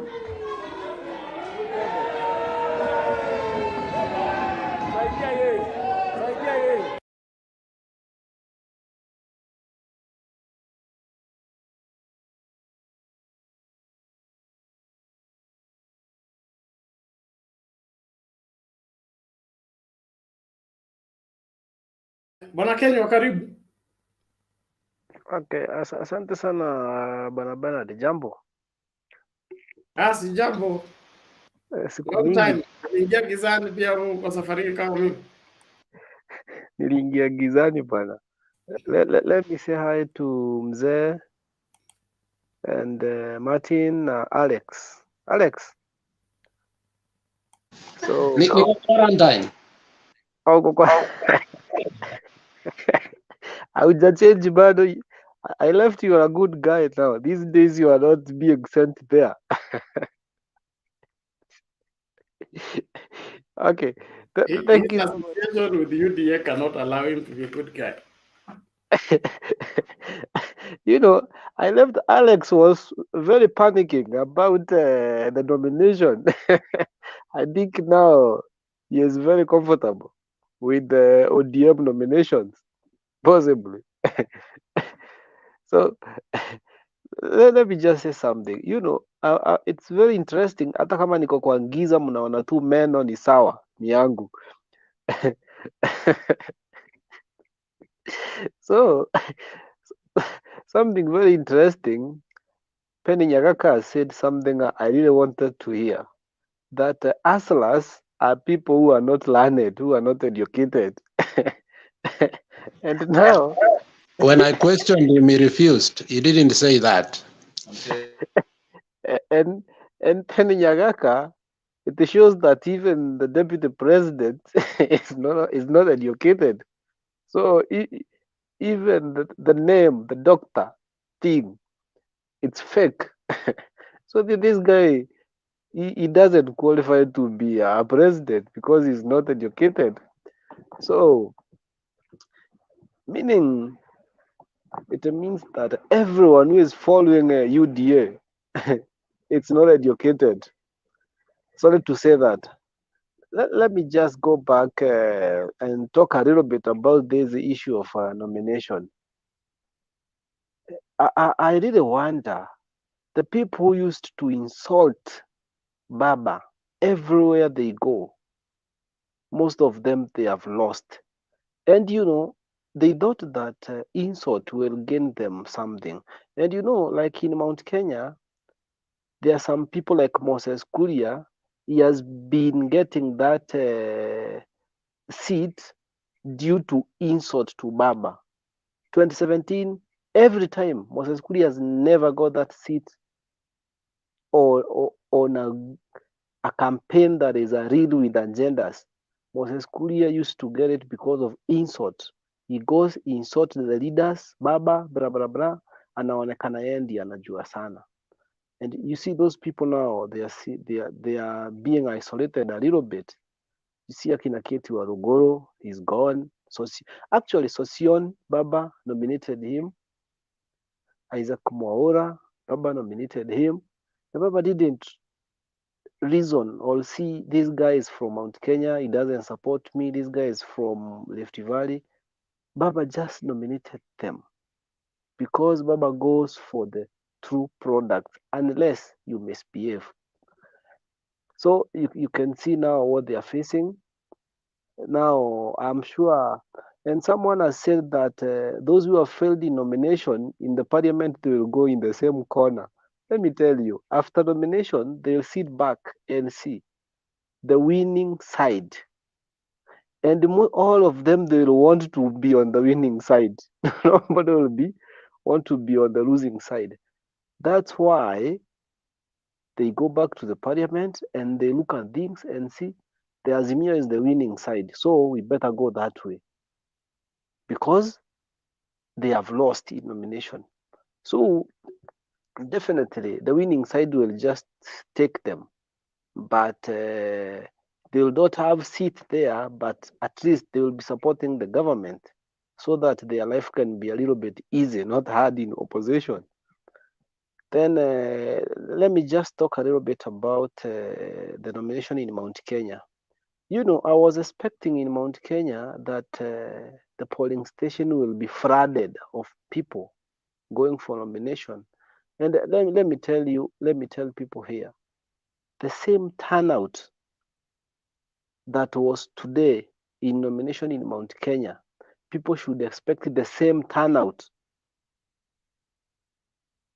even the day on 9th. Even if it will increase with less than 5%, because those are the people who will go to vote for UDA. And I've been in Sagana for a few days, and I've been trying to to remove wheelbarrows from some youth in their head and give them back their brains. And I've seen it working. You remove those wheelbarrows in their brain and you give them back their real brain. Now they can think. So ile kitu iko hapa, huyu jamaa ile kitu watakuja kuona hii Mount Kenya, they will be surprised because in ballot box haitasema ati si hapo ati umeweka ya Azimio na wewe ni wa UDA, haitasema hivyo. The guy will be shocked and surprised the turnout in Mount Kenya, and I'm very sure UDA will get, the presidential candidate will get 5 million votes. Hawezi pitisha hapo. Hiyo ni kitu moja they should know. So in Mount Kenya things have changed very on a serious note. So about nomination, I think the UDA has done ile kitu wamezoea kufanya, to lead out the strong people because they want them in opposition. And to put someone who can be independent even in the parliament, you cannot control that person. So you want people that you can control in parliament. So you need people who doesn't have money, people who wale watu hawana pesa, juu hawa watu ataweza kumanipulate. You will know how to manipulate them in the parliament, but someone who is stable, you cannot manipulate them. Kwa hivyo in terms of nomination, bado ngoma iko. Kesho tutapata bivu na bichi. In Tharaka Nithi nimeona watu wamechujwa sana. In Meru there is the young MP Mureit, yule Mwirigi Mwirigi has been rigged out na yeye ndiye alikuwa anasema arudishie Uhuru gari. So I think he should now take back the gift to Uhuru because he followed Ruto blindly without even knowing what is happening, and the consequences are those. And kucheza na mzee si mchezo. Mzee anaonanga mbali sana, naambianga watu hivyo, na that's why I've been saying ngoma ya vijana huwa haikeshi. Inafikanga saa 6 usiku wamepigana, ngoma imeisha. But for elderly people, watakaa watulie, asubuhi utawapata hapo wakitoka. Very peaceful.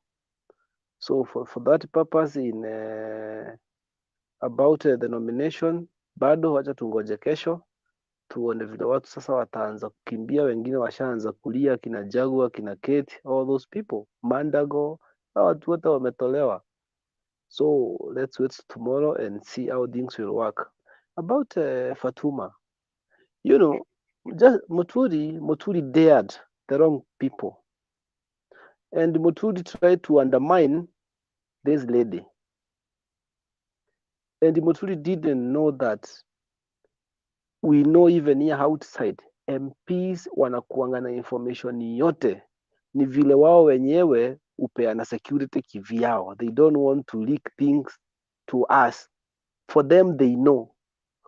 And the politics dynamics has changed.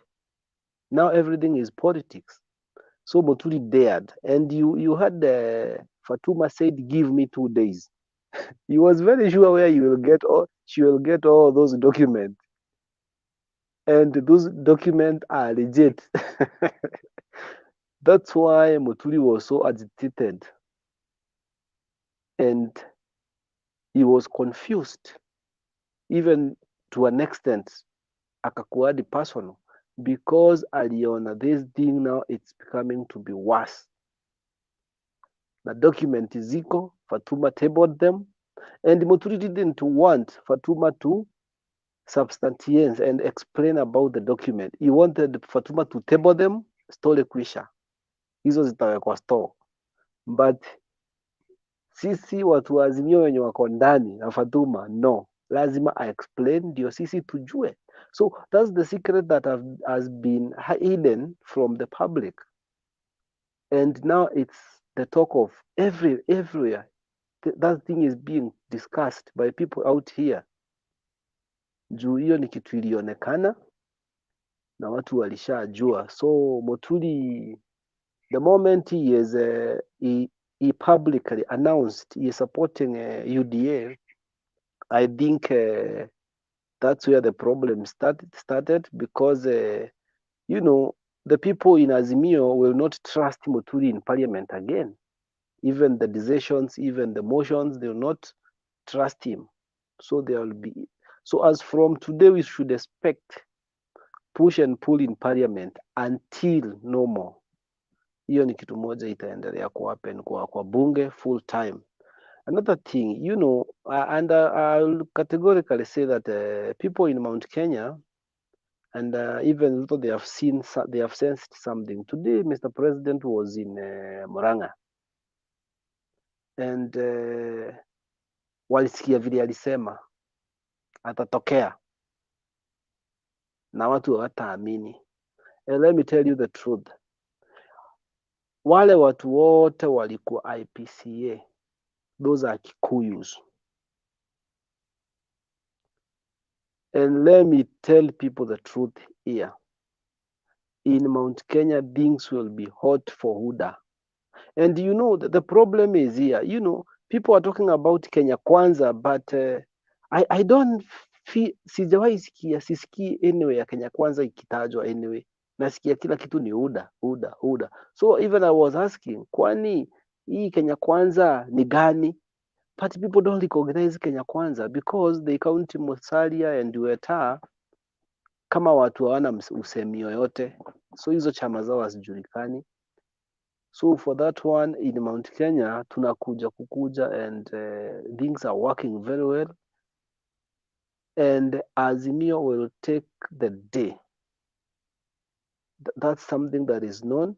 Na wale watu wote wameshindwa kwa nomination wa UDA, they will start leaning on our side.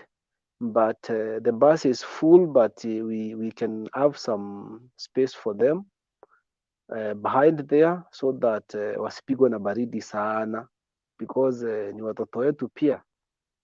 Kwa hivyo one thing tambia watu, Ruto yeye hataki presidency. Ruto ile kitu anataka ni ya kuwe na MPs, MCAs, governors. Aim yake Ruto is in a business. The monthly contribution will be good money for Ruto even if he is in Sugoi. So he doesn't need the presidency. He just wants to plant some members of parliament, the MCAs, the governor, the whatever. The people who will be contributing the monthly contribution for the party. And he is good to go. And you want to remain with the strong people outside. He doesn't want the strong people to be elected. No, he wants them to be outside so that they can gang up or now to be sabotaging government issues. But I'm sure they'll be dealing with an expert and an engineer.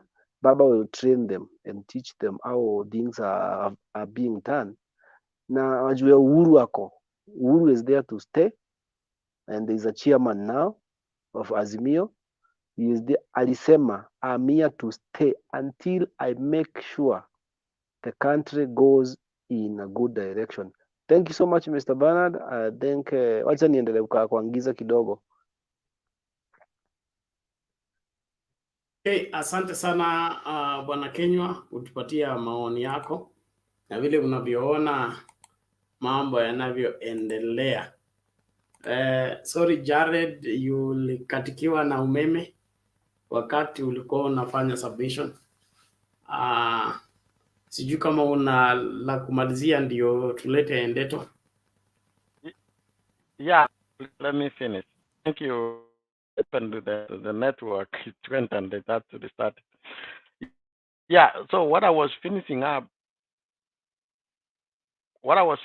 with is about the registration of Azimio, and I was looking at the list of the top apex, the 11. Remember, Kalonzo was saying it was 7. We don't know what the original 7, but it was increased to 11.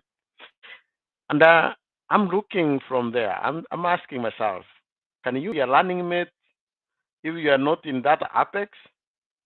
Probably the chance is to be a running mate, you have to be in that apex. And who are in those apex? Martha Karua is in that apex up there. Charles Tingiru,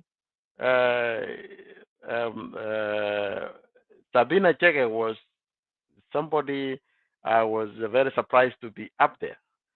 And now looking back, if you remember one time I said, let us watch Sabina Chege. Sabina Chege is not running for any post. Either she has been promised a cabinet post, or they are seriously considering her if Jubilee would want to be the one to own that running mate. If you have seen, she has always been given a task of going around the country. She was part of the group which was in Nyanza, trying to encourage people to do the voter registration.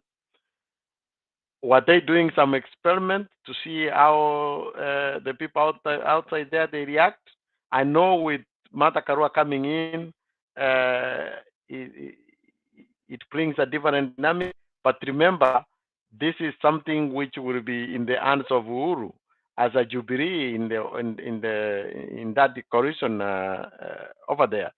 So it's something which I saw that we have to see. And also, there is somebody, I don't know if it's Kinyua, who was saying when Raila appoints some people to somewhere, he looks at what they can bring to the table. In that apex, there is Joe. There is, in the same apex, there is Junaid Mohammed, okay, who I've asked many times here, what time has he even to campaign? Or is he very unopposed over there? So you can see those people. But when I try to look for people who are likely to be from Wiper, I guess it was Gideon Moy and I think Farah Malam or something like that. Just look at that list and you will see. It might tell us what is going to happen. That's where the running mate will come from. If you are not in the apex, I don't think you can be in there. And also, actually, another question is this guy from Meru. Would he be able to be a running mate if he did not as fired? Would that out as a cabinet secretary or an official who did not resign? Can he be able now to come as an running mate? So I think Munya, that reality knocks him out to just have a post in the cabinet. Thank you, Bernard. Okay, thank you, Jared. That's a good way to look at it. But I think it's too early in the day as at now because there are so many factors to put in consideration. Party management and coalition management responsibilities, and then the role of one playing in the election are two different things. Probably some are put aside so that they make it to the deputy president. Others are put in so that they manage the nini. But let's look at it. Time will tell. Time will tell as we move forward.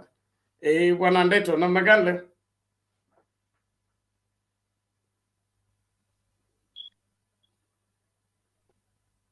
Vipi Bernard? Niko mzima nashukuru. Asante sana, Mungu mzima bwana. Anatufikisha hapa kila siku. All the panelists again, I always come in with saying thank you. Mungu ni mkubwa. The people that come and make this show to be here, the people on the comments and everything. So I think today was really an eventful day, and at the risk of repeating myself at what we've been saying or what people have been saying, though I didn't get in that early normally like I do, I was caught up somewhere. So I'm just trying to be at the, Bernard, I told you to put me at the background kidogo so that I nipate, so that we're not really repeating ourselves. So I'm just gonna go nitapitia haraka tu zile vitu zenye niko nazo tu for now. Na kutoka nile nimesikia from the time that I got in here. Because sometimes unajua tunaweza kuwa tumejirudia sana. But I think for the time to make up, maybe there's something. Well, your body language is a big thing. I don't know if somebody. I mean, I was watching that nani Fatuma Gedi akipeana nini yake. I was watching a couple of people. One of them, Otiende Amolo, Junet Mohammed, anaitagwaje kwasa mboka nani kanaita the lady who's very talkative, Millie and pia Gladys Wanga. If you realize they were wanajaribu hata saa zingine wanaenda wanajaribu kutoa hizo kitu. And by the way, nimesikia mkisema tu hapa, I mean, getting a suitcase of evidence within 2 days, my friend, haikuenda kutafutwa, ilikuwa imewekwa. And I think it was very, very, very planned that when Babu Owino started talking, and nasiju kama, because I repeated that clip a lot to hear what Babu said, because when you watch, Muturi was addressing Fatuma Gedi, and then he had something, he looked at Babu, and he pointed at him, and then it started there. I think at that point, because they had seen that and Nani Muturi was almost like kind of trying to, because he started saying venye alipewa ya kwanza akasema hapana nipatie ya Lang'ata or nipatie sijui nini, and then he was like, is this what you're giving us, is this a court order? He was about to cancel hiyo kitu yote. I think this was orchestrated so that Babu alete shida pale, they closed the whole thing with the whole thing. I mean, hizo vitu walikuwa wameleta zikiwa kwa Hansan before he cancels them and he starts saying something. And if you watch when Babu was being told to go away, all the, I mean, Millie Odhiambo was standing back up, huko nyuma Otiende alikuwa pale chini, but he did not say anything. Again, the other thing I noted is when Fatuma Gedi was trying to say something, and then Junet akaamka akajaribu kusema kitu, and then he was okay, she was like, okay, and then she went to sit down, and Muturi went back and no, you talk. I think that thing was just, it was just well planned. Even when Babu was trying to be taken away, he was looking at other people and ambiwa pale, no, don't go. I think that was the whole game plan of that day. It was very interesting to me because I was watching the body language. Now, moving on, haraka. And even Muturi, his body language, he didn't want it, but he had, and we gotta give kudos to Fatuma Gedi, but I don't think she pulled it by herself. I think it's bigger than we saw. When it comes to UDA, like I said, I'm just trying to not repeat what we've been saying because I'm still trying to catch up on the discussion. UDA, the only thing that the one I saw, I mean, I was surprised at how many big wigs have fallen. I saw Kate Waruguru, I saw, Isaac Maura, the big mouthpieces. And that's why I always come and say, I think Kenyans are tired of games. Kenyans are tired of this insult kind of way of politics. Because these people, if you would have asked them yesterday, they would have told you they would go in. And these people, like ODM does, venye wanafanyanga nini yao, they wanted to show that. But then it became to where the people were not voting the people that people thought would be there.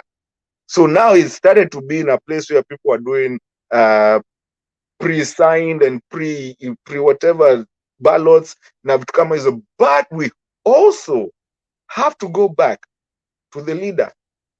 Last Jubilee nominations, we remember very well people like Kabogo coming to say that they were gotten out because Ruto was running those those nominations. There was so many people. I mean, that's when Kina Maina Commander got out of it, walitoka.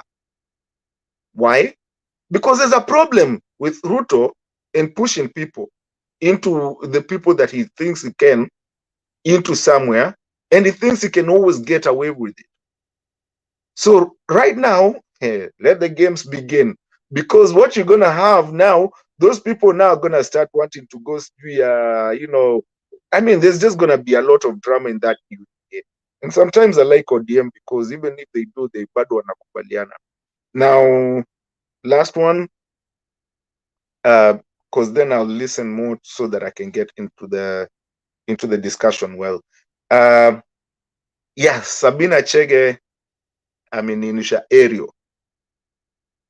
How she ended up there. But then when you look back, you can see a pattern that has been there.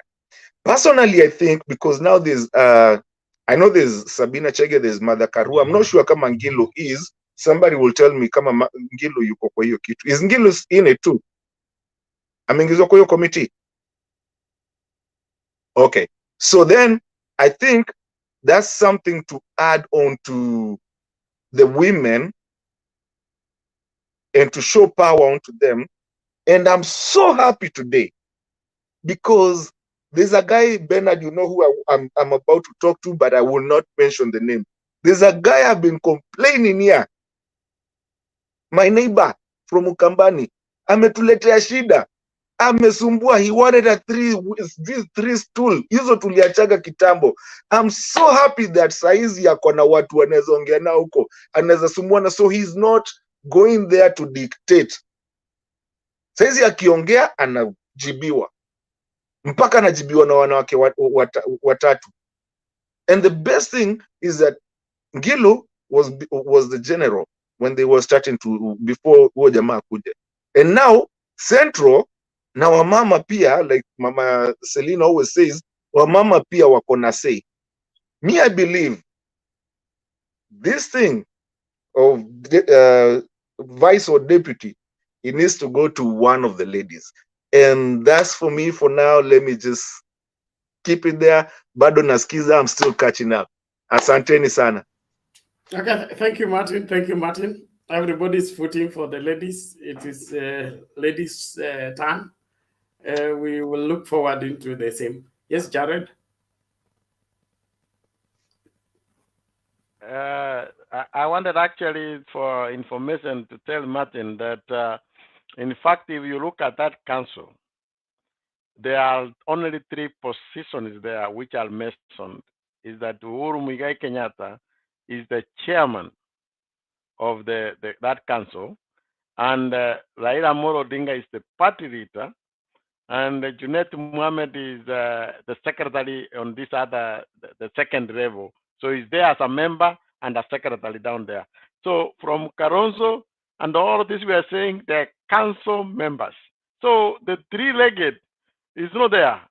It's just a member like Charity Ngilu, a member like Joe, and this. I just wanted to let him know there are only 2 officials there. Thank you. Asante. Julia anasema tumulete Mturi hapa mkague. Bernard, we will try. Roba, namna gani? Hey, thank you Pena. Nilikuwa nimelala nikasikia hii nikaamuka, lakini kwenye nilikuwa wanaongea wameenda. You know what? The melting like ice, William Ruto has just started. And that one started today. Do you know why? Elections, you can just lead it can lead you to know what's going to happen. So me, what I was expecting, I was seeing, I wanted to see a lot of people going out who love Ruto and everything, because they are the most powerful party in Kenya. They are the most famous party. I mean, what happened in Central, because I was just following, you have been talking about Central. Let's also go outside Central. In Kisii, the places were empty. I mean, the places were empty. So somebody wonders, where were the members? Where were they to come and vote for them? Having said that, let me take you when Mutuli joined Kenya Kwanza or Kenya Kwisha, or how you can call it, even though I don't know why we use it in Kenya Kwanza, because I don't know where ANC and other parties were, when they would do their elections, yeye alisema hakuna mtu anaweza kumpanga apangungi, something like that apangu. Lakini leo kwa bunge huyu mama alimpanga kabisa. That was something for the ages. So what happened? Muturi he has been making mistakes. The mistakes he has been making, even from the beginning, he wanted to be both sides. Since he knows very well now is with Ruto, he wanted to make sure that he does not look that way. He wants to look neutral. And because of that, he has been caught in between. And after that, he lost it. And that's why he was sacrificed today. He was bombed. He was bombed in that parliament. Again, I can't believe what's going on because it looks like he was not prepared. By the time he realized, everything has gone the way he never expected. Now, moving forward. So, okay, we celebrate Azimio, everything has been signed, but we also, I hope we are not going to hear any more problems going forward. I'm tired. Every week, at least every 2 days, every 4 days, something comes up. Something comes up. But also one thing I've come to realize for the last 2 weeks, I don't know about you guys, I don't know whether you have realized that. I'm looking online. Do you know there are people Ruto now is using and they are doing some fake things? Like now, do you know you can go online and you get that Kalonzo and Mutua, they are already with Ruto? It's there. So they have started using some fake things. I mean, that's a very good sign that they are losing right now. So the other night, I'm just opening my TV with YouTube. So kuangalia na Mutua, I mean wako Mutua is with Ruto now. Welcome him. Kuweka the clip does not make sense. Then the same thing with he has gone with Mr. what's his name? Kalonzo. Kuweka clip, it does not make sense. So what I came to know is ameanza propaganda online, but people are not stupid. If Kenyans sent a message, they did it today. Ruto, you don't have the following the way you think. Because if that's the turnout we saw in central Kenya, because you know what? Also, let's wait from the other parts of the country. It's even more worse. It's even more worse. So you know what it tells me now? He has to figure it out. He said he's going to lose very, very bad, or he will try to minimize his losing come on the 9th August. Now, I was listening before somebody was speaking here about some elections where it will go on August. And the kitu alifanya alisema, and in fact I support what he said. He said the best way to mess this coming Kenyan elections where it will go. It's one place or 2 counties. And that's the count of Kisii and Nyamira. If Raila is going to win more than 60% or above, forget about it. Do you know why? Look at Nyamira and Kisii since we had Malbat system. The way they have been fought, there have been people like 50%. Sometimes they go the other way. Sometimes they are just like here in the US, what do you call states with independent states, so where you can go, you can win any time. So I've been focusing on, because I come from Kisii County, I'm not saying because I come from there. I'm telling you, I've never seen anything like that, because normally we know the politics of Kisii and Nyamira, but right now it's one-sided. It's one-sided. It's Papa all the way. And that's why maybe I'm not seeing him going back to Kisii and Nyamira. He spent too much time in Central, and I think he deserves what he gets. He will be come election night. I'm predicting he's going to be surprised this election by 10 in the morning. Everything's done. Everything's done. That's the way I feel it. So I don't have much information. Maybe later on when I come from work, I'll see what's going on back home. Then maybe tomorrow when I come in, I should be able to contribute. But that's it what I have, and I'm very happy to see Mama Serena there. Thank you. Maybe you can give us from current in around what's going on, but I'm very happy what's going on now. Oh, by the way, people are talking about running mates out of the vice presidency. Here is my take. From the beginning, I've been saying one man. If they give him, it will bring this earthquake maybe from the mountain. Peter Muñoz. I hope I'm pronouncing it Muñoz or whatever his last name is, Peter. That guy, if you can see the way he campaigns, he can campaign, he can motivate people. Even the mayor also will come up and say, you know what, this is our time, because we are part of Mount Kenya, but at the same time, we have been dominated by the Kikuyu. That's a fact. That's a fact. So if you get Peter Muñoz to be the running mate of Raila, man, it would be a non-stop. But you know what? There's Rarua ticket too. I don't know, the other way around. Whatever it is, we are happy. We have the people right now. We have the people. We are happy. Thank you, Bernard. Okay, thank you, Robert. Thank you, Robert. That's an interesting one. We could only say that Baba is spoiled for the choices of running mates. He has a basket full of them, and probably all of them can deliver, and that makes that ticket a hot one.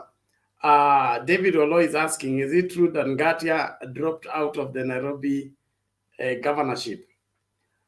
It is rumored, but is yet to be confirmed, that there are some issues with his papers or something like that. I don't know. But let's wait and see, because Nairobi governorship is a hot thing, and Azimio is not taking chances, because running Nairobi is running the country. And so it will not, in the one thing that we have suffered in Nairobi is court cases.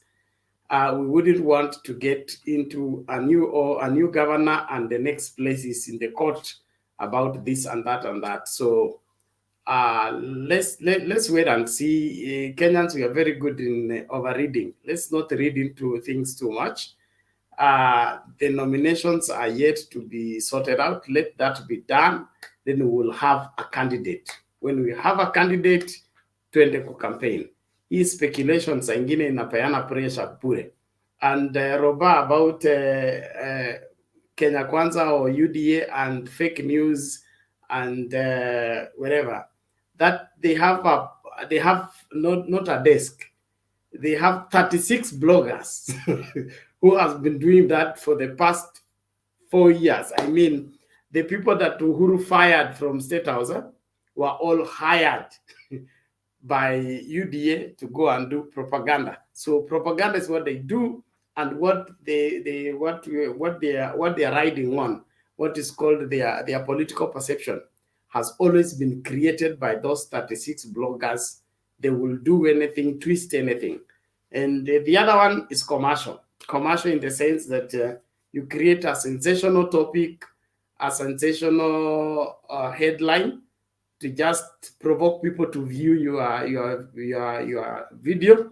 And the more your video is viewed, the more money you make. So kuna wale ambao wanafanya hiyo purely for commercial and of course playing on the emotions of Kenyans. But Bernard, I want to say I should maybe join that business, because YouTube is like 1 hour from my house where I live, and Facebook's just 1 hour from now. I should just like do that business, and I can just go and walk there and they give me the check, man. Go ahead, give it a try. Yes, Mato, Bernard, you know, me, I'm a realist. And I come from Nairobi and I hear what people say. And then even myself, because really, yes, I'm in Azimio, but I also look at a leader. I think whether Sakaja is in UDA or wherever he's gonna be, I think Sakaja is gonna take that one. I think that one we have to accept. I mean, the guy is a straight guy. He's good. I think kuna zile tu lazima tukubali tu. There's no one that can beat Sakaja in Nairobi. I mean, and especially Nairobi are people who are, they don't look at the chama. They can do not a 6-piece. They can do one and a cocktail. I think that one. Let's not fight so much about that one. Wherever Sakaja is gonna be, he's gonna take that one. Mato, that one I will bet you on that. You can't. Sakaja is too. Sakaja is an accident. He made it as a senator by accident, sheer accident, because there was no much challenge, and the difference between him and Sifuna was minimal. Left for the Nairobi politics, Sakaja has no cloud. Is just as good as William Ruto. He's trying to make inroads, but determining the Kenyan, the Nairobi politics and being able to make sure that he wins, I don't think so. It will take an act of God. Now, I say that with some reservation. It will take an act of God for Sakaja to run Nairobi. And Nairobi has learned by experience on what it is to follow a greenhorn and put him in office. You remember the 2013 governor election for Nairobi, when Kidero ran against Jim Nambaru and these other people. The elections was decided on soberness. They wanted a manager. They wanted somebody who is learned, exposed. That's how Kidero won. Okay? 2017, the madness came in when the people came in with a campaign of running down papers, running down education. They said anybody can be a leader. You don't need papers. You don't need to go to school. That's how the song of madness came in. And we have suffered under that madness. Nobody in Nairobi is going to run on go get a governor on the premise of experimentation. Party strength in Nairobi. It is Jubilee, yes, and it is ODM. This combination of these two is a very, very hard combination to dissolve in Nairobi. You can't come in, even if I'm so sure that even if there are two governors running on Azimio, it will be a hard task for Sakaja to drum up enough numbers kupita katikati. Itakuwa ngumu sana. Naona kuna objection. Yes, Martin. But Bernard, you have to realize something about Nairobi. Nairobi is divided equally or 3/4. There's even when Sonko came, Sonko was not.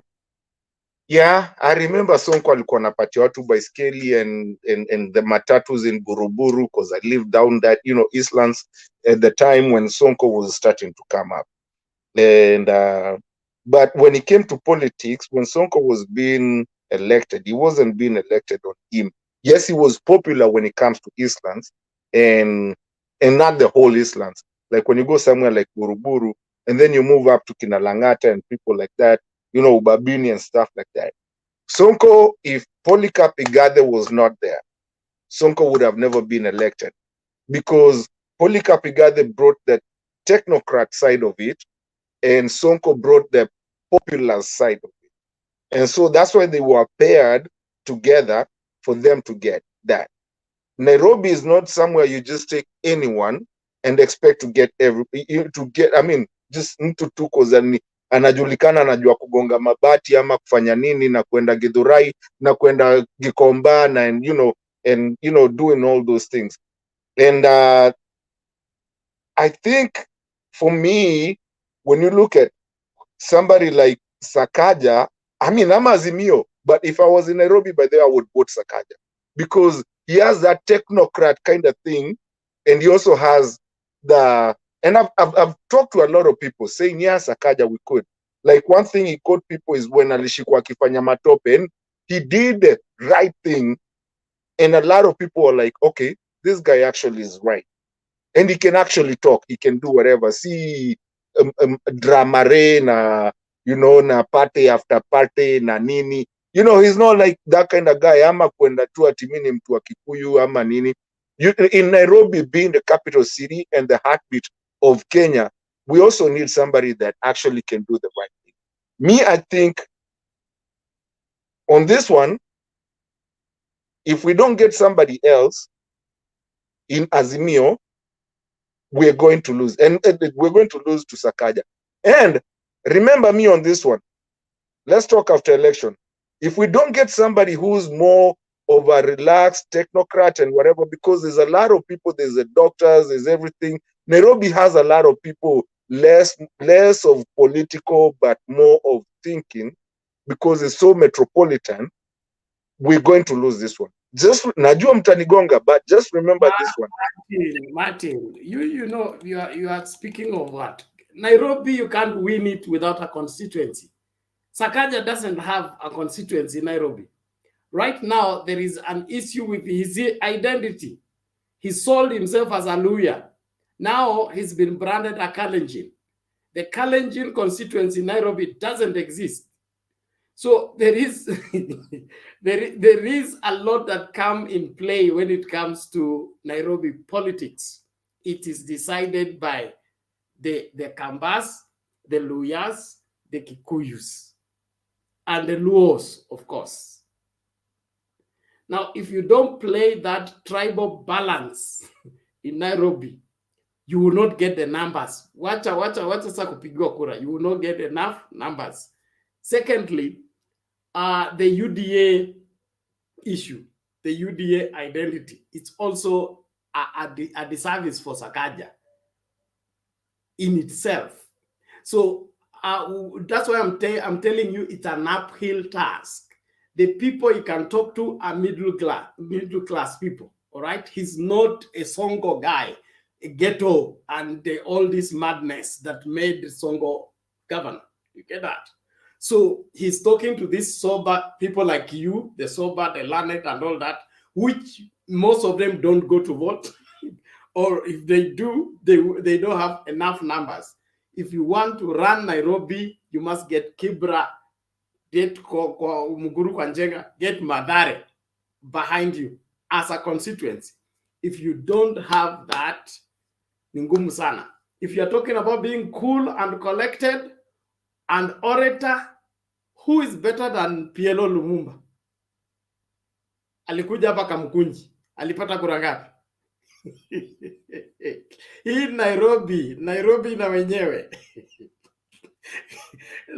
Now let's get Jared first, then Robert will later Mama Selina. I feel like I have to comment in this because my brother Martin, I think he misunderstanding some things. Yes, Sakaja as a person is a cool guy, but I want just to take you back a little bit on history. You know that this guy Sivuna went to run in somewhere in Bungoma in there. I don't know which constituency. Kandui to be specific. Kandui. He lost it, and they came very few months to Nairobi, and they got around 700 votes. Do you think he got because he was Sivuna, that somebody know him? No. The politics of Nairobi is Raila and the Kikuyus, because the Ruya are in the side of Raila. So the Kikuyus come together, and then they, in fact, even Sonko, even if you say that he won, if you see those margins, those are computer vivarangas. So check on the margins, which those people were 54%. Sonko was one of them, okay? Sonko, Mutua, even Mutua from Machakos, those are 54%. You think Laboso, God bless us all in in a ton of this. So do you think she won from Isaac Ruto? No, those are computer generated. So in Nairobi, it will be Raila Amolo Odinga. His votes, they are there. His votes are there. And now you add the Gikuyu. Now the only thing you can convince us is that the Gikuyu face of Nairobi have moved from Uhuru, and they are taking Ruto as their Baba. Then now that's where they're gonna fight from. But Sakaja actually, he had a fighting chance when he was in ANC. He could have come and say, hey, support one of our own as a Luya, maybe to try and see if he can get the Luya vote. As today, nobody is in UDA. You can convince in Nairobi that this is UDA. This is a Luya vote. Maybe you have noticed, you said you came from work. I give you a small assignment. Look at what happened today in Nairobi, the turnout. Then you will know if UDA has the numbers in Nairobi. Okay? So I also agree with Bernard. This one, in fact, I don't see UDA getting even an MCA in Nairobi. I don't see. I don't see. The Nairobi is a clean. Despite maybe if this guy from this Musyoka guy runs crazy and start running waivers, he's just giving tickets for no reason. You know, sometimes I don't know how he thinks, but it's okay. It's the one problem we have to deal with. There is no, and I want to say this, Bernard, if you allow me, and I show him what is the picture. I've told many people that 2022 will be a peaceful election. I've told people that because even if, I'm not saying, and people listen very carefully, even if we were to rig this election for Baba, which we don't need to, there is nothing which would happen because there is no person who is going to go in Nairobi street for William Ruto. So forget about that. So this will be a peaceful election. Somebody will be escorted. Actually, they have asked him to move to Sugoi so that we can renovate the house. So there will be no problem. I'm not saying, I don't want people to come back and say that we have said we're going to league. We don't need to league because we have always been leaked out. So we are going to demand our right to share. Thank you. Thank you, Jared. Robert, fast, please. We need to bring him. Let me just say, let's look at Sakaja, how he came to be known. He used Chubiri to build himself. He comes up, he gets what he Senate, he betrays Uhuru. Now he runs, he goes all the way he says he's with what's that, Amani of Musalia Mudavadi, ANC. So he's with ANC, he has betrayed ANC, now he goes to UDA. I don't think many people are not going to forgive him on that. He had a chance. He had a chance if he could have stayed with Chubiri. If he could have stayed with Chubiri, then from there, he sticks on there, then he says, he wants a ticket. He could have won very easily, very, very easily. But now, a combination of Nairobi, we have Raila Odinga, we have Uhuru Kenyatta, we have Kambas Kalonzo Musyoka, we have plus the Kisis who are there. And if Azimio can come up with one candidate, Sakaja will see nothing. We'll see nothing. That's my take on that. Thanks. Thank you, Robert. And I was talking about constituency, I would say that Simba Arati will perform better in Nairobi than Sakaja by far. That is it. Because of constituency. Nairobi, you can't fight if you don't build a base. You must build a base and function from that base. Accidents in politics in Nairobi don't happen twice. They don't happen twice. And then, in fact, Margaret will perform better than Sakaja in getting numbers in Nairobi than Sakaja. So the UDA have a lot to learn about Nairobi politics. They think that, thanking God the way they do and mixing things, everything will just work. No, politics, especially Nairobi, is hard work. Hard work in getting in the hearts of people, in building up a constituency, and stepping out on what you have invested, not an assumption that because you greeted so and so and you associated with so and so. Sakaja blew it when he was made chairman of in the Senate. His stars were looking up. In fact, there was it was rumored that he will be Baba's running mate. Earlier, just even before Baba, it was just, I think, after the handshake, his star was shining as he was making presentation in parliament, and there was a consideration that Baba will have a good chance if he has a youth for a running mate. He will get all those youthful votes and all that and all that. But when he messed himself up with that bill, and then the issue of COVID and that, and then now he went into leaving Uhuru, go to run with the Mululu man, stays in Mululu, he's not helping the Mululu man, he's confusing the Mululu man further, now delivers the Mululu man to UDA. The lawyers cannot forgive him for that one. Let's just accept it. Mama Selina. But Bernard, in fact, you're right. Before Mama Selina, if they could have gone to nomination with that lady, you could be talking something different today. He could have known that nobody could give him. Yes, Margaret, at least she has a constituency in Nairobi. She has a chance in terms of getting some sizable numbers. You don't come from nowhere and lead Nairobi. Doesn't work.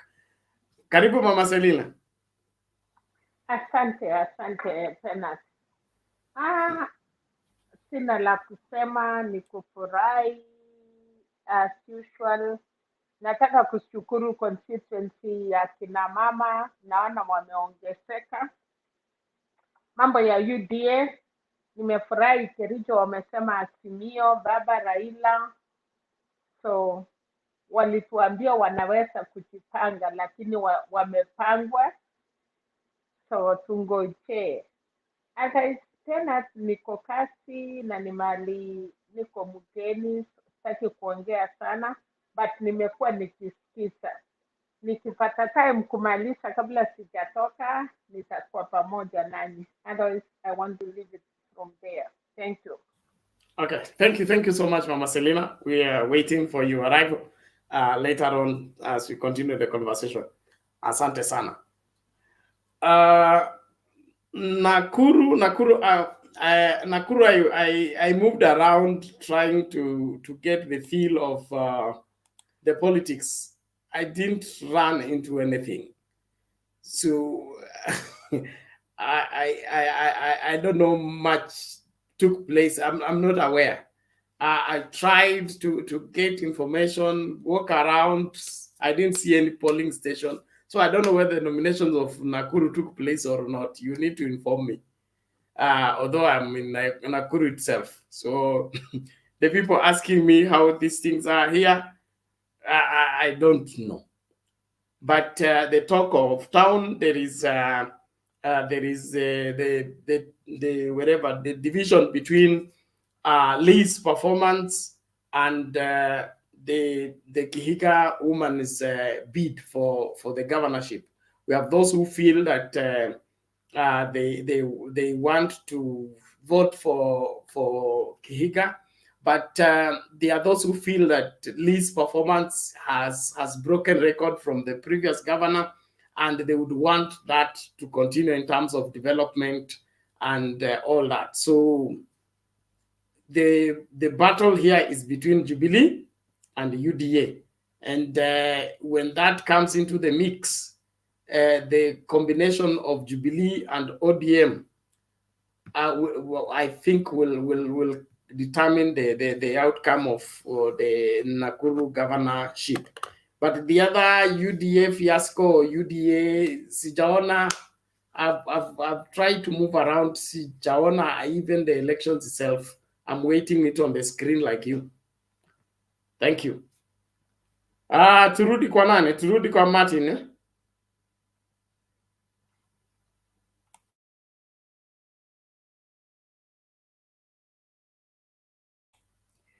Yes, and those people, Martin. if you want to join into the discussion, there is a link I'm sharing as Mtembei TV.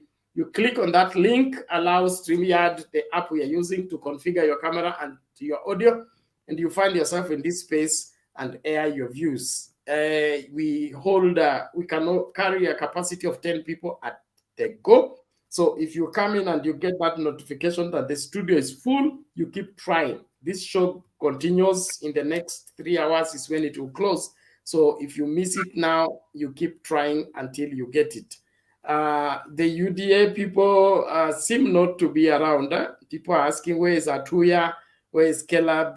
Where is, and of course, I'm still asking where Ndeto is, and there is a Ndeto that came here before Martin, who was vying for UDA in Kinangop. We want to know whether he got the ticket or not, and we're also looking forward to engage him to help us see whether these UDA manenos are anything to go by.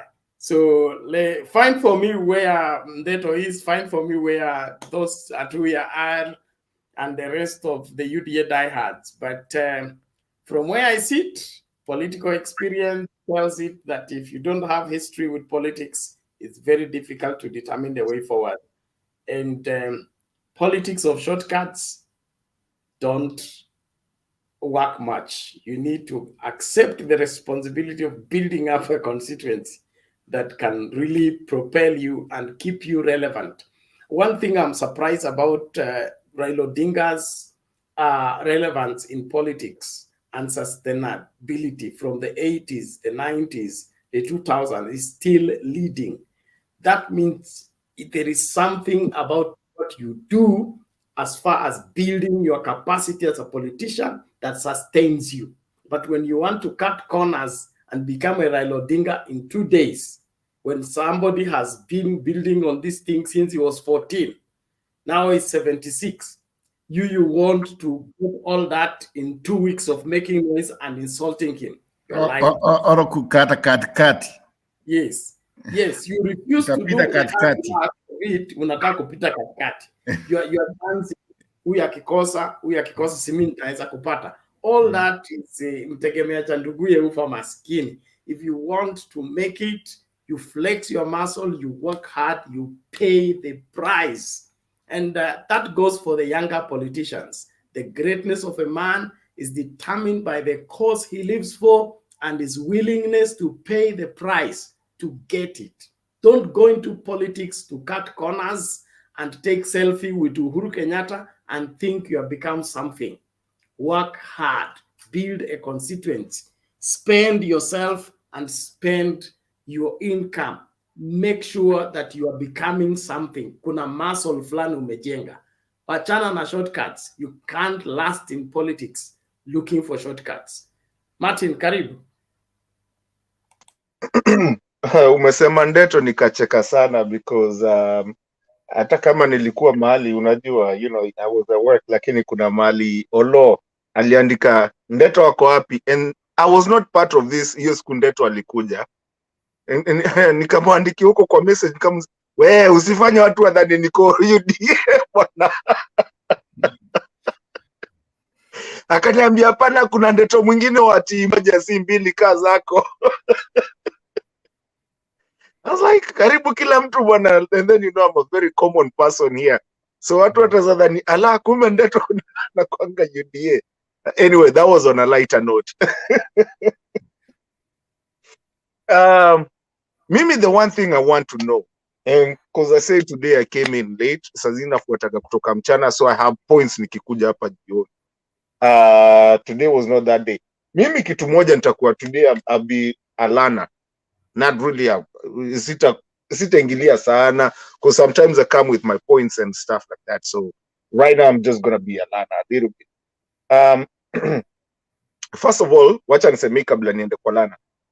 You know, the name for a country to call you Baba,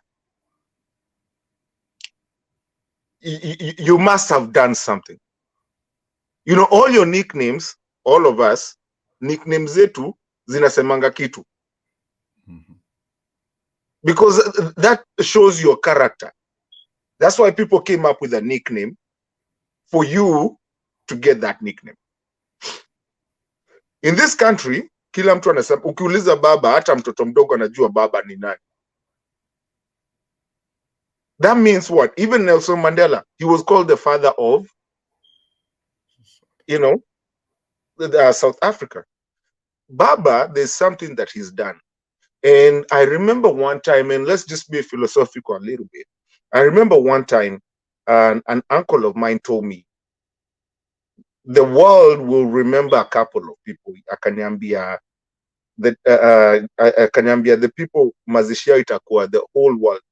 Nelson Mandela, Muhammad Ali, Michael Jackson, and I think he told me another person. And this time they were all living. Why? Because they made changes in the world.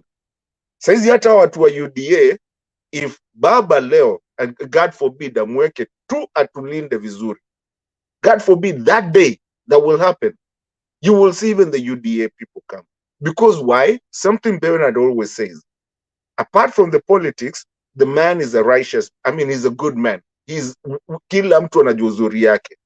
Akigonjeka unaona hata watu wengine wanakimbia, "Oi baba ako wapi? Woi woi woi woi woi." You know, it's because it's how you live your life in the righteous way. And normally we say, even the people in, and I keep on saying this, diaspora na gongangwa like saa zingine, but a lot of us don't want to be out here.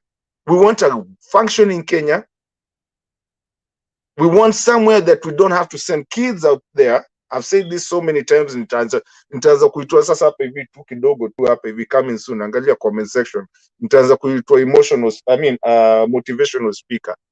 But that's what the real thing is. It's not about which party are you on. What are you? We need good leaders. But the whole thing, Mother Karua finished that. Mother Karua said, there's good and bad on both sides. But I can see more good on this other side. Because at the end of the day, we all want to be in the right Kenya. At the end of the day, it's not about who wins, who does not win. It's about what is Kenya going to be. And the reason I come over here is because we have those conversations. And also, I learn a lot. So for me, the truth shall set you free. Kama kitu yenye ilifanyika parliament today. Yeah, watu wengi wanaziangalia ni kama politics nini. But okay, why do we call Baba Baba? And then you go this other side, hata tuakwe mzuri aje, hata watu watuambia kwaje, why do we call him hiyo jina ingine inaitagwa, sitaki kushikwa na NCIS, whatever, hiyo ya mtu mwenye anapenda kuchukua vitu za watu. Unajua? Why do we do that? Because it's your character. Even here, as panelists, we have our own different characters. You know? And people will even name you according to that character. People will comment to you according to that character. So, it's hata kwa boma yenyu. That's how it works. Kuna sister yako mwenye unajua, ai, huyu siwezi muendea na hii. Alafu kuna brother yako mwenye unajua, huyu naweza muendea na hii mchezo. Is a character. But then again, at the end of the day, we're trying to bring up a country that can defend itself with the whole world, and they can actually keep its sovereignty and keep its constitution. In these games of people, and I'm so happy that that UDA thing worked today, because when you look at people like Kinaket Waruguru, the people that were talking matope kabisa, now they are not nowhere to be seen. I mean, sasa now I don't know if they are going to go independent. ama watafanya nini, is because you want to be out there because you think you're not looking at your political life, you're looking at nikipiga baba nitapendwa huku, nikiita baba mzuri hii side nitapendwa huku. But you're not looking at that because you're so caught up in your politics that you can say anything that will make you get there. But then sometimes there's something called karma. And karma is a B-I-T-C-H. Karma will get you. So now, where are these people, that the big people that have been talking vibaya na kutusibaba na tusingi watu and everything?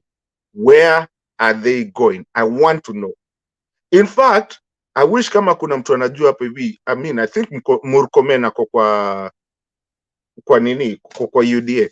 Can somebody tell me where is Murkomen, kama alipita yake ama alipewa direct ama what happened? These big people is the ones I want to know.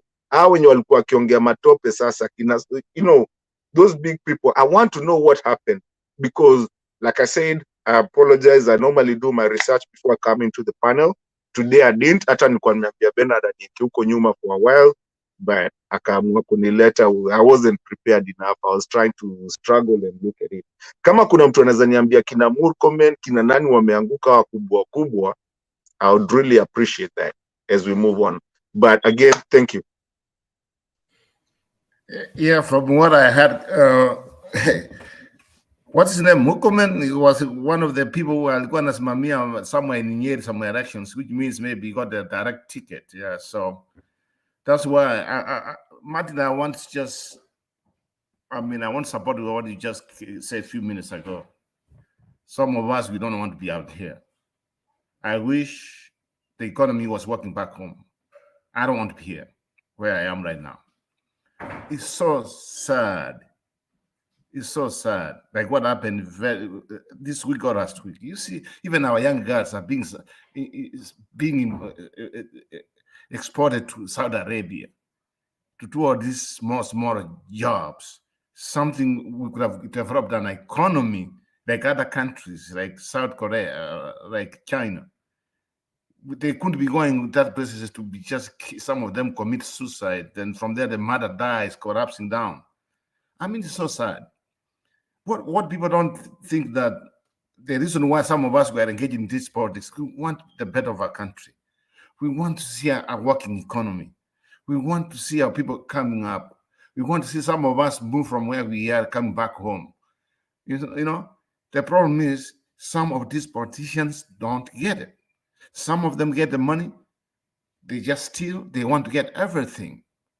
And that's where the problem is. They don't understand it. The one thing, Bernard, I want to tell you, Kenyans, wherever they are, we are losing generation and the generations of Kenyans going outside our country. It's not a good thing. Some of them think, oh, they are going to get employment outside there. First of all, I can walk down the street where I am right now. And I don't know my cousins. I know some of my brothers. Some of them, they're doctors, the best doctors in the United States now. Some of them went to schools where I went to, Arans High School. Some of them went to Mangu and other places. And you know what? Everybody's happy they are working outside the country. We are wasting our young people. We are wasting our young women. We are wasting our generation. The country will take many, many years to recover.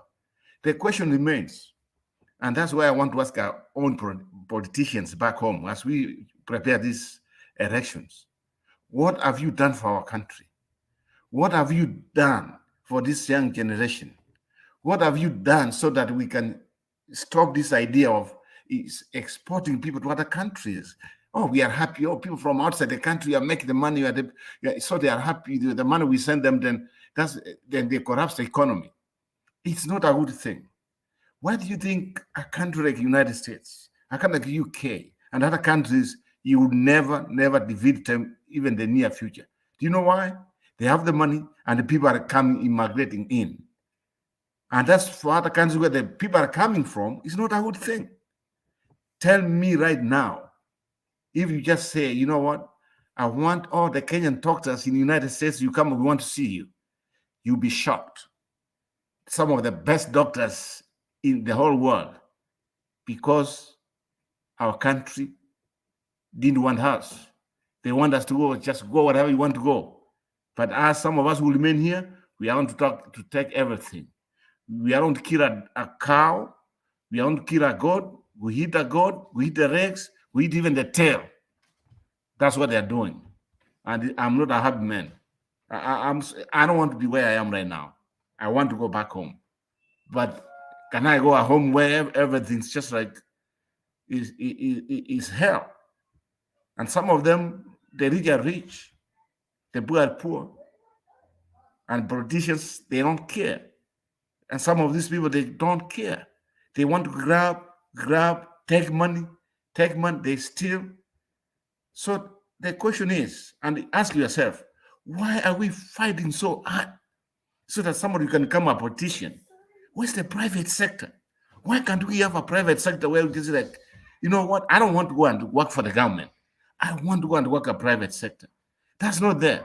Everybody wants to be a politician in Kenya. They are fighting. Somebody's at Senate is fighting to go back to be a governor. Do you know why they are fighting to be a governor? Where they have money on their hands, where they can get money. And that's what's killing our country. And people are not saying, they are not even talking about it. And we, the stupid people, keep on just electing them every 5 years. They do the same thing. That's why I said, you know what, something's better than nothing. Let me see Papa what he can do. With Ruto, I can't wait until I just seem to get out of here. You had your 10 years, just get out. I mean, it's so sad. It's so sad. Some of us, people think that, oh, from a foreign country, we are not happy. We want to go, some of us want to go back home. I could have just, where I'm sleeping, where I can just wake up, I can hear birds singing. You can hear Kiswahili sometimes. Yeah. You know how much some of us men people are stressed up. But our country, they want, those who are in power, they want to swear everything. You swear, but hell is waiting for you. Thank you, Bernard. Asante Roba, I hear you and feel you, that I have a challenge for you. Yes. One of my senior bishop is called Bishop David Oyedepo. Said a statement many years ago, said, the America we have today, it was not built by the Americans who are in America now. It was built by the Americans who did not live to see the America we see today. And he said something else. He said, if there was a way you would carry all the Americans from America and bring them to Africa, then carry all the Africans from Africa and take them to America and give them 50 years. He said after 50 years, Africa will have developed, but America will be needing development. So the problem is not the location.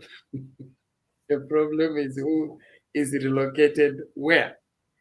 And so as Kenyans, I think we need to do more than we complain about the situation, and that is prevent this from recurring. We have had 60 years of independence, complaining about the same thing. What do we do so that we don't pass this on to another generation? Because we have already passed it to 2 generations. How do we prevent it from doing so? You talked about private sector. I think we need to come up with a plan that is able to help out with cutting all this passing over of issues. Like there is a project, I think Butere MP is building up a city, a city with hospitals and something that will create employment for the entirety of the Western region. Now, if people came together and pulled up their resources and put up that kind of a city, that is how to build an economy. other than us waiting for a particular politician to come and give us handouts and then tell us tuendelee hivyo hivyo. Hiyo ni maendeleo. Maendeleo haendi hivyo. Maendeleo yanaenda wakati watu wanaendelea kimaisha. Kuendelea kimaisha, you have moved from one level to another level, then another level. Sio kuendelea kupumua na ndani na nje. Anybody can do that. And so you, especially the people in the diaspora, and having the exposure you have, having the kind of connections you have, and now that we have devolution meaning we have local governments. These local governments have autonomous capacity. Autonomous capacity means they are able to source for funding outside the country and engage investment directly to the county that will help develop that county and help the people in the county. If there can come up something like that and you people bring it up and you're able to facilitate, it will help much more, other than waiting for the central government to go and cut this deal. And then when it comes, they say, you should distribute to us our 30%. We must get our 30%. Like what we are talking about, the multinational oil companies say they must get their subsidy. If you don't give us our subsidy, we don't give you the oil, and things like that. This sabotage approach is one of the unmaking of what is happening in our country. And if we believe in Kenya, we believe in this country, then we need to believe in it strong enough to invest in it, not for ourselves, but for our children's children. Get into politics to make life better for our children's children, not to eat today, build yourself today, make yourself something today. Who is sacrificing himself today for the future? Because the America we have today, we have people who suffered, who sacrificed to build it. Why can't we do the same to build a future for Kenya, other than using Kenya to eat Kenya? Yes, Martin. Bernard, you know, and I hate to expose myself this much. There was a time a couple of years ago, because I've been here for a while, but I'm always in Kenya and stuff like that. There was a time I, through a job that I used to work for, and the boss had gone through, you know, substance abuse, and we decided to open up a rehab in Nyahururu. And I went through a couple of people, and I got the funds, and I said it all back. And yes, it was there. It was called Better Life. I think hata mtu akiingia kwa internet ataziona Better Life Rehab. He went. This was through my mom telling me, you know, how there's so much substance abuse and things like that. And we opened. My friend, gava ilikula kila kitu. Taxes, sijui nini. And we've gone and rented somewhere, not even bought, rented. And we did help a couple of people. But all the taxes became when they started seeing that people were coming in, and there was people. I mean, yes, of course, as a business, I'm going there as a business, but also to help people. I also want to get something. But ilikulwa yote iliisha. Because now we couldn't afford any more beds, because sasa this piece, countless, nani anataka hii, city council wants what, mpaka you're doing your books and there's nothing that you're doing. Like you're just pumping. And then at some point I just told my mom, you know what, let it be. You know, because it's the governance that even most of us that are out here, yes, we don't have, when you see people sending like 10K, you can say it's, where you're $200. But the $100 goes a long way. But the governance, once we get the good governance, where it's not all about money, it's not about kukata chenga kupita pale kufanya nini, where you can go get your license to do something. Then we will have a good country. And then we can bring our kids, some of us that have daughters here and kids over here, we can bring them. And that's why sometimes tunakujanga kuonja. Unaonja kidogo ya naangalia kukoaje, biashara itakuaje, tuktuk itakuaje, and then huko ni kubaya. Sasa sijui mtoto ataenda shule wapi, nikimtoa atafanya nini? So most of us is that diaspora, we make a lot of GDP or whatever money that we send back there. But again, it's the governance, and that's why we are fighting so much. And if you find most of the diasporas in Azimio, I won't say it's just a political thing. It's because that one question, in whose hands are we safe? So that way, if we can bring Kenya to what, like when I was home just the other day, you see highways passing and everything, that's what we're used to. So hata ukileta mtoto akuje kupata culture shock, aanze kuendesha mng'ari, na yeye amezoea huku hivi kuendesha kubebwa kwa kiti ya nyuma, ama wanze kumbeba na nini, kumwingiza kwa ma3 na nini. So there's a thin line between it, and we have to talk. We have to talk, because governance is everything.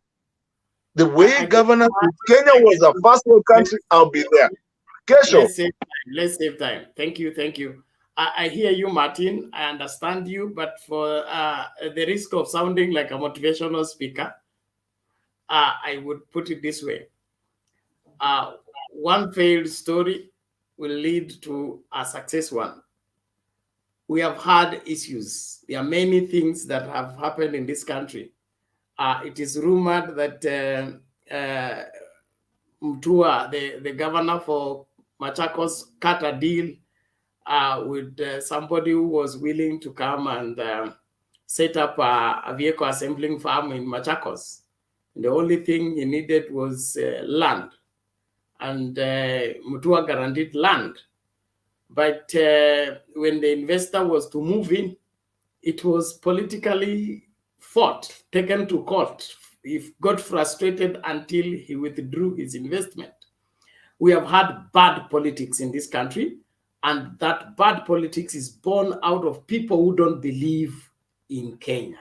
They don't believe in a country called Kenya. And Bernard, let me tell you exactly, because I'm not afraid. Let me tell you who did it. It was Mudhama, the chairman wa UDA. Martin, umeanza kukosa adabu. Sitaki kutuma quarantine. There is a reason why I withhold names and be able to talk that, so that I give you an opportunity to go and investigate and come to your personal conclusion, so that when you prosecute the case, it doesn't end up just to be an accusation, but you see the reality of the kind of country you are dealing with. We have people in power who don't believe in Kenya. They don't believe in the Kenyan dream. They don't believe that Kenya can be a hub where every Kenyan is taken care of, full and well catered for, if it is put to good use. We have been initiated into the politics of using the opportunity of being in power to milk the country to the degree you can, when you can, eat when it's your turn to eat, and there is nothing left for the future. What we need right now is people who believe in Kenya hard enough to sacrifice themselves to build a Kenya where our children and our children's children will be secure. But as long as we are in this for ourselves, we are in this for what we can eat, what we can get, we will never be able to build the Kenya that we desire to have. Now, that should be the informing factor that leads you to seeking leadership. You want to lead the country because you believe in it hard enough to see to it that that country is built for its posterity. Now, that we have not had that politics for a very long time. The politics of people willing to sacrifice anything to build a country. Without that in place, we will play all these games between UDA or ODM and all that, as usual. Another 60 years will just elapse before our eyes. So with these 2022 elections, that's where we need to have a rethink. We need to have a re-evaluation. That person you're voting for as MCA, what is his dream for Kenya? That person you're voting for as governor, does he believe in that county in the first place? Does he know how many resources are in that county? Does he believe in those resources? Does he have a know-how of putting those resources to use so that the county can develop? Or is there to wait for with the ball for the central government to bring the money, then he eats the money?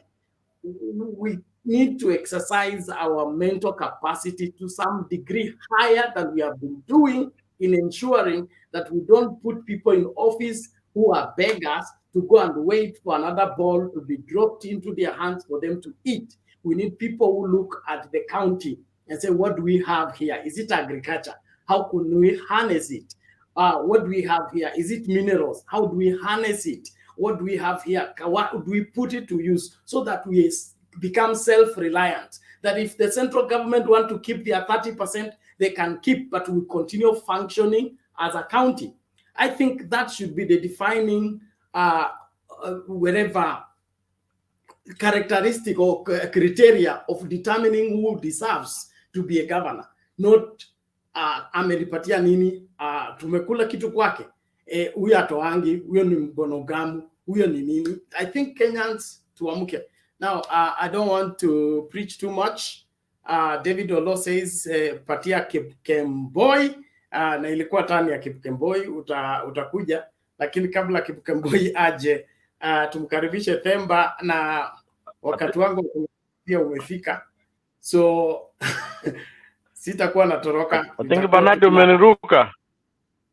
Subiri kwanza ofisa, wewe tumekuwa na wewe hapa. Wewe unataka kuleta I wanted to watch just one point because I also need to retire. Okay, just hold on. We will retire together. Just hold on. Let me have a smooth handover so that we don't create any confusion. So you want to add something to what I've said, or you want to introduce something new? Jared. No, add what you have said. Okay, just take it now before I hand it over to Themba, and then we bring in Kipkemboi. Kipkemboi, stick there. Inaonekana neti yako inakurusharusha nje. Omba kabisa ishikilie hapo, tunakusubiri. Ishikilie kabisa, na good I've seen Duke. Welcome Duke. You know, these are the guys we need to give us the good news of what has happened, and who are ready to advise IPC. But let me not go that point. Bernard, I wanted to bring the attention to people that I have said before, our media is what lets us down. Do you know that ODM has been holding nomination for a week or so now? Because there is nothing happening, nobody cares about it. We already want to, you know, today, the whole day was interrupted. Every media was just following UDA, not to show us good things, because I'm sure they might have done some good things somewhere, but to follow where bad things are happening. That's why you don't hear about ODM.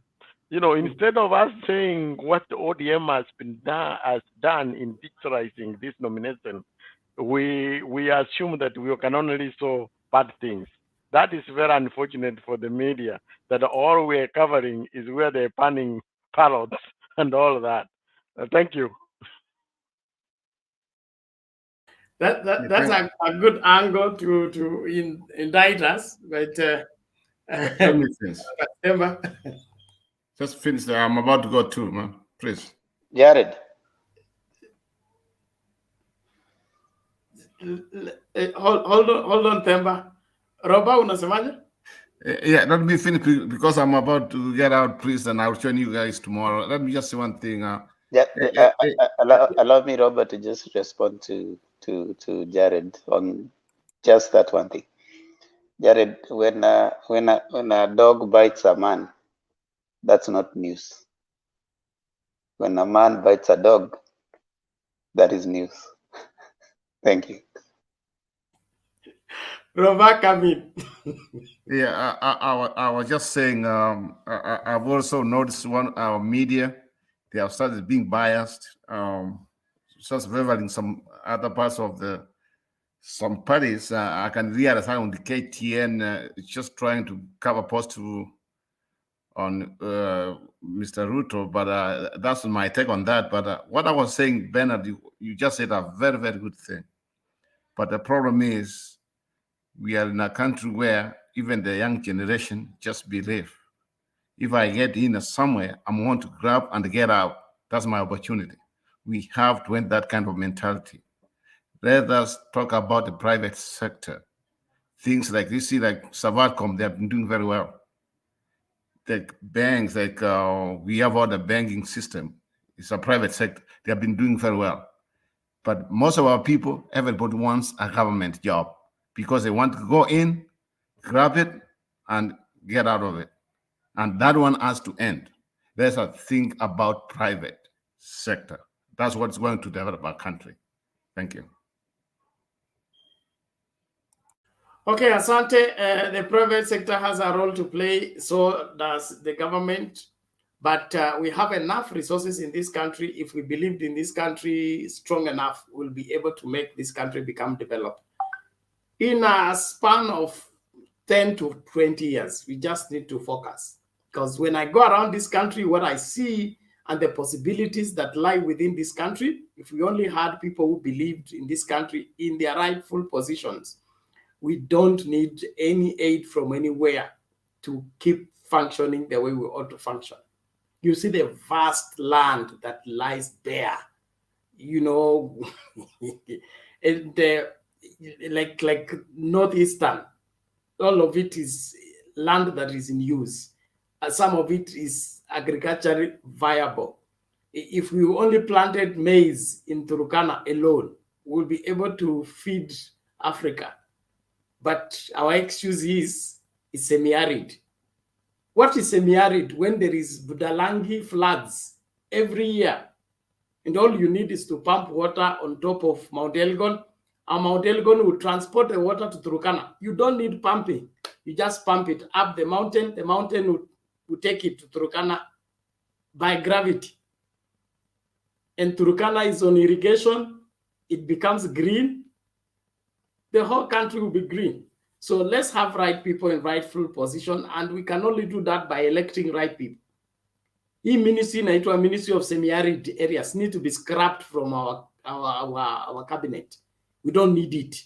If you are minister for semi-arid area, you will have the wrong person in office to deal with semi-arid issues, because your job depends on the existence of semi-arid areas in the country.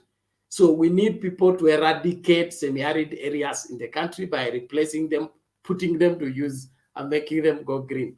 Bwana Themba, naomba ufanye submission yako, tumlete Kemboi, alafu Duke, and then Julia. Mimi nangatuka. I have a session at 9 in the next 3 or 4 hours. No problem. Mimi leo nataka kusikiza watu, nimeona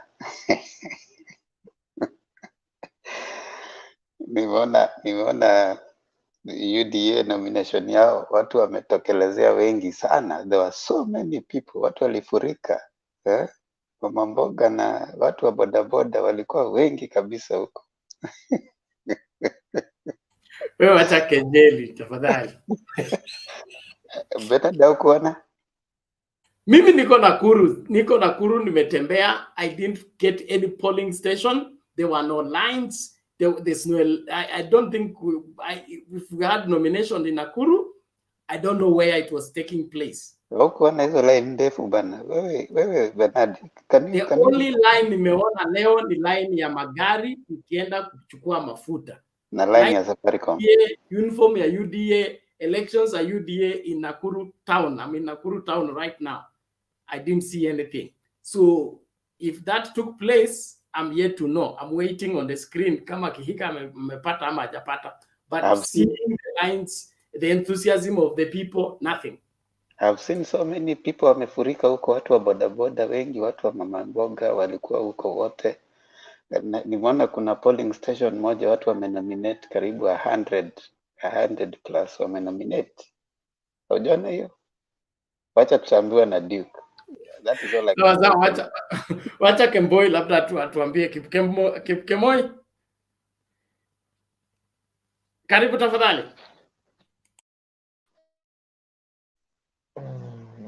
Thank you, Bernard, for the chance you have given me. Right now, I'm in Nairobi, but I want to thank the UDA or the Kenya Kwanza team for arranging the voting staffs very well. And in fact, I'm happy there were no rigging of elections. For example, you can see Kericho County, we were expecting the CS, the devolution, the just Keteru to rig some elections, but we didn't see something like that. They were free and fair. That's why the governor became this guy Mutai. At Bomet, there was this lady, I know her by the name Toto. She's now the women rep of Bomet. Those are the news I'm giving you.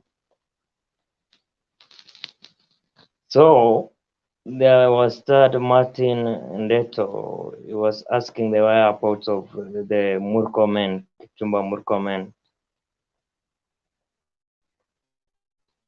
And the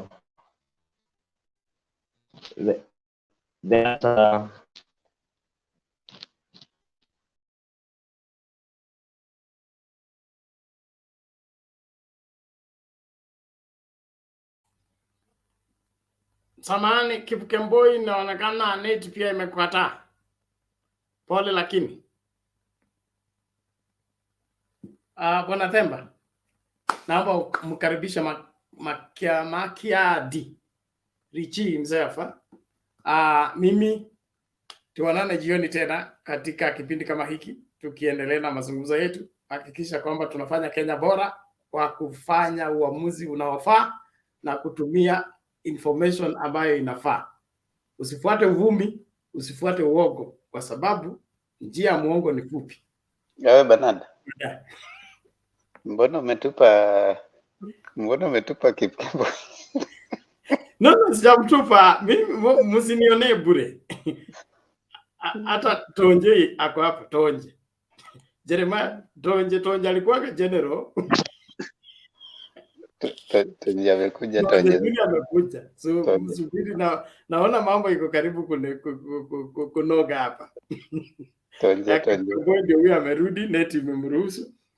Wacha tulie, alafu tutaendelea. Kipkemboi. Yes, Kipkemboi. Yes, I'm back. There was this problem with the network. Ambia UDA wakupatie bundles mzuri. I'm trying to reconnect. Ambia UDA wakupatie bundles mzuri. Una represent hapa.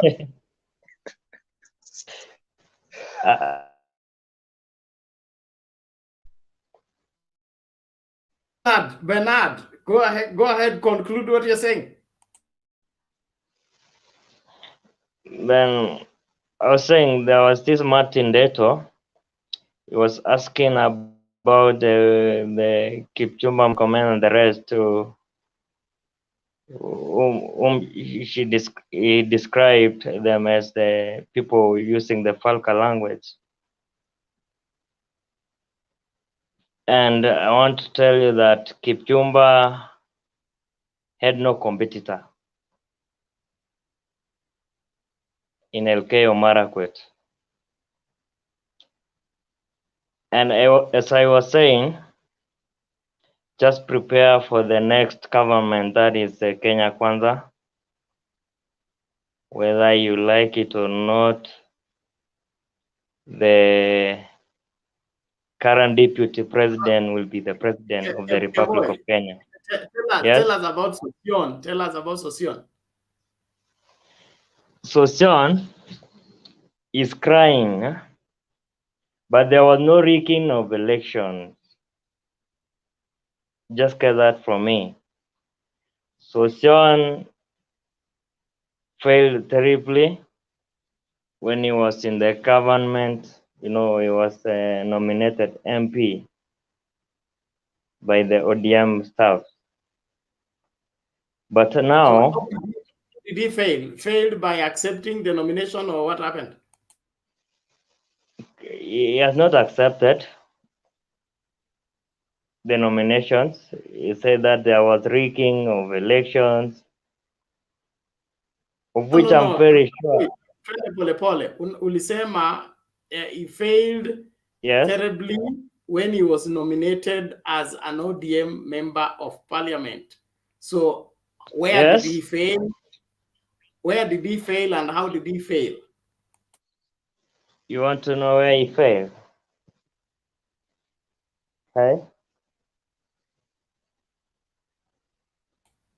Hello, Bernard? Bwana Kembo, umesema Yes, when sir. Sosion was nominated as a member of parliament by ODM, he failed. Okay? Yeah. So I'm asking, where did he fail? How did he fail as a member of parliament? As a member of parliament, he never showed out his work. That is number one. Where was he to show it? As an nominated member of parliament, do you have a constituency? You want what? As a nominated member of parliament, do you have a constituency? No, you don't have. But you represent the people in the government. The party that nominated you. Yeah, exactly. So but we never are you complaining consistent performance towards its people. Hebu tukuelewe tafadhali. Mimi nataka nielewe kwa sababu parliament ni amenominatiwa na chama na hana specific geographical constituency. Okay? So wewe kusema kwamba amefeli, ni lazima utuonyeshe ni eneo gani alifeli. Kutoa mswada bungeni, kutetea chama ambacho kilimchagua, ama ni wapi alifeli? Pale alifeli kwenye Sochon aliingia kwa parliament, sivyo? Hakuna time alitoa mswada bungeni, hakuna pali alitoa majadiliano, yani ajionyeshe, anafanya kitu nzuri, anatetea wananchi. Alikuwa tu hapo hivyo anafuatafuata watu. Now, when his terms collapse,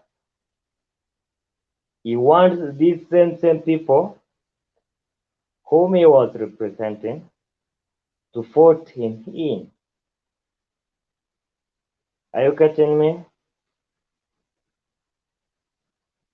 Yes, we are getting you. These same people he was representing to vote him in. The problem is he was not representing those people. He's seeking mandate. He was in parliament courtesy of ODM party, not Bomet. It's not Bomet, yeah. Can I come in? What Kemo is trying to say is this. He was not a true member of UDA. He's an individual who's trying to move from one party to another, but trying to take an opportunity but he's not. He does not truly believe in the ideologies of UDA, the Asura Nation. He's an individual who was in ODM. Now he's trying to move so that he can take an opportunity in a party, and there's not a true belief of the ideologies of that party. That's why the citizens knew that this person is not the true UDA member, and they voted him out. But Mr. Duke, so we had a window of transferring from one party to another. Was there anything illegal leaving one party to join another? But we are talking about consistency. You know, when you have specific principles, they cannot change within a short period of time. There is ideas which you have to believe in. For instance, if you are a Republican or a Democrat in the US, we don't expect you to move from one party to another within a short time or period. So that's what Kipegemo is trying to say from my interpretation. So if you are in Jubilee and you joined UDA, you are unelectable by the UDA family because you are new in the party and you don't look like you follow the ideology of the party. You know, is that a UDA policy? No. That's not the same. They are actually not comparable, because you are talking about a party which was people moved out of it because of undemocratic processes. You know, every party must have what we call a governing council, a democratic governing council, where decisions are made using the democratic procedures. But in ODM, in Jubilee, what happened is that we found a president just making decisions alone, and it stopped to be a party. Well, Bernard Duke, you are bringing in what I did not ask, and I just asked. Like Aisha Juma was in ODM. I understand she's been given direct ticket by UDA. There are people who are in Wamatangi.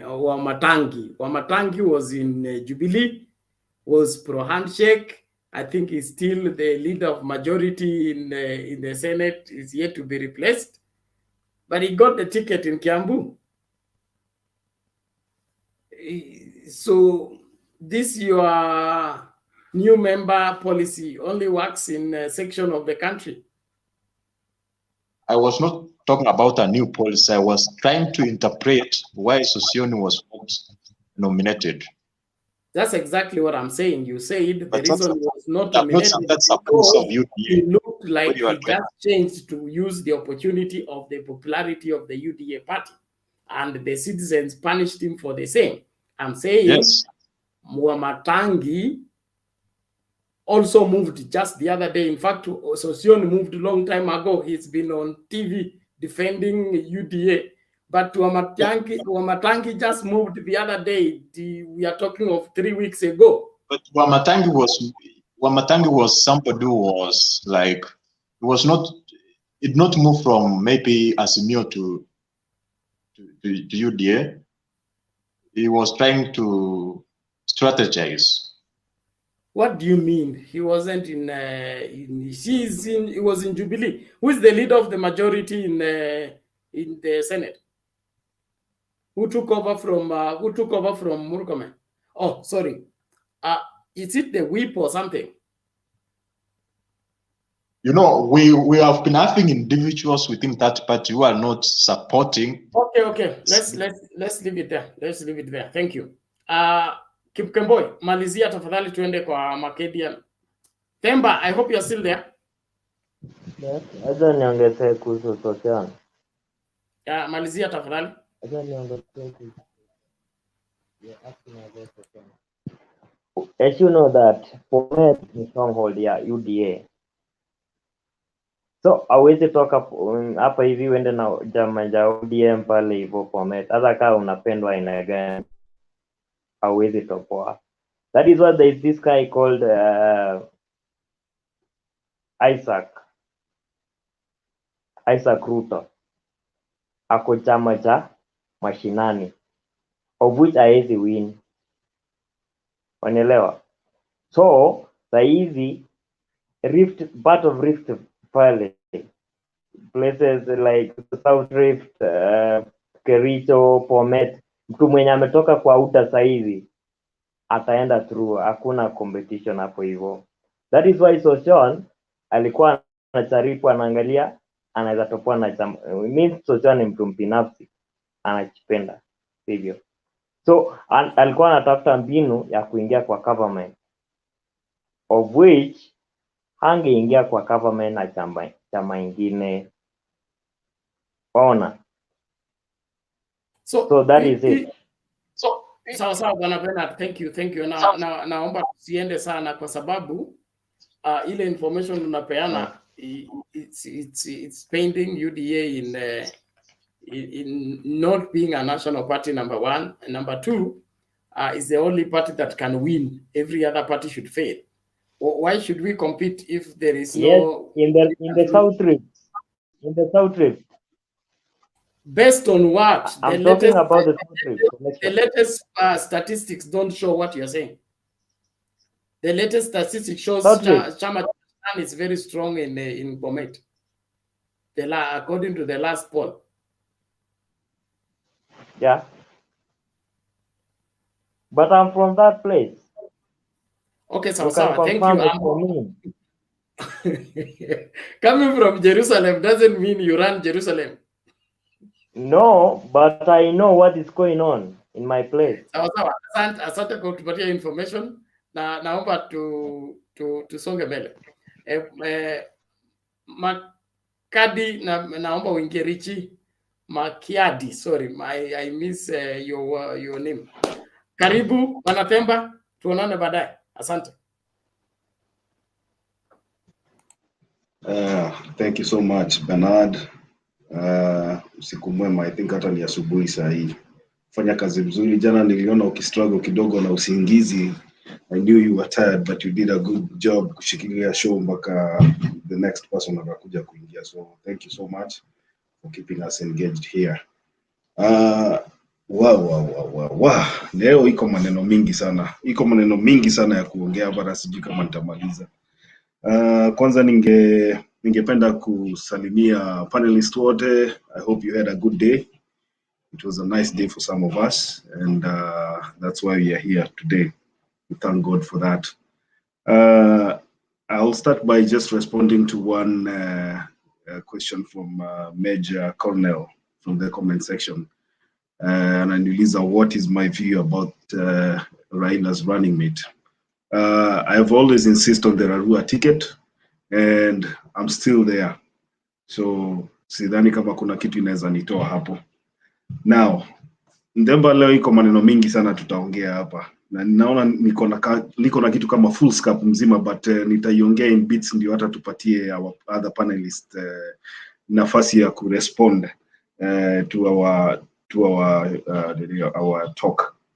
First of all, nataka kuongea juu ya UDA nominations. Na naona mwalimu Julia ako hapa, anaweza nisaidia na kizungu. Disaster, shambles, catastrophe, calamity, tragedy. Sijui kama kuna majina zingine zaidi ya hapo. You know, when you criticize something or you criticize somebody, then you must have an elaborate plan for yourself. Wakati tumekuwa tukiambiwa na members wa UDA that we cannot run a nomination process peacefully, then we expected better. We expected a standard to be set by them. And yesterday we said here that this guy planning to do a nomination process in one day in 32 or 37 constituencies.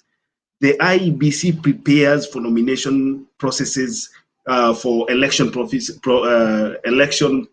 for about 5 years for them to do that election in one day.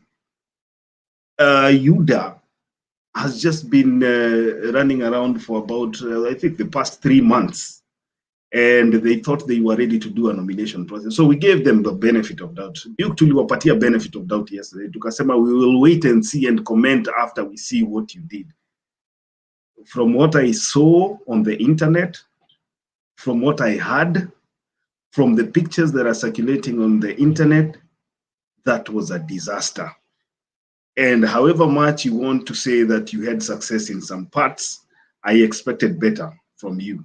You know, one panelist here said, Wangira, I remember he said that things are changing, you know, people are moving digital. So I did not expect to see ballot boxes zikibebwa na makaratasi kama kreti ya maziwa zikisafirishwa huko mpaka Embu huko, and then watu wanasimamisha lori wanashukisha ballot ya senator na governor wanachoma. I mean, I expected more from you guys. We were even afraid. We were giving you all the praise, thinking that you guys are the real deal. We expected you to move the nation to another side, you know, a notch higher in terms of nomination and how you carry out your processes. But seriously, you guys are a failure. And I don't think we expect anything from you better. And I don't think even moving forward that you guys are worthy even forming any government.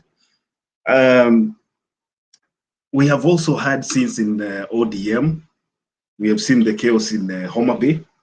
And we agree, ODM has always been in this thing for the past, I think, 10 or 15 years. And we said we have our weaknesses and we do accept our weaknesses. That is why we try to improve, process improvement every day. We come with new technology just to try and make our systems better.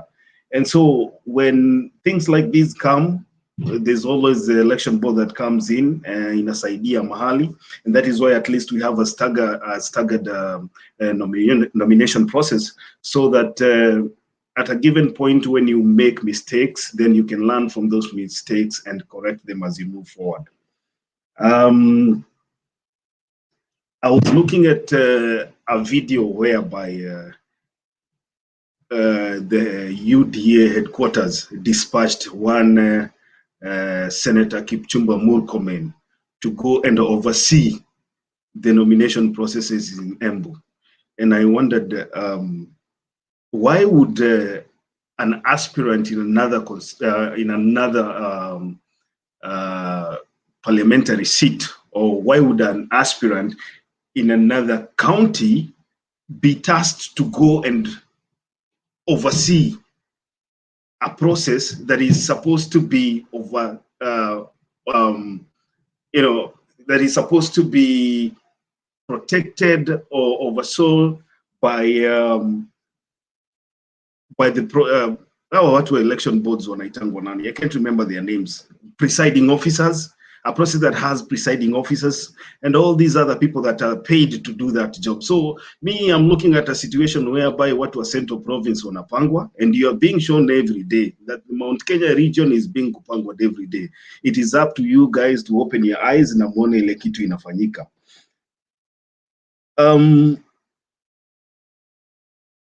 I was also looking at the people who are making a lot of noise in Demba, the likes of Ketu Waruguru, people who have risen to their stardom in politics by verbal abuse, people like Isaac Mwaura, people who have no gratitude at all, watu ambao wamepatiwa na mkono moja na baba wakakula alafu wakauma huo mkono. All these people have been shown the door, wametupwa wote nje. And I think it is a high time in politics that people know you cannot bite the hand that feeds you. That's a good lesson. I was really happy to see these people going outside, I mean, being thrown out by the electorate. And I even looked at this guy mwenye alikuwa anatisha Uhuru Kenyatta ya kwamba atamrudishia gari yake. I mean, after that guy, that young guy, ametupwa nje. It's so amazing how people think that if somebody builds you politically, you think that when you go to parliament just for one term, that you've grown so much that you can even abuse them and show them disrespect because you have the ground. Now tumeona ground ni nani yako naye. The turnout. Oh my God. Watu hesabu wamefanya hesabu wakasema there was only about 2% turnout in Mount Kenya. Looking at Busia, election ilifungwa saa 10 a.m. kwa sababu hakukuwa na watu wa kupiga kura.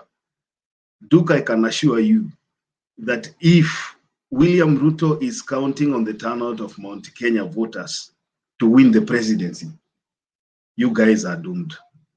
From what I saw today, you guys are doomed. Because we have always talked about math here, and we've always said that if William Ruto has to win the presidency, then the turnout in Mount Kenya must be above 80%. But looking at the numbers that I saw today, I don't know what more you guys will do to encourage voters to come out of their houses and vote for UDA. But from what I saw today, I don't think you have any enthusiast voters in Mount Kenya, and it will take a lot of convincing for you guys to get the numbers that you're looking for.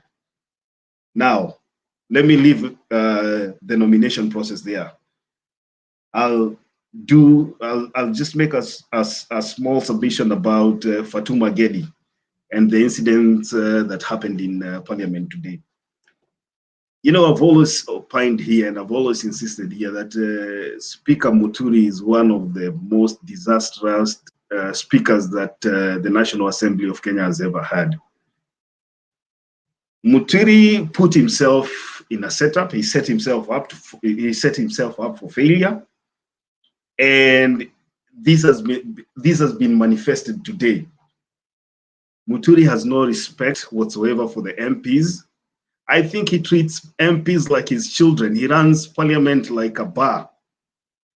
You've seen what happened today, where he even had to throw a member of Parliament out, and the member sat down because these people don't respect him anymore. If you draw a parallel between Muturi and Marende, you will see a big difference. The way you treat people, the way you talk to people, the way you interact to people determines how they interact back to you or how they respect you. Muturi is a failure. He took that seat by virtue of being a friend to the president. He has spat on the president, and he has lost the respect that that seat he holds normally has. When you ask Gedi to go outside and get evidence, you know, I was really embarrassed Ndemba today. Gedi ameniangusha leo. Mi nimeona amekuja na suitcase. I expected a pickup. Yeah, evidence. Because hiyo suitcase yenye ameleta ikiwa na evidence ya corruption ya Ruto ni kidogo. Speaker wa bunge akikwambia uende kuleta corruption cases evidence ya mtu kama Ruto, you are supposed to kukuja na pickup. So mimi niliangalia amekuja na suitcase nikasema ametuangusha. These guys are in a team that is full of corrupt people. Wamejiset up as a corrupt team, and I don't know how he's going to get out of this one. Muturi amejieka ndani, sijui atajitoa namna gani, because if that evidence is stable in Parliament, then it has to stay there na itakuwa kwa vitabu za Parliament. Hata mtoto mwenye atazaliwa kesho akienda kwa hindsight ya Parliament atakuwa anaona hiyo evidence. It will be very difficult for William Ruto to exonerate himself from the evidence that will be tabled in Parliament. Now, should I go on or ama niachie kwanza hapo alafu nitarudi? Niko na mambo mingi sana niko na. Achia hapo kwanza kidogo. Okay. Naona Duke ana Duke sema. Okay, I will start by responding to, actually I can say counter arguments. First of all, Richard is trying to say that there was a low turnout, which is not true. I actually watched news at 9, and there were some individuals in some parts who were still in the queue. So talking about low turnouts, I don't think you are honest, because also you don't expect the nomination, the turnout of the nomination cannot be equal that of the general election. Now, about the incidences we have witnessed across the country, it indicates that individuals know that getting a UDA ticket is like getting a winning ticket. So that's why we have seen a lot of issues, individuals trying to make sure. Duke. Yes. Mute kidogo. Maybe some information here I have can help you kidogo. I want to take an example of a county that is generally considered UDA, say Kericho County. The turnout was 46,876 out of 400,000 registered voters. Now I go to Kiambu. The turnout was 18,667 out of 1.3 million voters. Now, I want to pick a post by one of the guys from Jubilee so that you comment from a point of information. Yeah? And this is Bujiri Wambogo. Bujiri Wambogo is the Nyeri town representative. And this is what Bujiri Wambogo says. In 2017, Jubilee nomination, I had 17K votes. Number 2 had 11K, and number 3 had 7K. Today, the guy who was number 3 got 3K and is now the UDA MP nominee. So you can look at that. And Duke, don't worry. We all sometimes have bad days in office. So it might have been a bad day in office for the UDA guys. So you don't have to crop it. Go on. To respond to that, what I can say is this, nominations cannot be the same. For instance, in 2017, actually the number of individuals who turn out for a nomination, it depends how competitive it is. If you find we have one individual without a strong competition, people will know this is going obviously to win. For instance, in 2017, we knew that Waititu was strongly competing with Kapogo.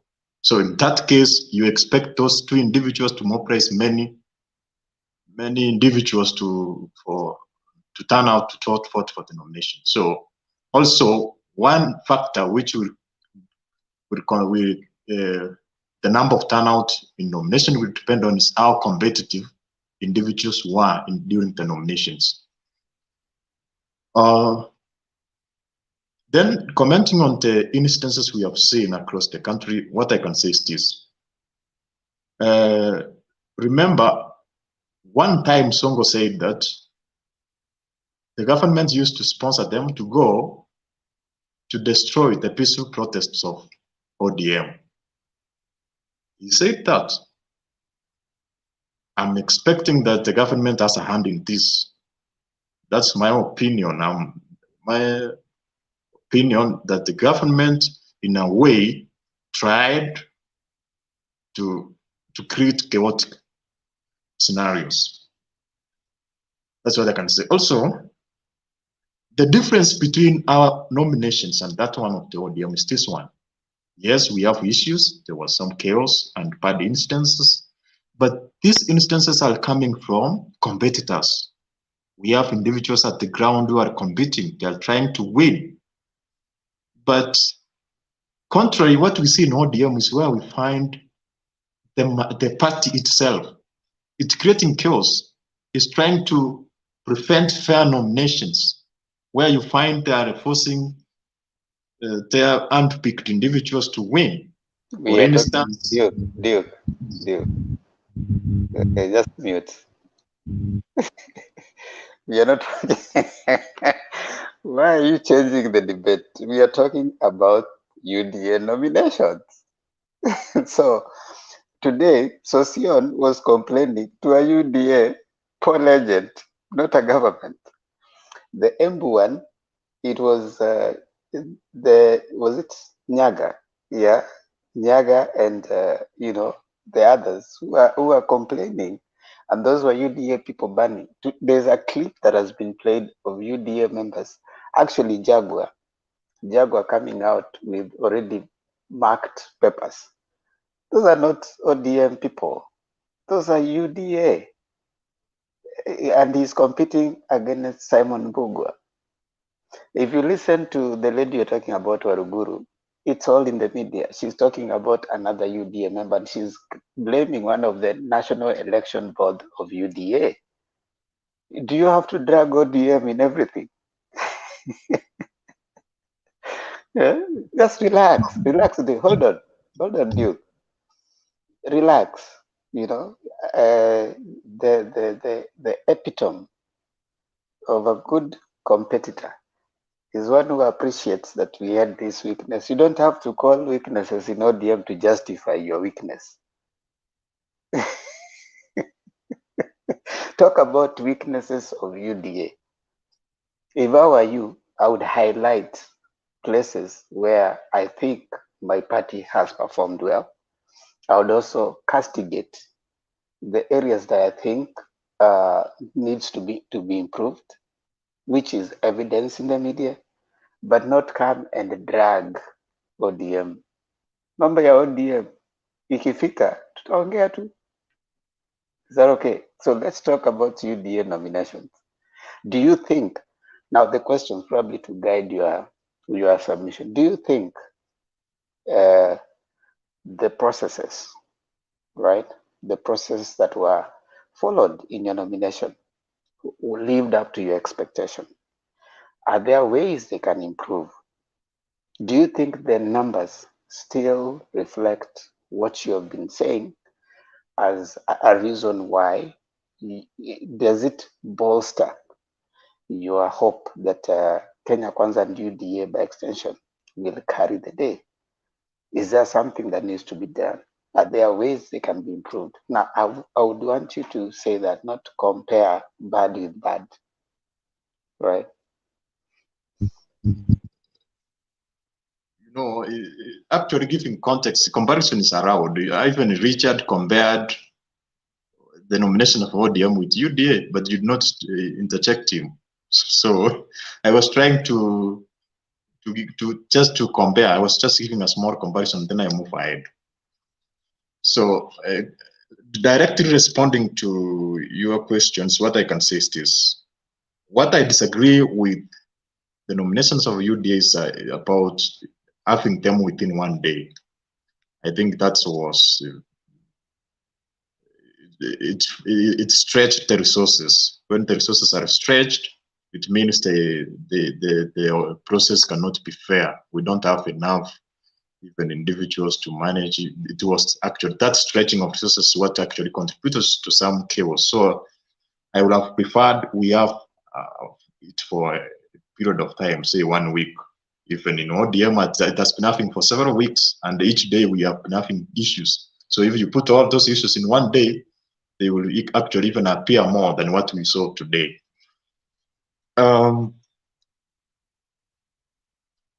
Then I could comment on what we have talked about, William Ruto, actually the corruption instance. There is a person who was trying to give evidence of corruption. Actually, the speaker has been very fair because that already mentioned that Ruto is corrupt, and he asked time to bring evidence, and he was given maybe 2 days up to today to bring evidence into parliament. But the lady was even unable to, he was just having some pieces of papers where she did not even understand what she was trying to say, and even tried to change that I did not mean Laikipia. I made a mistake of mentioning Laikipia, you see? So he's trying to, and from my point of view, is if he has evidence, you go to the court of law. If you go to parliament, what happens? Just it's like trying to create some scenarios to score some political points. About some MPs being thrown out, that actually was fair. If you, Richard, do you hear what did the Papa Wino say before he was told to move out? You see, now you are seeing him being told to move out is bad, but you did not hear what he said. So first of all, you have to hear what he said. I heard what he said. I heard what he said. What is that fair? Should a person say that and remain within the chambers of parliament from being unbiased? You see, no. So that's what I'm trying to say. And finally, what I want to comment about what Indeto said. I was listening. They were discussing about, they were trying to compare the US with Kenya in a way, and they were trying to say The reason why they are not coming to Kenya is that Kenya is not a first world country. That was a disappointing maybe there is something, a statement of that you came and you see there is no highway, so then you go back. I captured you well in Deto because I was listening to you. So for me, what I can say is this.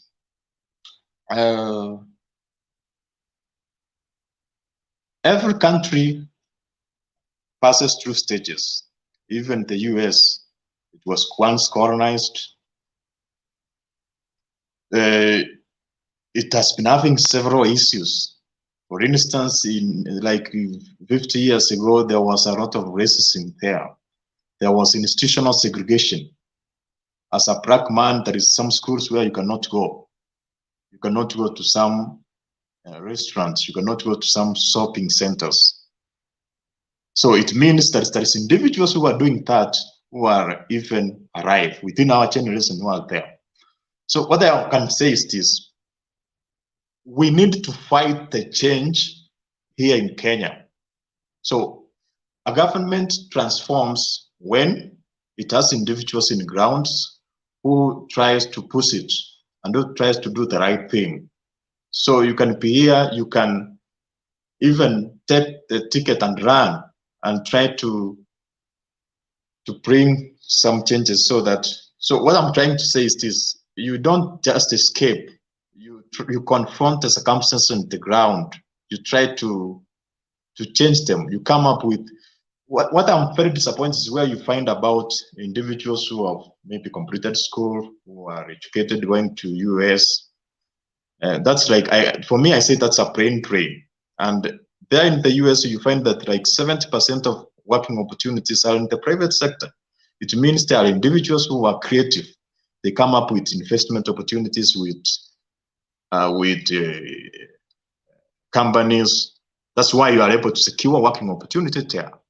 Therefore, you as educated individuals, you have to be creative so that you invest within Kenya so that you can actually grow the private sector so that more employment opportunities can be created and we would have like a lot of working opportunity in Kenya. Actually, that's why for me, I feel individuals who go to those countries as if they get colonized anew, because you find even they disregard your academic qualification to some extent. Maybe the credit transfer from Kenya to there is not fair enough. So I feel also you find that, of course, there is good pay, but you are like pushed to work too much. So I feel that you should be within Kenya to drive that change which is needed, which can make you to be comfortable here in Kenya, but not just trying to be an outsider and trying to criticize from a far distance. So that's what I can say. And that's my submission. Thank you, Duke. I don't know if anybody has a question to ask you now. Duke, before I bring in Martin, I know Martin has a question. I want to ask you two quick questions. Your original county, if you can answer, it's okay. If you can't answer, you ignore. What is your original county, like your county of birth? I'm from Nyamira County.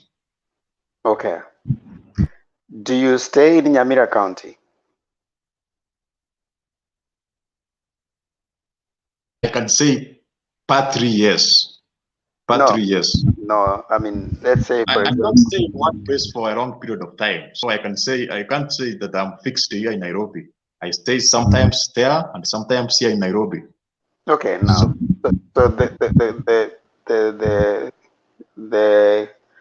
the point I'm trying to bring. So you are a person from Nyamira. Okay? But probably within the week, you spend largely most of your time in Nairobi, right? So we can say that you are benefiting the economy of Nairobi more than you benefit the economy of Nyamira.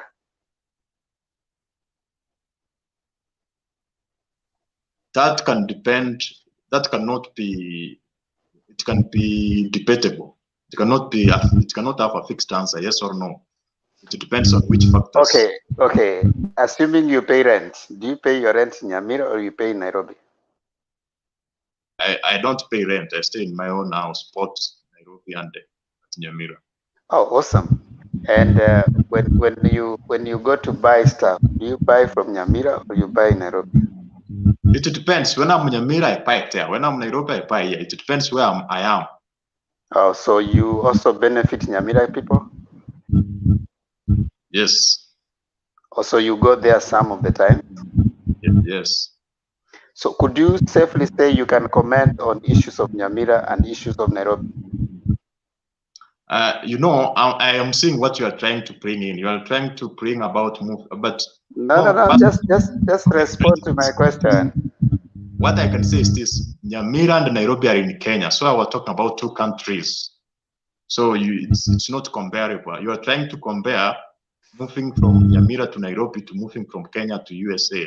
Yes, those are two countries, and we are talking in places within. Hold on, Duke. Eh? You know,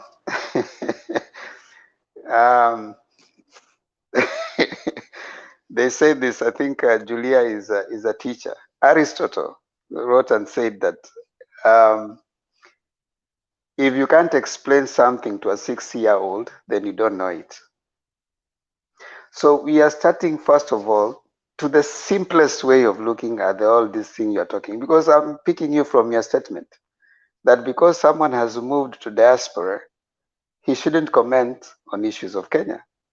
And I've just picked you as an example. You stay in just mute. Because that's a mute. Mute fast. Mute. We all heard you. And you said that someone cannot stay outside and comment on issue and criticize things of Kenya. Yet you are admitting that you might not be continuously staying in Nyamira, but you can still comment on issues of Nyamira. Your connection is there stuff you do in Nyamira and there's stuff you do in Nairobi. That's county of origin, this is your county of staying. So you are able to operate within the two, you still have an extension.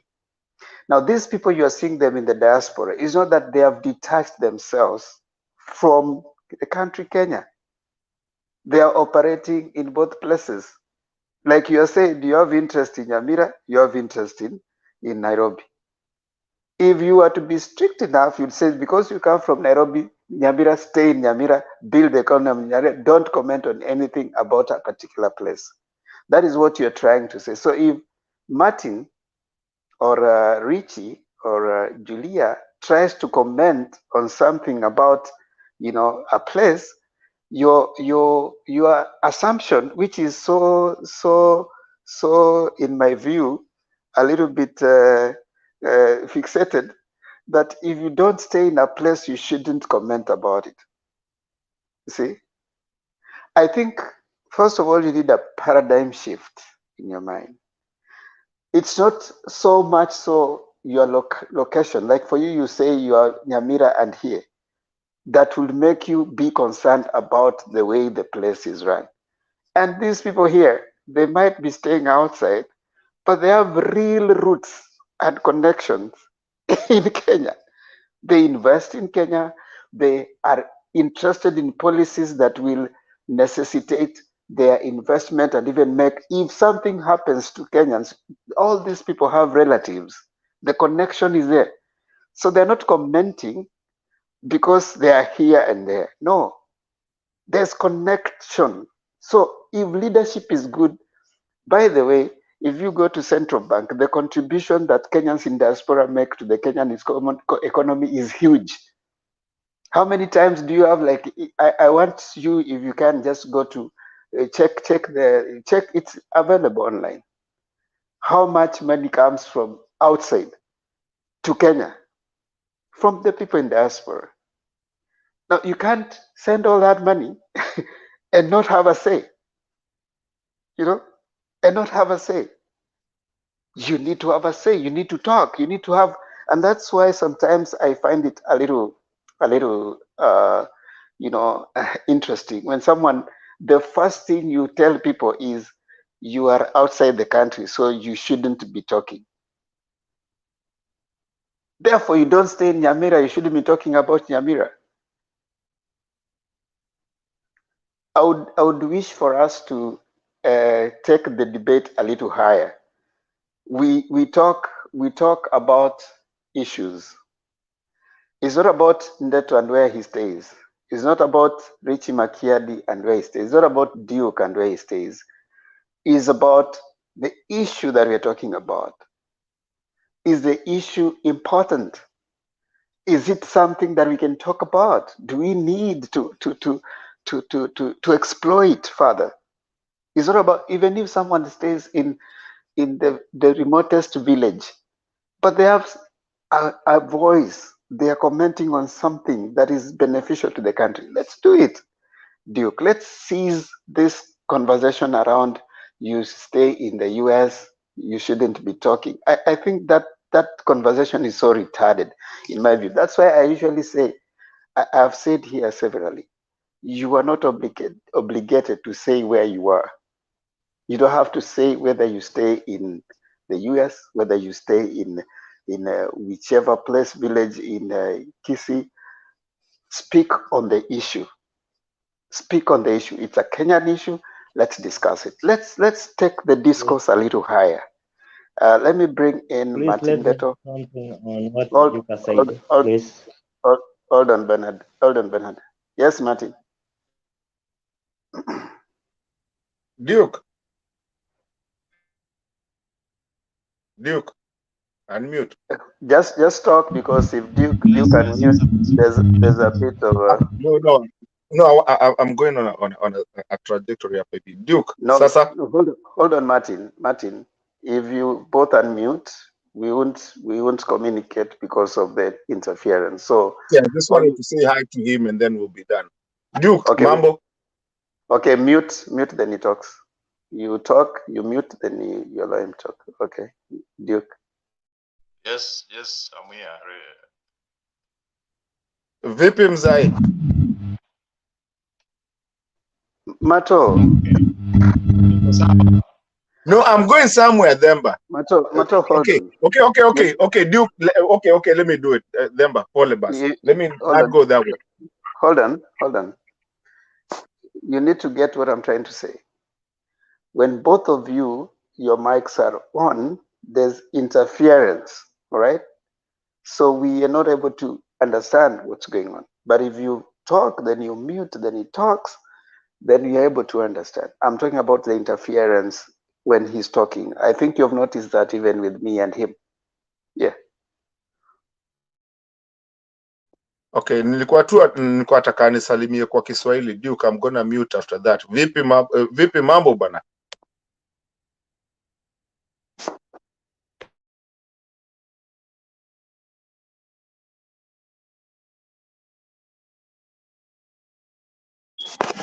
Okay, I guess he's not gonna answer me. Munanisikia anyway, right?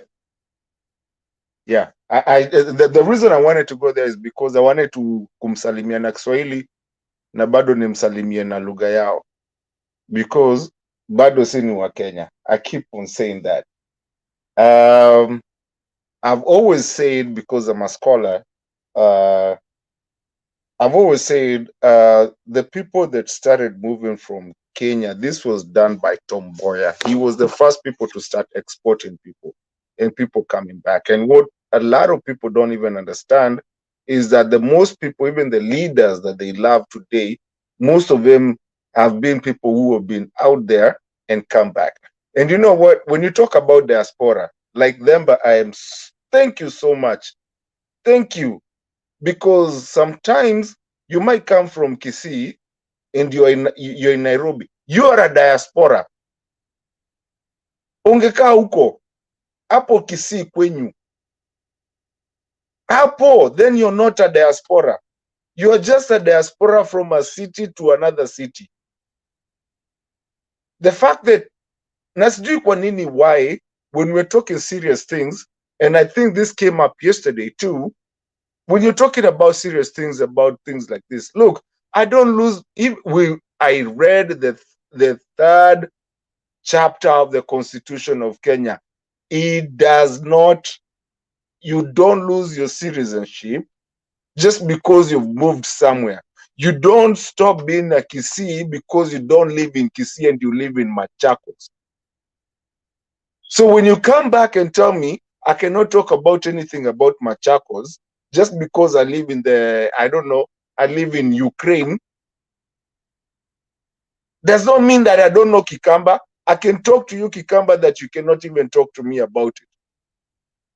I'm fluent in Kikamba. I'm fluent in everything. And that hurts me so much because I think right now over this session, kuna mara mbili tu nimeruka. I mean, I went off the records. I mean, off script and off of being nice. When people start telling you, when you're trying to talk about something, and people are telling you, wewe unaishi huko hata wewe hujui kitu yote inafanyika. Where's my sister? Where's my sister? Where's my grandmother? Where are they buried? You know, like, where's my home? I go there every time I come to Kenya, every time I do that. And you know what? Do I love always traveling all that? Maybe hiyo ni ile basi unachukuaga kutoka Nairobi kwenda Kisii. At least, saa zingine Mungu anamsaidia mtu anaweza afford a ticket to go to Kenya. That does not mean that do you want to tell me that my sister now can say that mimi si brother yake just because na familia yangu yote iko huko hivyo?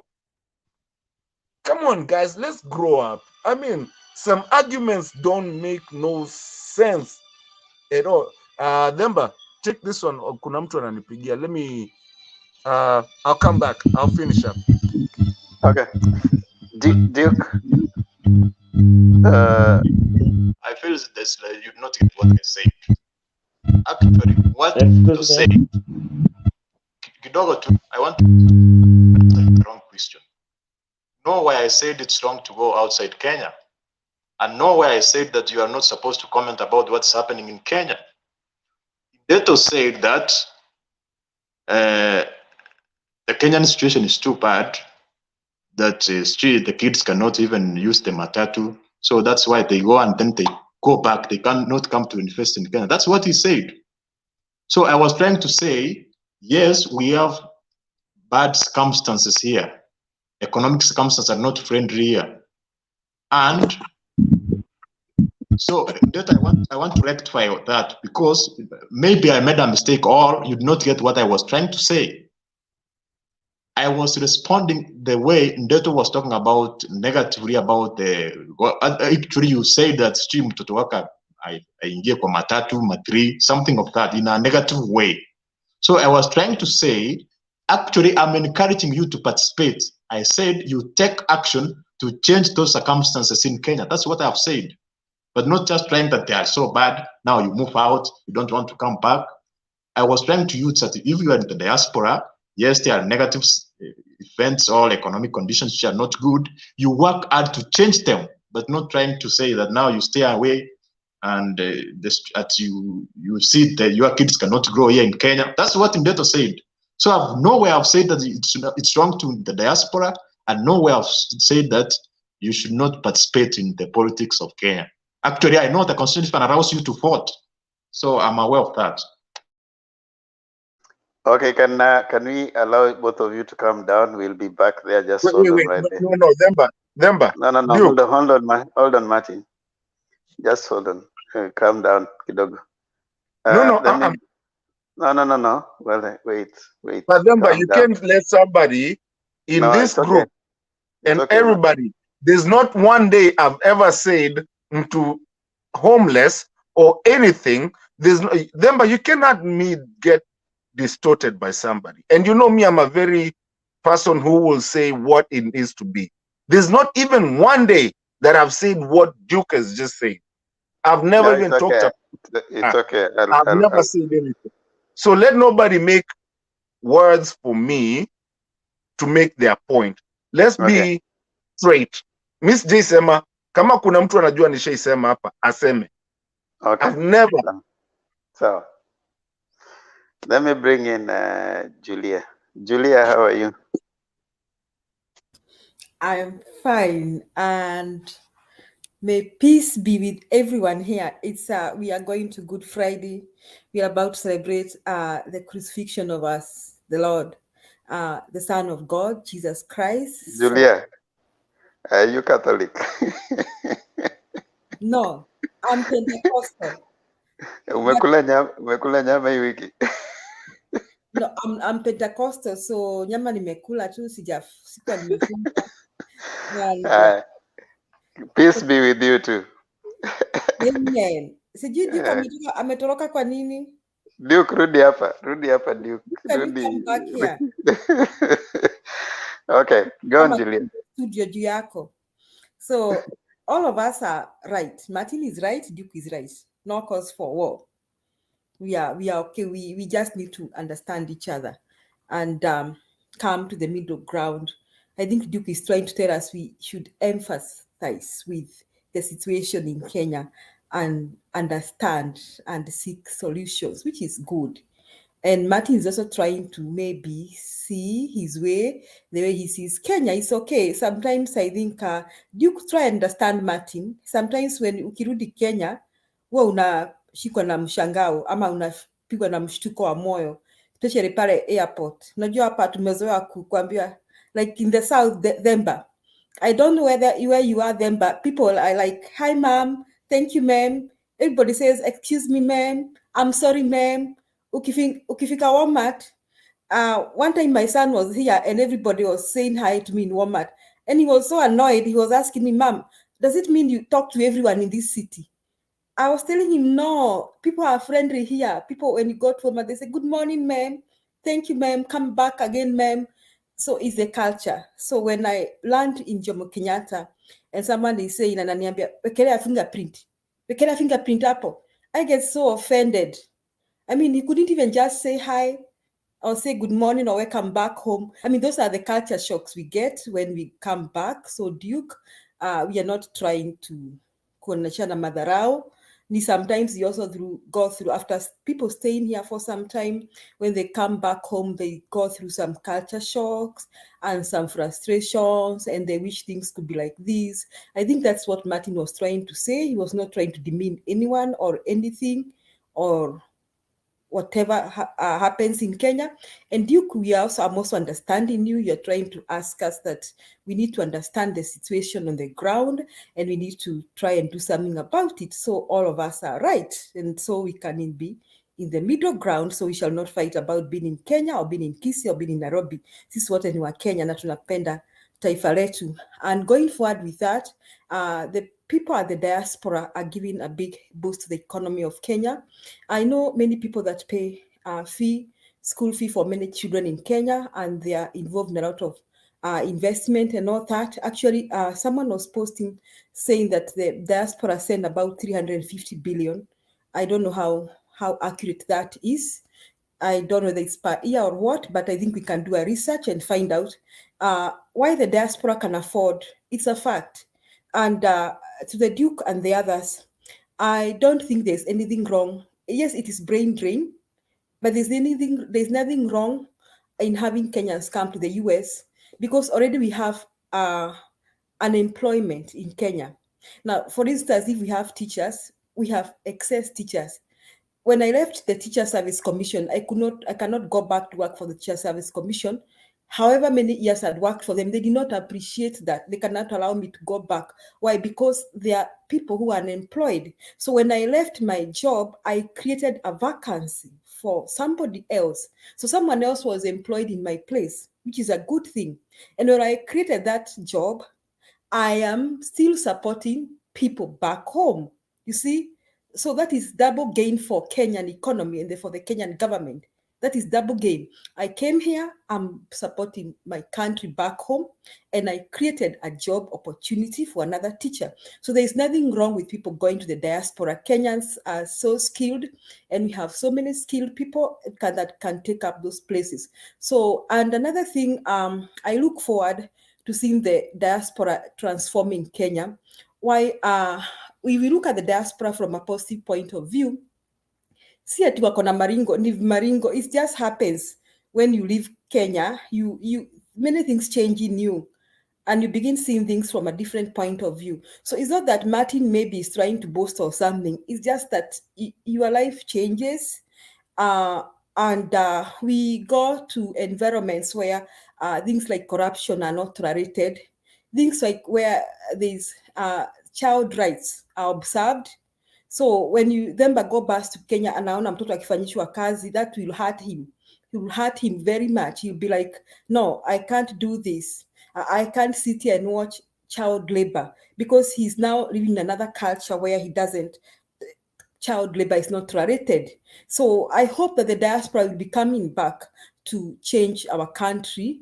And to tell you the truth, I truly believe that the diaspora can be very effective in transforming Kenya. Today I was talking to someone from Elgeyo Marakwet, and he was telling me that one of the candidates in for, I think, I don't know whether it's for MP or for governor, was position 3. He's working in the US, but he was position 3. And I was thinking that these people, they should have given that man a chance. Why? When you come out of Kenya, you get some transformation.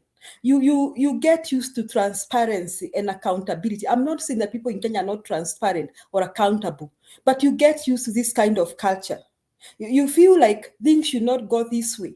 So these diaspora people, if they would come back and decide to serve this dear nation of ours, I think there can be big and tremendous positive changes.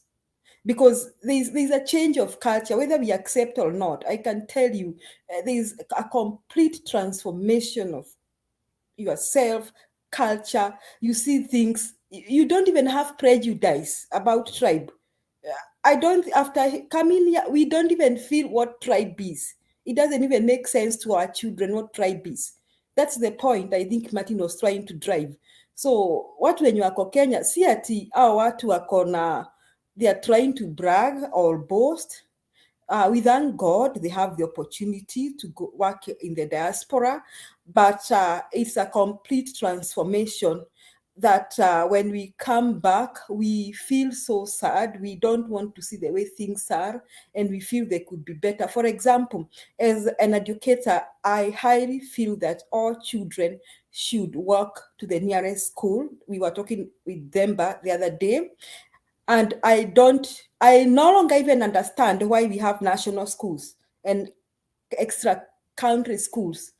Because after coming to this country, I strongly feel that all Kenyan children have a right to go to any public school irrespective of their marks. Sasa nyinyi nikiwaambia mkiwa huko, mtaanza kuniambia Julia, hiyo si fair. Mtu afanye bidii apate 400 na mwingine apate 100 na aende shule moja. That is what we call equity. All children have a right to quality education, whether they have 100 marks and 400 marks. Why am I saying this? I'm now teaching in an environment of inclusivity.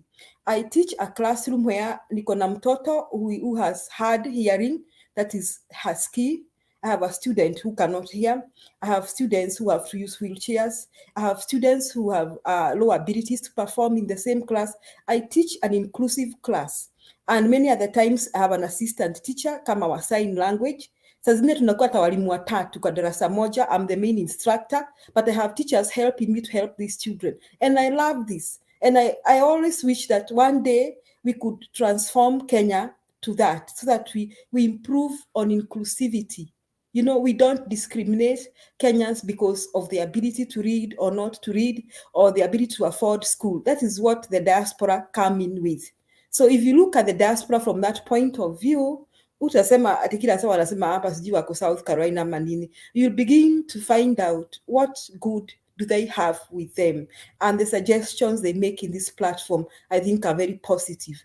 And I think we can look, if we look at each other from that point of view, then I think we'll be doing good in this platform as we purpose to change our dear Kenya. Now, going back to the topic of the day, reading claims, I really want to agree that I want to be fair here and say that I think UDA also walijaribu sana. It was an uphill task to do this nomination in one day, and looking at where they are coming from, walijaribu sana. It was an uphill task. I don't think that job was easy. I think it was such an uphill task. And about the rigging claims zitakuwa hata kwa general election, mtakuwa na kuna mwenye atashindwa president, the next day atasema hajakubali, and I suspect it is Ruto, and after 2 days atasema naenda Supreme Court, even when atakuwa pengine amefanywa ×2 kwa votes. So those rigging claims are going to be there with us, and I think it's not a big deal. My only surprise is when I saw the big names falling. That is, I think I was really entertained today. I was having a good day watching not that nasherekea people falling, but niliwaambia hapa aliye juu mngojea chini. So there were people who have been very loud here in UDA, like Kate Waruguru na matusi mengi. I'm not trying to celebrate, but I was so amused to find her falling.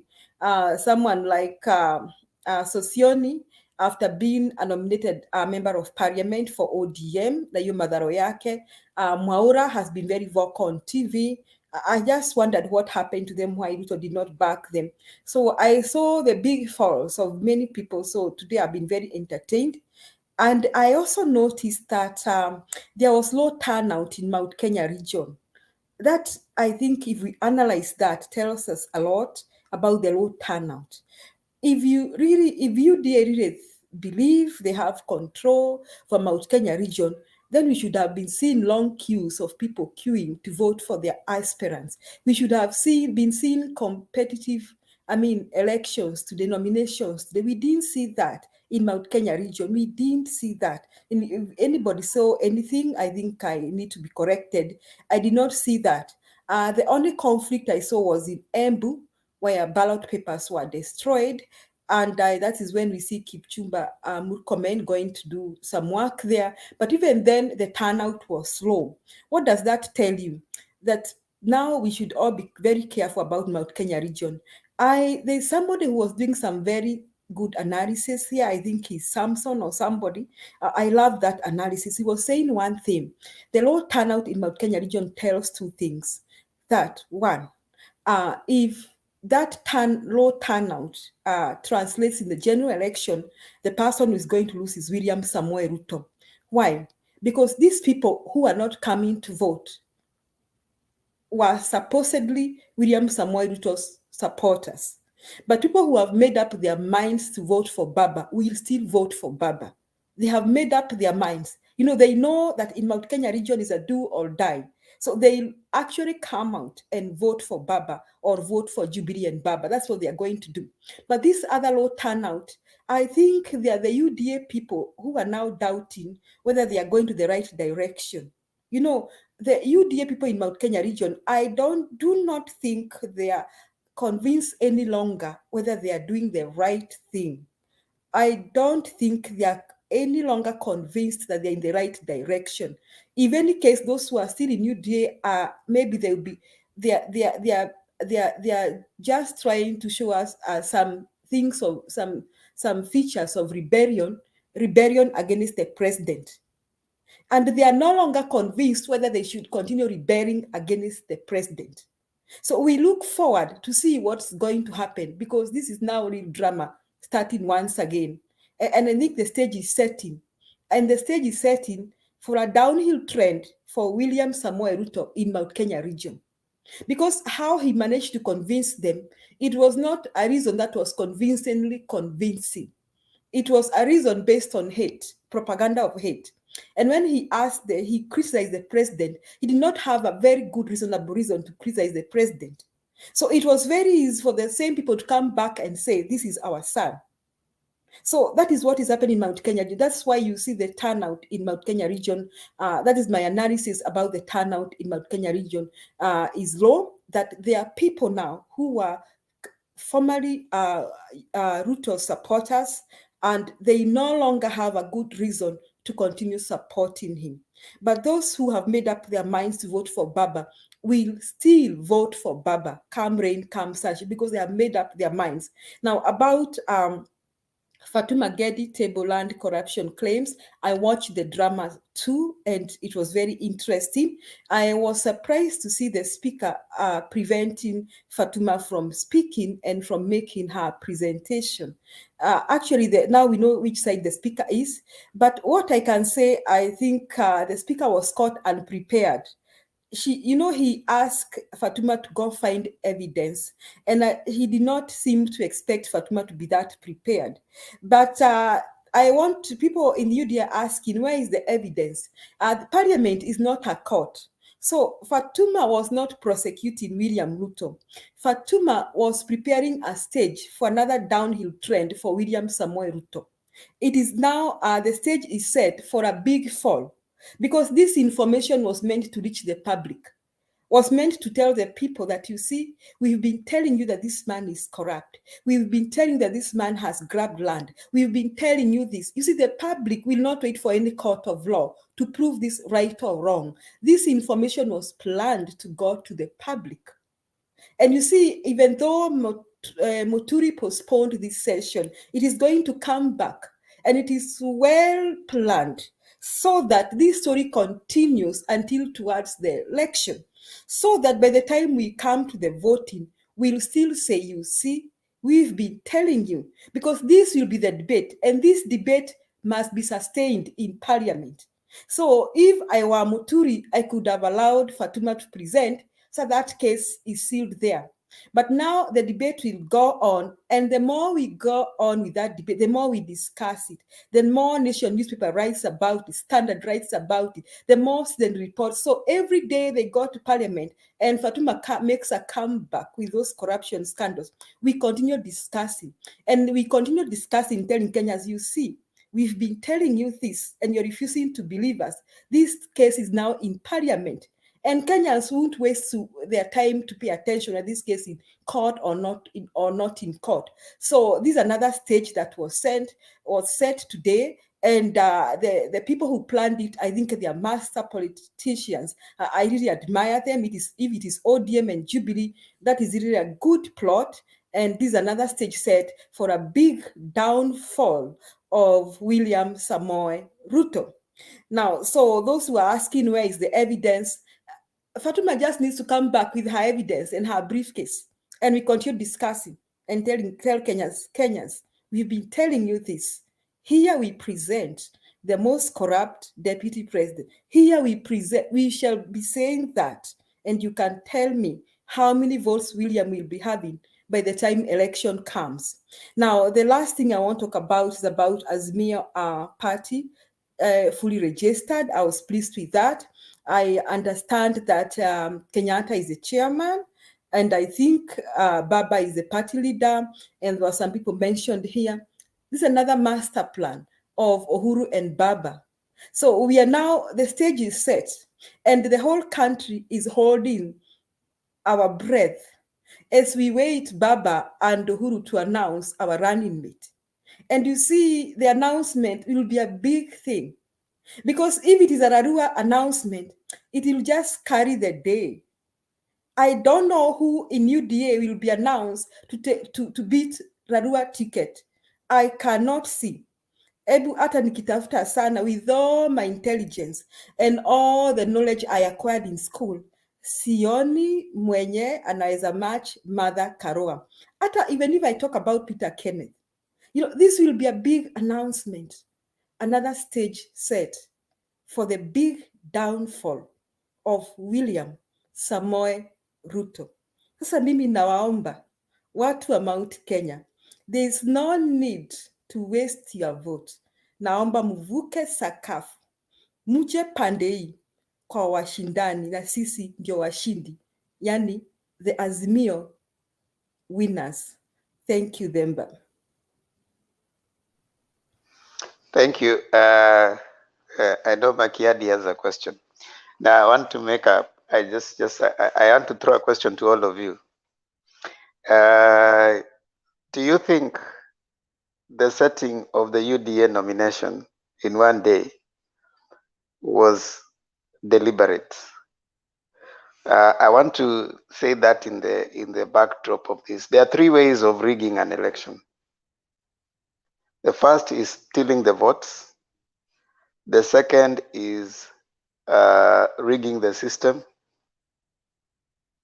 And the third is rigging the process. You know, you tilt the playing field. You make it hard for the people you don't like. You make the playing field a bit rough for the people that you want to lose. And you make it easier for the people that you want to win. So that is one. You can rig the process, the system, where you even decide, like someone writes and says that the general election for the US was rigged more than 200 years, when the founding fathers wrote it into the constitution by giving each state, no matter how small, a congressman and 2 senators, which gave small states more clout than large states. So they have the same clout in the electoral college. So of course there's been that contention. So rigging, these are those three ways of rigging. So when the UDA team decides to put elections of over 17,000 centers, 16,000 centers on the same day, is it deliberate? You know, and someone wrote this. I think I'm liking this because we are getting to learn a lot from the UDA people. This is what I had quoted him earlier. He said this, Gujiri Wabogu said this: tomorrow's UDA will be botched. The Ruto will step in and personally take control of the process. They will then be repeated. And those candidates with money, who are the preferred nominees, will make it through. So I would want all of you, anybody who can comment on that. Was it deliberate? So Richard, you can start, as because you had already had your hands raised up on the basis of what Julia had said.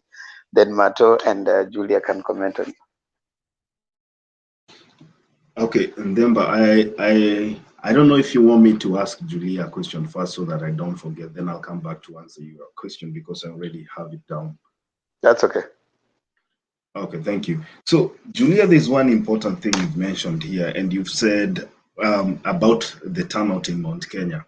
You've said that there's a possibility that the people who showed up to vote today might be the only supporters Ruto has in Mount Kenya. And maybe the ones that stayed out, the ones that stayed at home, might be the people that will vote for Raila Odinga. I want to ask you a question because I want to hear your opinion on this one.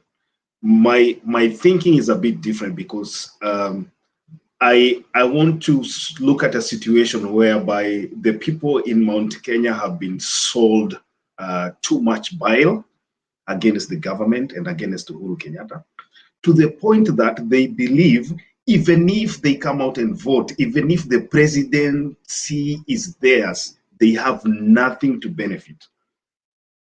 So I just want you to respond to this and tell me, do you believe that the people from the mountain no longer have interest in voting because they believe that between the 2017 election and the between 2017 election and right now 2022, their life have never changed despite being in government for 10 years, plus Kibaki's government another 10 years, that's about 20 years. So do you believe that they feel like, you know what, even if we vote, we have nothing to gain? And to make matters worse, right now, they do not have a candidate in the ballot. So just your opinion on that first. Do you want me to respond? Okay. Now, I think Mount Kenya scenario is very interesting. Is like they feel lost. Now, first, I don't think they feel left out in the two governments. They are happy that they were in the government and they can see, okay, what Ruto did, it has been very easy to fight Baba in Mount Kenya. It has been an easy thing because all the way since independence, you don't have to struggle to tell people don't vote for Raila. You know, in Mount Kenya, there has been that hate, that kind of hate or competition or something. So Ruto was riding on that. You know, he was riding on that. And you remember he began riding saying that Uhuru ni mbaya anatuletea huyu mtu. You know, that is what Ruto was riding on. So Uhuru first became a bad person because he appeared to support Raila. That is how Uhuru became a bad person. Then for the young people, I think of your age and younger, it is easy to tell them that Uhuru has done nothing.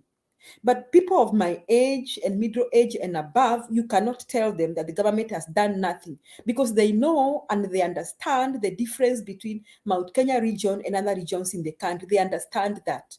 So that one you not tell them. So there's a lot of fatigue. Some hopelessness, not hopelessness, like lack of interest. Ni kama we don't care, liwalo liwe. Or if they care, okay, first Ruto told them Uhuru anawaletea huyu mtu na huyu mtu ni mganga. You know, people in Mount Kenya region really sometimes think they really love God more than other people. So that was a very easy thing that was selling. Now, then later on, it's not really selling now because now it appears like it's not even real. Maneno ya mganga. And then the Uhuru Nimbaya thing is not really selling. So they are there in the balance, like tufanya nini. So those who are not voting, they are like, okay, tufanya nini, sijui nifanya nini.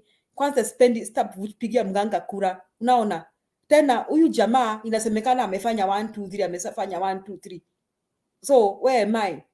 So I don't see why should I wake up early in the morning to go and vote? And that is what they did today.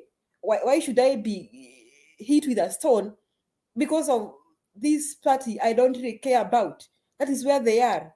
So what's happening in Mount Kenya region, we can say that Ruto has an upper hand, but he's not having as many votes as he had. And I'll not be surprised when Baba and Ruto get a 50-50 share in the votes cast in Mount Kenya. I'll not be surprised. Because now there are people who are tilting, those who wenye wanafuata Uhuru wanasema hapana, we cannot vote for this kind of a person, this character of a person, this character. Those one now are reasoning so bad. Lakini kuna wenye they had swayed towards Ruto's side. And now they are beginning to think, kwani tunatupa mbao. Lakini hata kama tunatupa mbao, we cannot vote for Raila. You know, they are saying, kwani tunatupa mbao. Lakini even if we are doing a wrong thing, we will not, they are still adamant, we cannot vote for Baba. So those are the people you are seeing in Mount Kenya region now. So I think Mount Kenya region may really give this country a big shock going forward. Like, yeah, they may be like, you are expecting to hear like 6 million votes, you will hear 3 million votes, of which in those 3 million votes, itakuwa 50-50. I will not even be surprised to see Jubilee taking over. Now, someone was analyzing why Jubilee is not posting Baba's picture. And I tend to think this is a game plan. The game plan is, kama Makiadi hataki kupigia Raila kula, na he's not made up his mind whether he's in UDA, he can still vote for me if I'm in Jubilee. So I will not go around telling Martin and Makiadi, vote for Baba ama vote for Ruto. You see? Nitanyamaza kimya. Nikifika hapa kwa president, nitanyamaza kimya. Lakini nitasema vote for Jubilee. That is a game they are playing. Because now they see there is a population in Mount Kenya region that is not decided. It's like mixed up. In fact, they are lost. They are totally lost. They are like, tufanye nini? We started, and then another thing about Mount Kenya region, I think they hate to imagine they are voting and losing. Hawaoni hiyo picha ya kupiga kura, alafu the results are announced and they lost. So they would rather not vote and say, hata kama you have lost, I'm not part of the losers. You know, unajua ile kujiconsole that Mimi hata sikupiga hiyo kura, mnasema mlishindwa. I think they are going to be at that point. That's how I see that's how I see the picture, Makiadi. Okay. So, but I expected at least, because people have beef with Uhuru Kenyatta, like we've been told, that Uhuru Kenyatta is not able to go to central Mount Kenya region to campaign for Raila Odinga, because people will protest and people will heckle him. So I expected people today to show up and show up the numbers, so that they can show that they have moved their allegiance from Uhuru Kenyatta to William Ruto. But I didn't see that. So do we also not expect to see a protest vote on the election day? I mean, that's just food for thought. Yes, they're not going to heckle Uhuru. They're not. They still have this thing of our son. So, and I think if Uhuru really campaigns, he has a chance of swaying those votes back to Jubilee. He has a very big chance. So they're not going to heckle Uhuru. They don't have you see, Makedi, they don't have a good reason for hating Uhuru. Hawana, they don't have a good reason for hating Uhuru. Hawana, they don't have. And the only reason they had for hating Baba at ni mchawi. So it's also not a good, reasonable reason. But now, and they also seen where the country is going. They are seeing, tunaacha peke yetu. They can see it, they can feel it. So wako hapo katikati, and so you would not be surprised if Baba and Ruto get 50-50 in Mount Kenya region. We will not be surprised. That is likely to happen. That's my take on that, Makiadi. Okay, thank you so much, Julia, for your insight. And then, but now I can respond to your question, and then Martin will come in. So,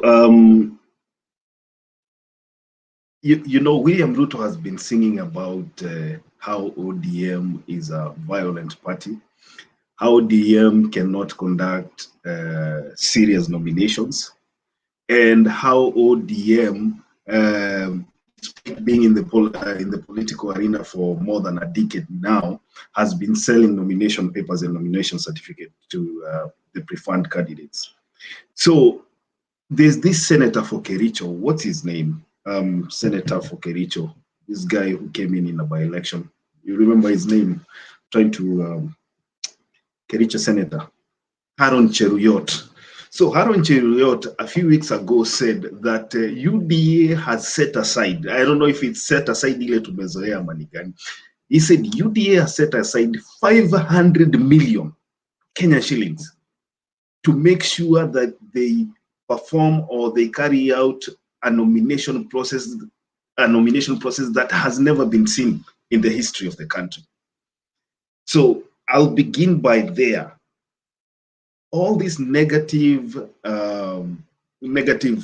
attributes that they have been painting ODM with, they were supposed to bring out a standard that no one has ever set before.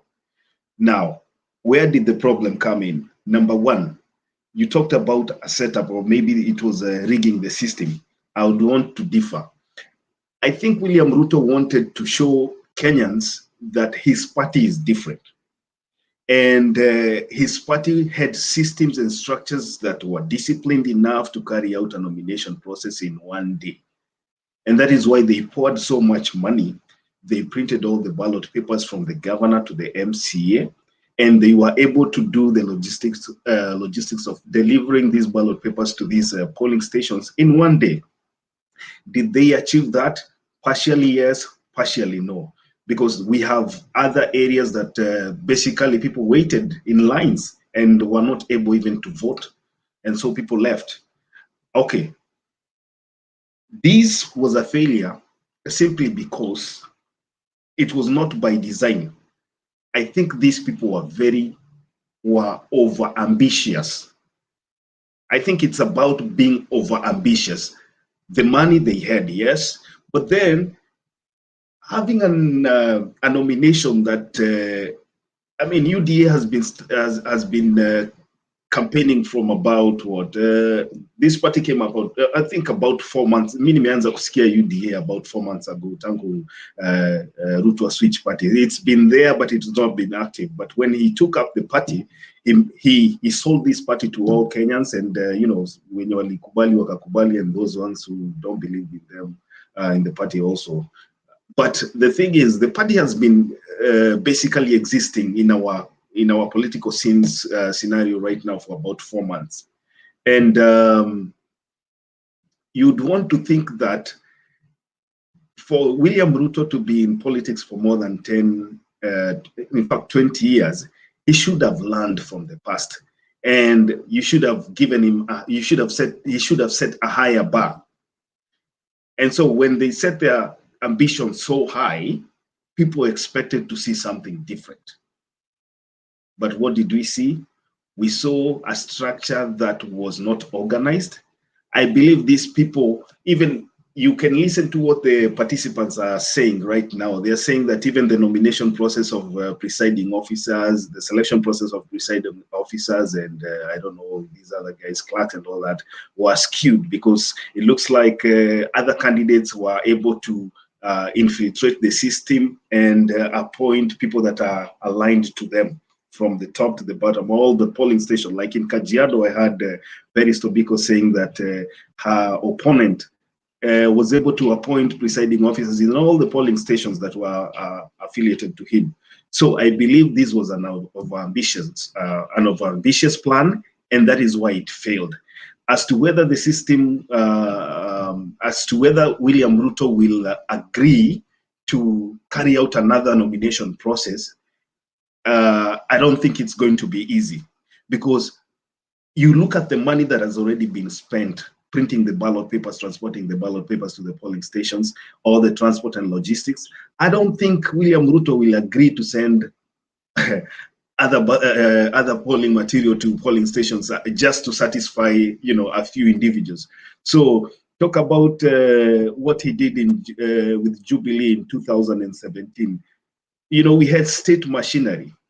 State machinery would have helped them back then in 2017 to carry out a clean and more lean-looking nomination process. But right now, from where I stand, I don't think they have the resources to do that. They have a presidential campaign that they have to carry on. And so for them to just do a repeat nomination just to satisfy an MCA down there, I don't think it's going to happen. So this thing is gone. Ule ameoshwa. They will go back to cry. I think tomorrow in the morning utaona watu wakiwa kwa UDA headquarters hapa Nairobi wakilia. But I don't think there's going to be any repeat. This thing is done. Kwisha kabisa. Okay, let's hear Martin, then I come to Julia.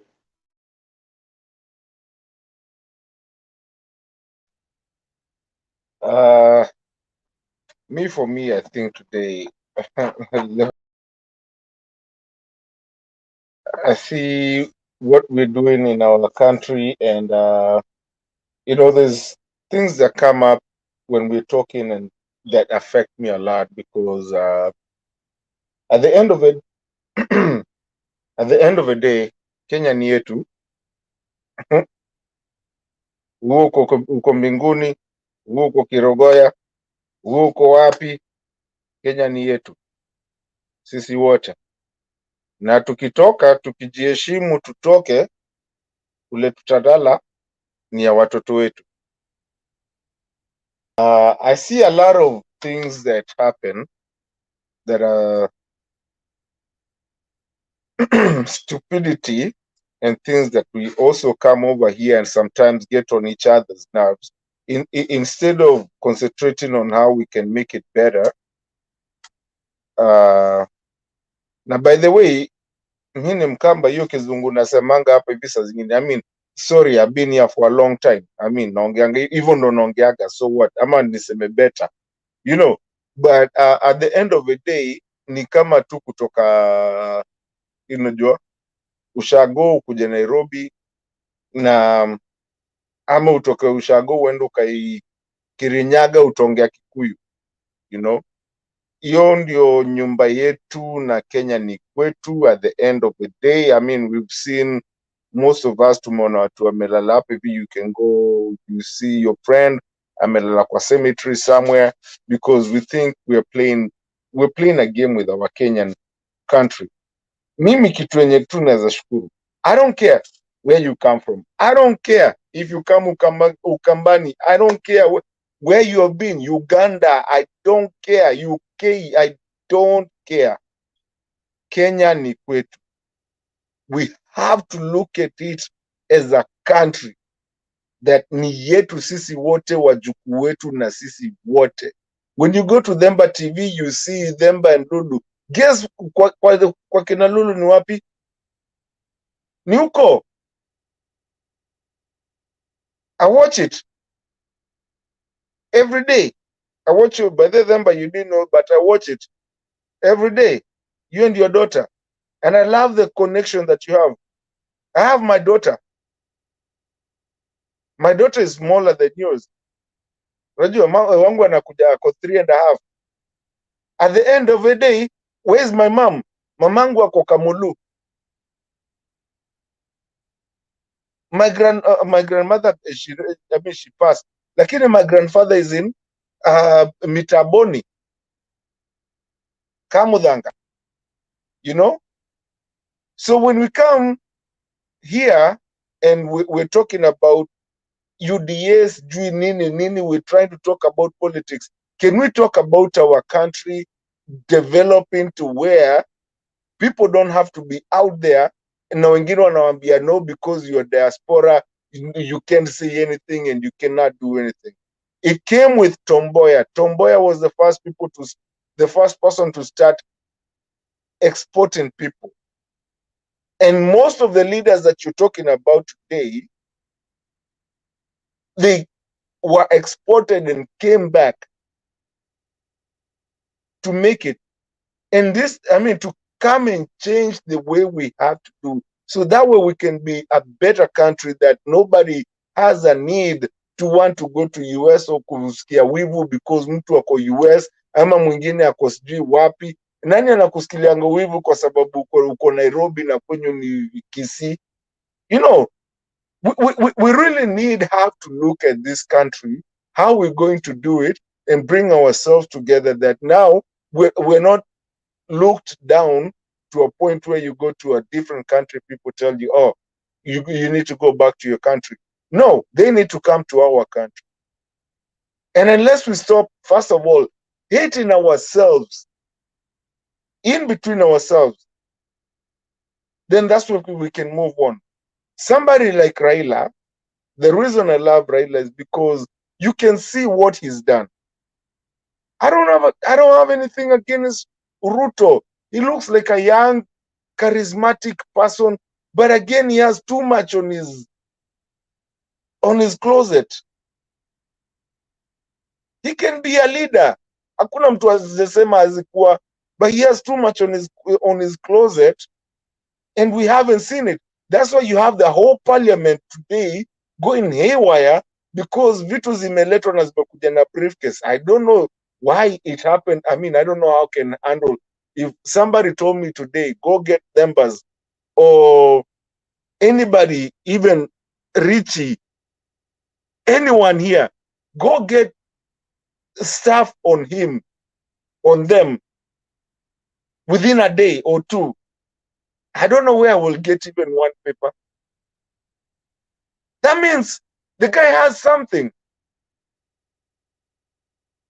And then when you look at even the way that, it's from 5 years ago. Like, I get so tired of talking about things that people need to look straight to the head.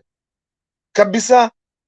And it's not wrong to go wrong. Maybe Ruto, like I think Uhuru said the other day, maybe akikuja the other day kama atakuwa amerekebisha. That's fine.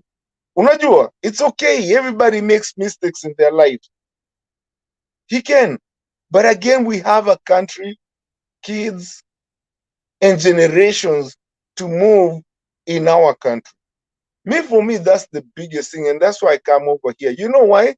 Because all these people that I see on the, split screen over here every day, I want to see them one day.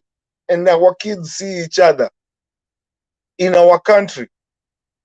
And we're not saying that somebody is better because anaishi Nairobi na ametoka Ukambani na mwingine, and then mwingine anaishi sijui ati anasemanga anaishi US. Now you're being questioned where you live and whatever. Dude, I don't want to live in the US. Mi nataka kuwa Ukambani huko. By the way, ni Mukamba, we talk huko, nipatane na kila mtu, niende Ukikuyuni, I speak to everybody. And every time I go, I don't even actually speak English because najua kizungu yangu inakuanga na ujinga. One time I went somewhere and I said, badala ya kusema bottle, I said bottle. Na niliingia kwa noma because hiyo time everything was expensive now for me.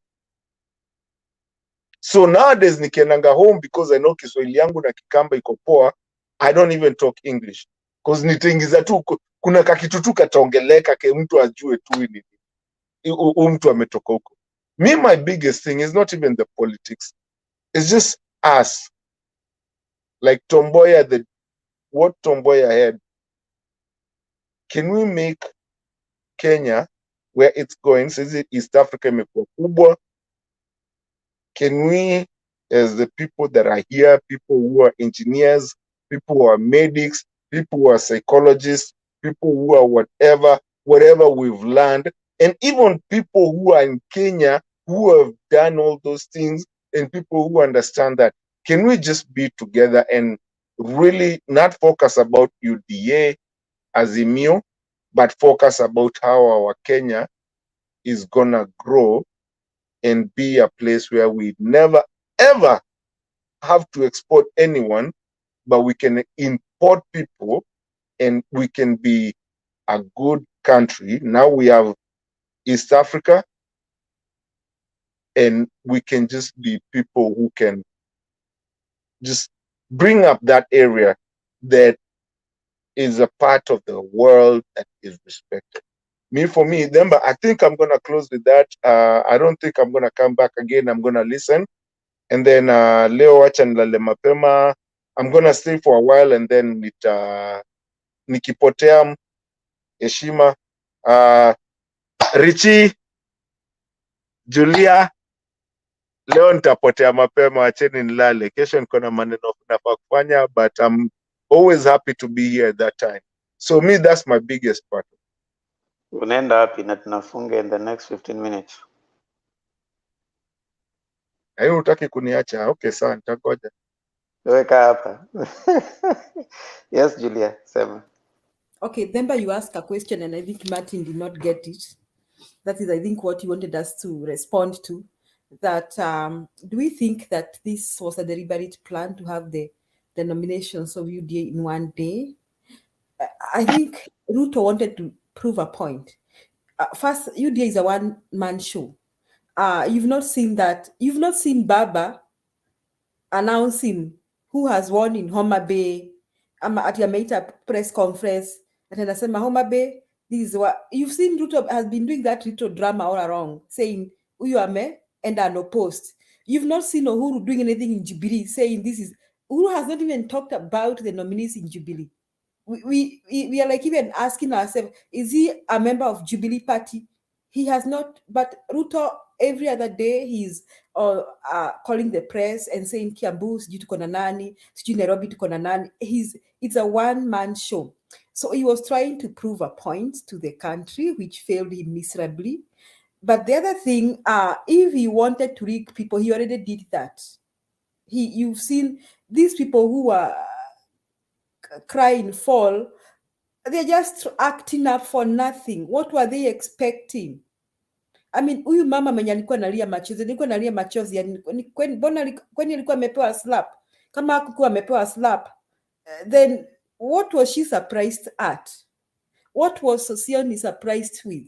I mean, all that drama, I did not get surprised at all, especially coming from UDA, and even all those rigging claims. In fact, one person said that this happened as it happened in 2017. One person said that, now is somebody in Embu, this person who was being said to have destroyed they were claiming that he was behind the destruction of the ballots. He said, this is a repeat of what happened in Jubilee in 2017. That's what he said. So why were they surprised? You cannot go to the house of such kind of people and you get, I mean, why are they surprised? You reap what you sow. You reap what you sow.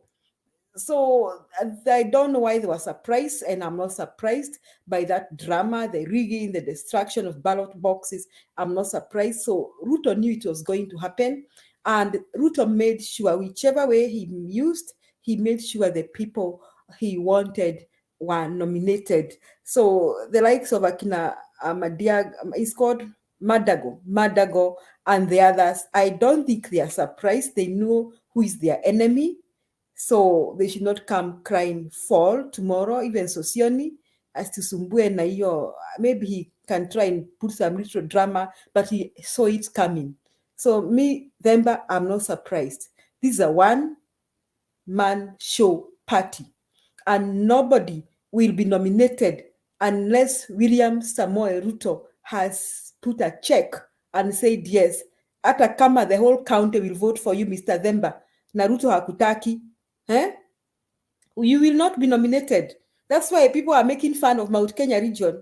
And I'm sorry to use this. I names withheld that kuna Tugeges na Mikora imekuwa nominated for Mount Kenya region, Tugeges and Mikora.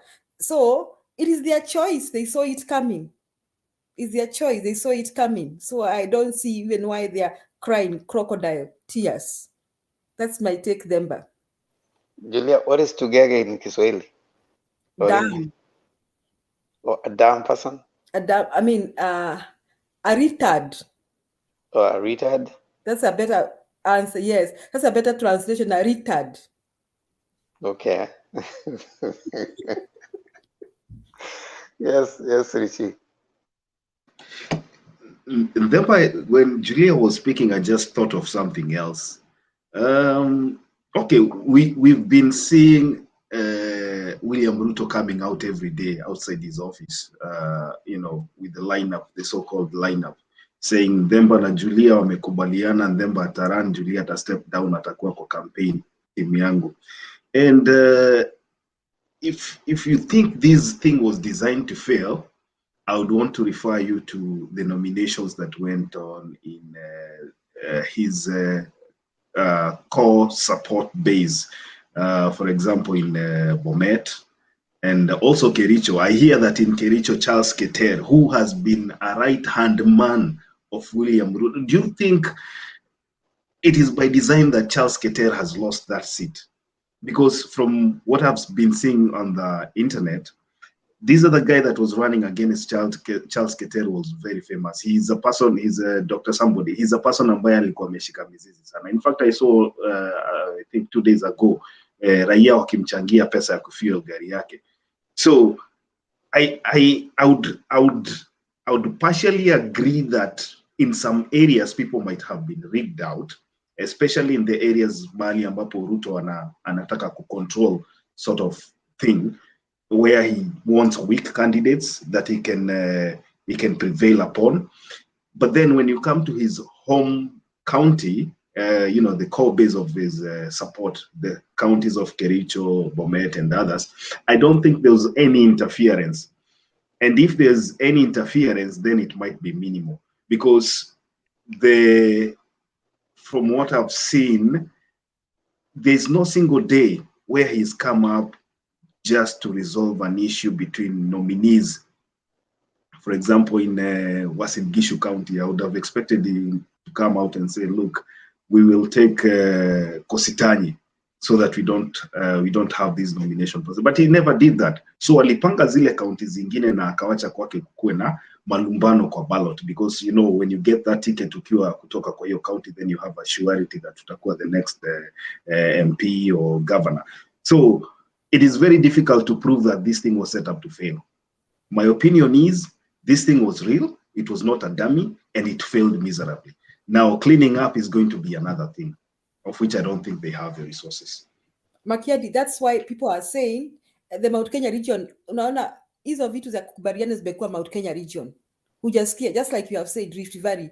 That's why people are saying that Mount Kenya amewachagulia Tugege na Mikora, lakini kwake amepea watu wake freedom to vote for the right people. That's the argument now selling in social media, that you people, he came and said that umekubaliana. So who are brought in? The Tugeges and the Mikoras, the Tugeges, the ones he'll put in his pocket. You see? The Tugeges, he'll put them in his pocket. So those guys who have a say, who have their principles in Mount Kenya, they could not go through. So that's the conflict now. Kwetu unakuja kutuambia ati watu wamekubaliana. Kwako, people go for it. Now I'm just wondering, does anybody know what happened to Cheragai? Because I saw Cheragai was being forced to queue. Hakwenda, unajua the VIPs wanaambiwa kuja upiga kura kwanza. People are harassing him, yelling at him, casting him out, telling him he has to queue like anyone else. And I don't know what happened to Cheragai, Mr. Themba. Are you talking about Cherargei, the senator for Cherargei? Yeah, did Cheragai make it? I'm not sure, but I saw somewhere that he was defeated. I'm not sure. Don't quote me on that. I saw somewhere that he was defeated, but I'm not sure. What about his son Keheka and this man? They were fighting with who? There was Keheka and who? I don't know who's where. Gunjiri? No, Gunjiri was not. Was he running for governor? I don't think so. I don't think Gunjiri was running for governor. I think Gunjiri was supposed to stick with the party. MPC. Because Cheragai was disrespected so much. I saw him on the queue. They were disrespecting him. So I thought, yani kuna wale Ruto diehards na hawajawatetea, lakini Mount Kenya amekuja nasema fulani wameongea na fulani wamekubaliana. So I hear wamekubaliana Kagege achukuliwe. You know, that's the argument. I hear Kihika had a direct ticket. Now, I want to of course just give a divergent view as for what Makiadi is saying. In politics, and if I think the book we are reading is The Prince by Machiavelli. You don't keep the same people who helped you before to get to power. So what Ruto is doing is creating a new power base. And it is time for him to drop some of the guys that he's worked with for a long time. Ruto is thinking post 2027. And the way to look at it is he's trying now to first of all let off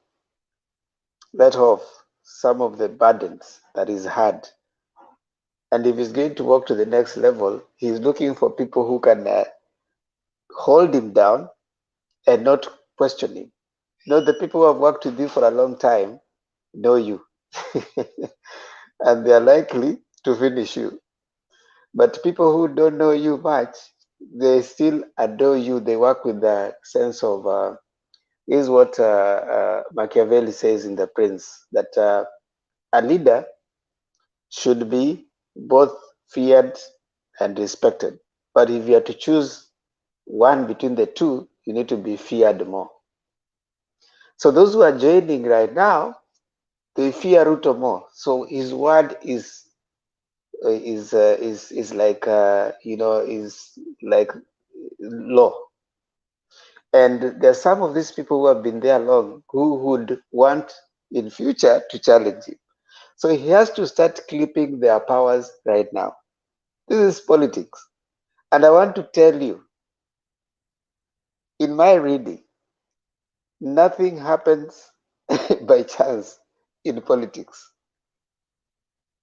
So I want, as we might say that even that 500 million they were saying, there's no way they'll come and tell you that we'll be giving 500 million to this budget.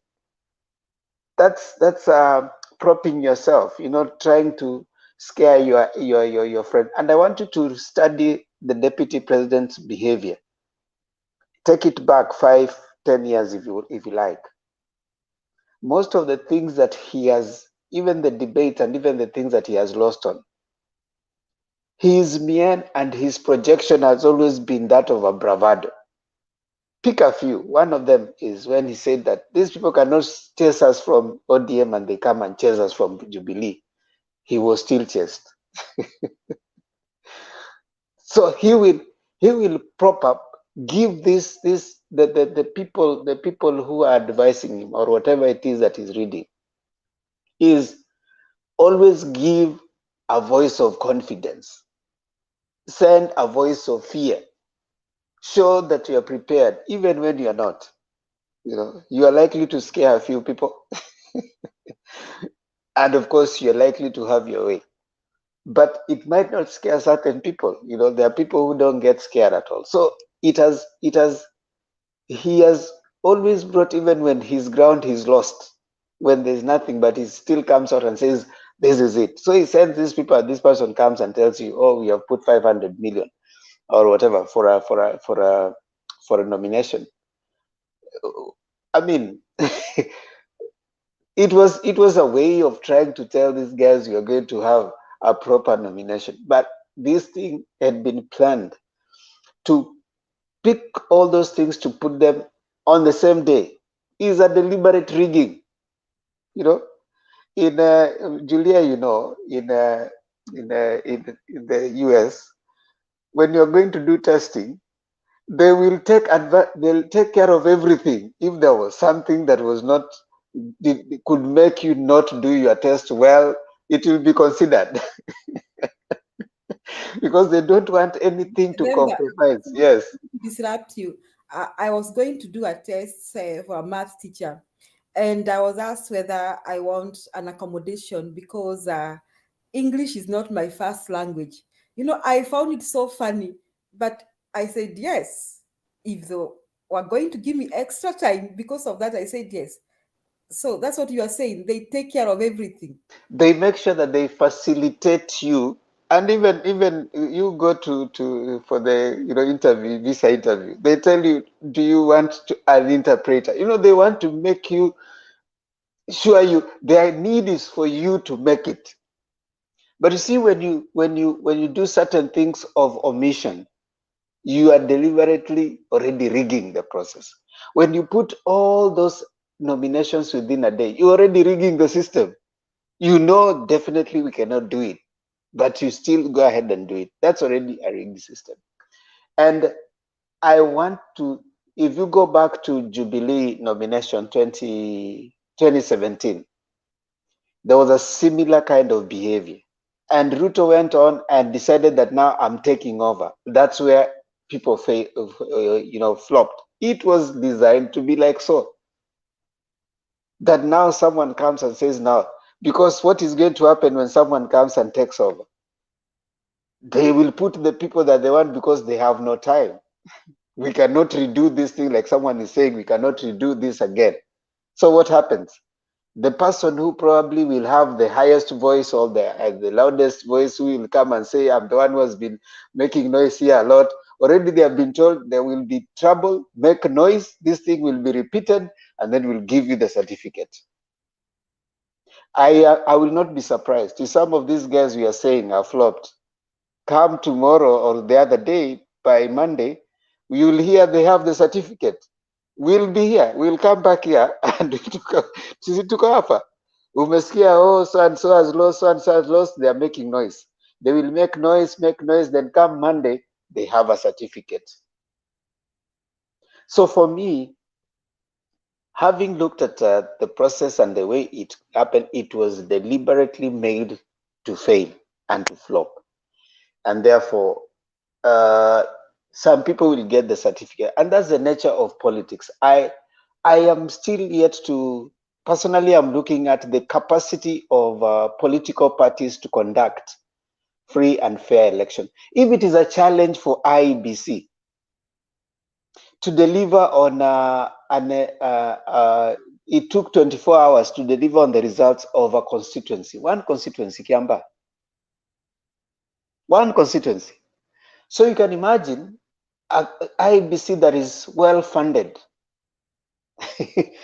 took over 24 hours to deliver, 24 hours to deliver on the results of one constituency. What is the capacity of political parties to deliver on their nominations across board? I see that as a challenge, and probably is something that needs to be revisited. How do they do it in Tanzania, for example?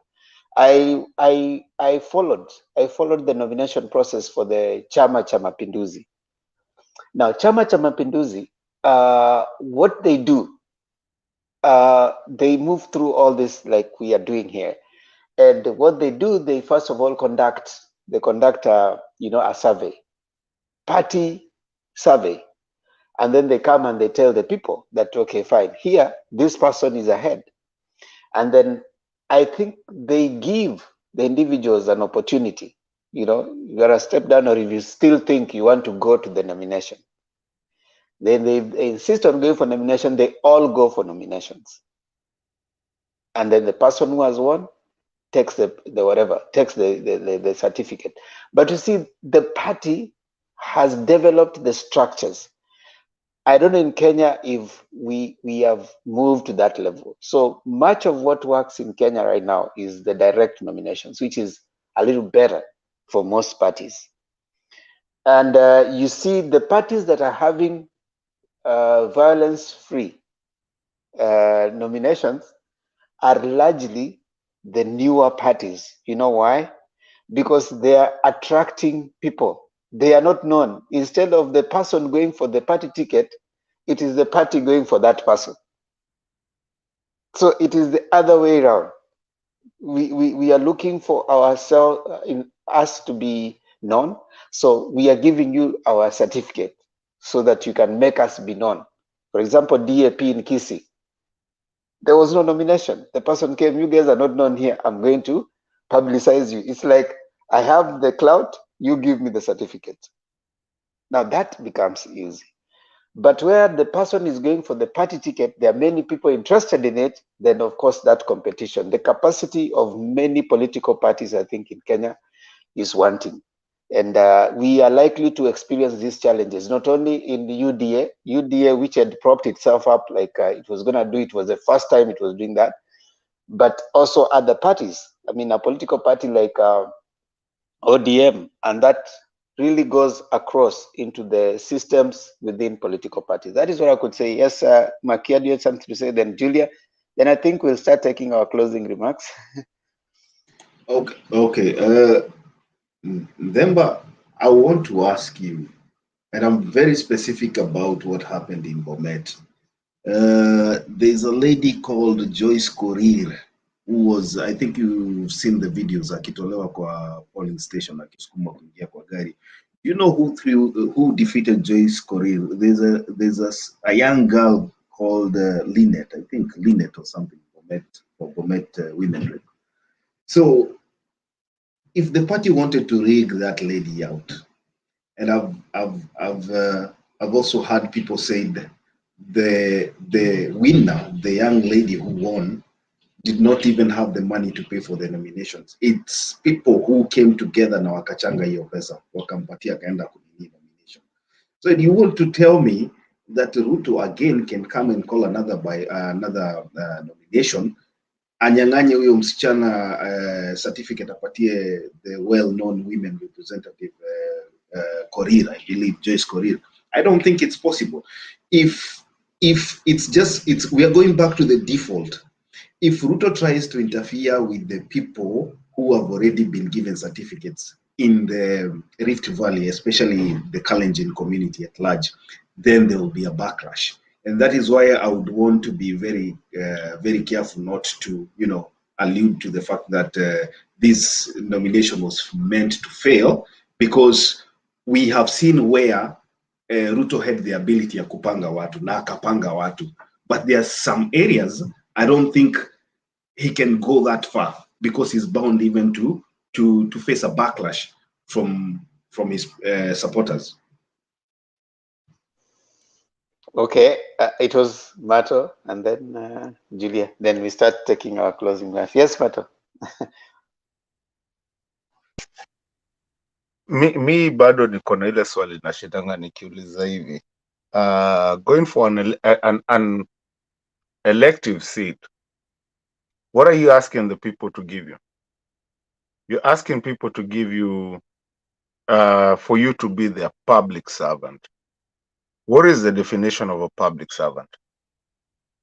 You see, first of all, I don't even understand why the Constitution has a place of where parties get money from the public money, where they are funded. That if the four of us as we're here, if we decided to go open up a party, whatever, call Themba, Julia, Makiadi, and Mato, whatever we can decide it, we get money from the public, public money.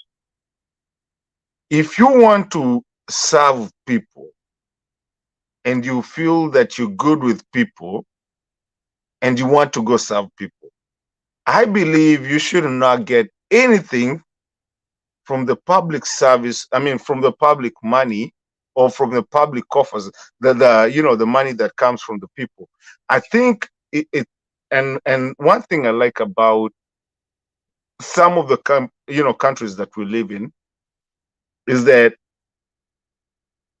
these countries, you won't find somebody, the government or the taxes that people pay trying to fund your political ambitions. You go, you ask them, but hey, I'm going for this.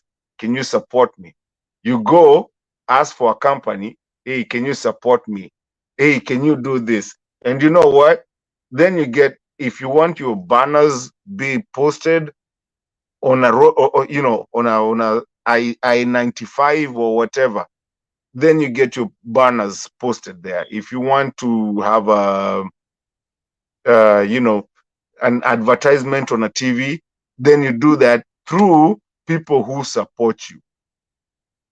But you don't use that. So there's an act in the Constitution that really bites me a lot, because there's no reason. I know a lot of people think we don't pay taxes, but we do pay taxes, and I believe most of you, hata when you're diaspora, you have to do your KRA at the end of the year, especially nowadays. You tax. We don't get tax returns, but you have to do everything. That. So why is it that it's the taxpayers' money that is used to fund parties and all that? Why can't you go and fundraise? If you're so popular, go fundraise. Let people who think you're good for it give you the money to go make your banners and everything, instead of using taxpayers' money. I know this is a very touchy situation, but today, let me tell you, if I want to be a rich person today, all I have to do is go get people, use people like people who have known me in Mutembe TV, and register a party. And then now I'm supposed to get a chunk of some money of the taxpayers into my ambitions. And what ambitions do I have? Do I have the right ambitions? Because most of the leaders, they don't have the right ambitions. They have there's no ambition. As a public servant, you should not have an ambition. In fact, I always say you should be the lowest paid person, because that should come from your heart. Me, kwanza hii kitu yote. Okay, thank you, Ndeto.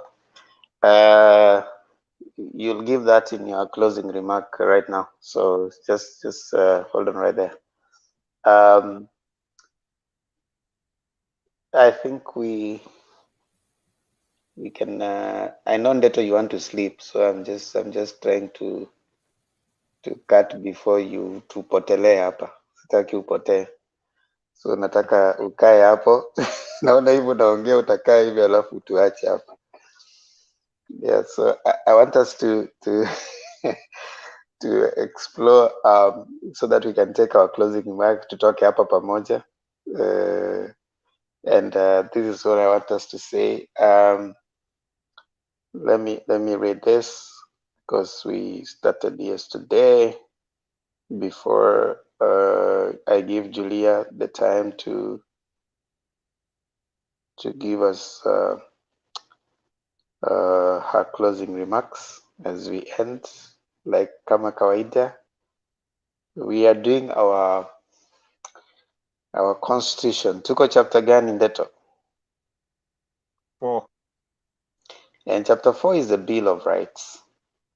Chapter 1 Stone Pike alikuwa fanya ama kuliendaje? sijui, nafikiri labda nomination zimempeleka mbio hata yeye. Unajua yeye pia he's vying, so I don't know he's vying which party. He's vying. Yeah, he's vying. You don't know? Remember, kabla usome hiyo, najua tunamalizia. Nimeona somebody telling me that Cherengai won. And I also have a question. What is the fate of Kiambu? Who is the nominee for governor? I mean, where is Kuria, where is Kabogos and the others? Where are they? Those ones were not attending UDA nomination. Wamatagi nio mugaga atia. Wamatangi the governor nominee.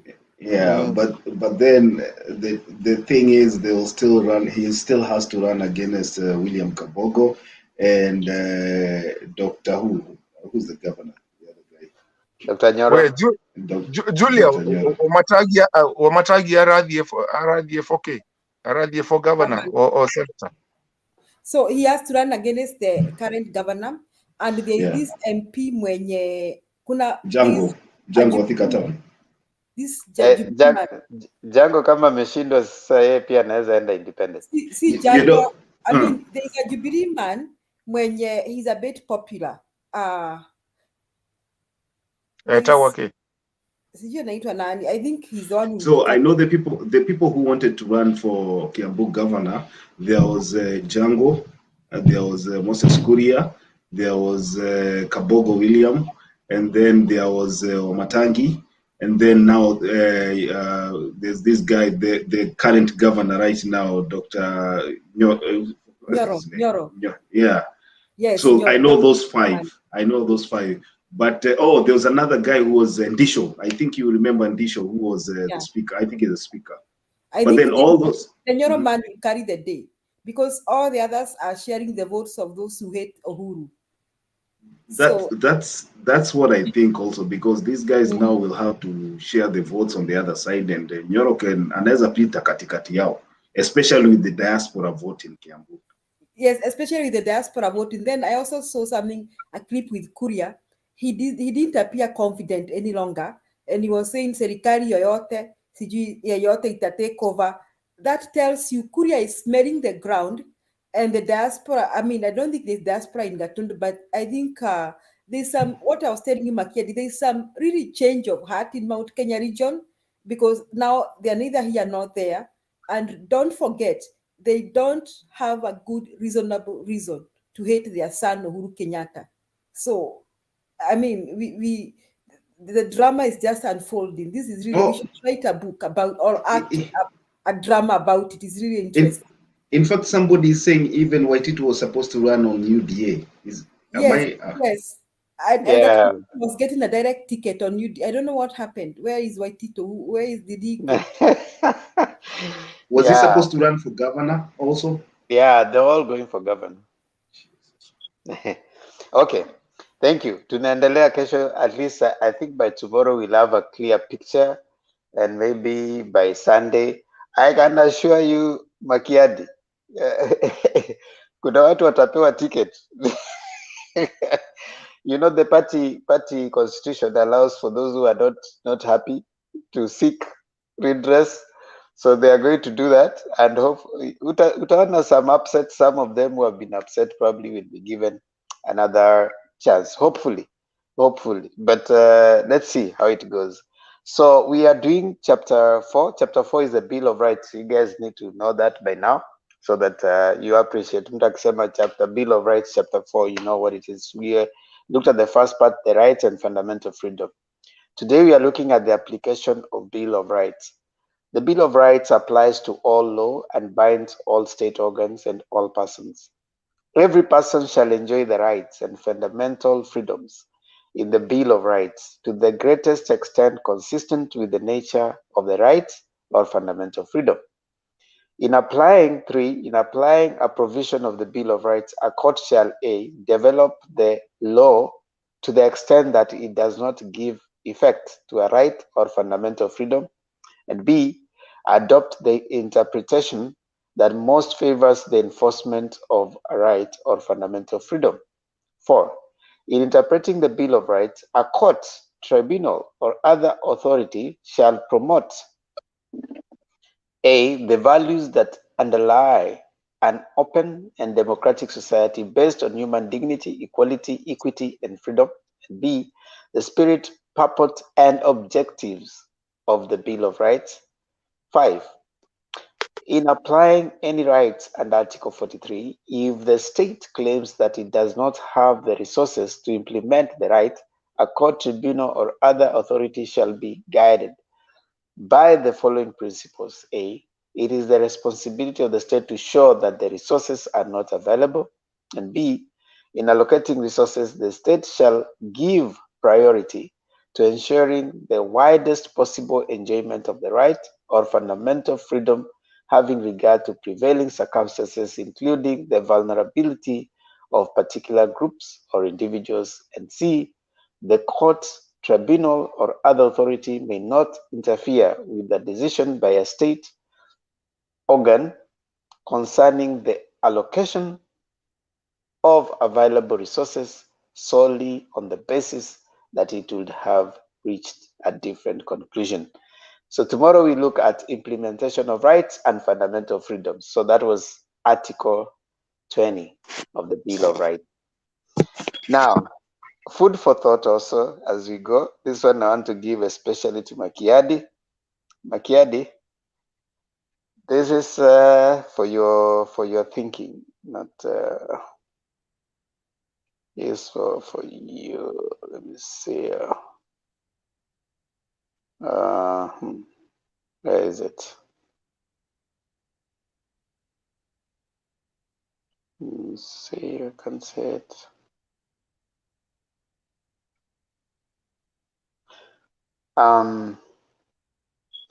Electoral laws,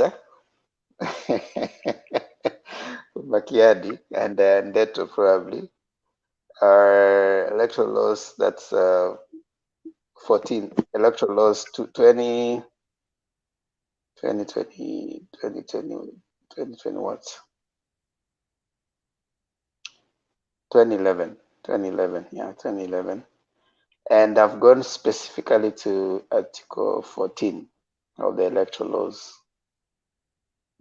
It's just a food for thought, so you can think about it.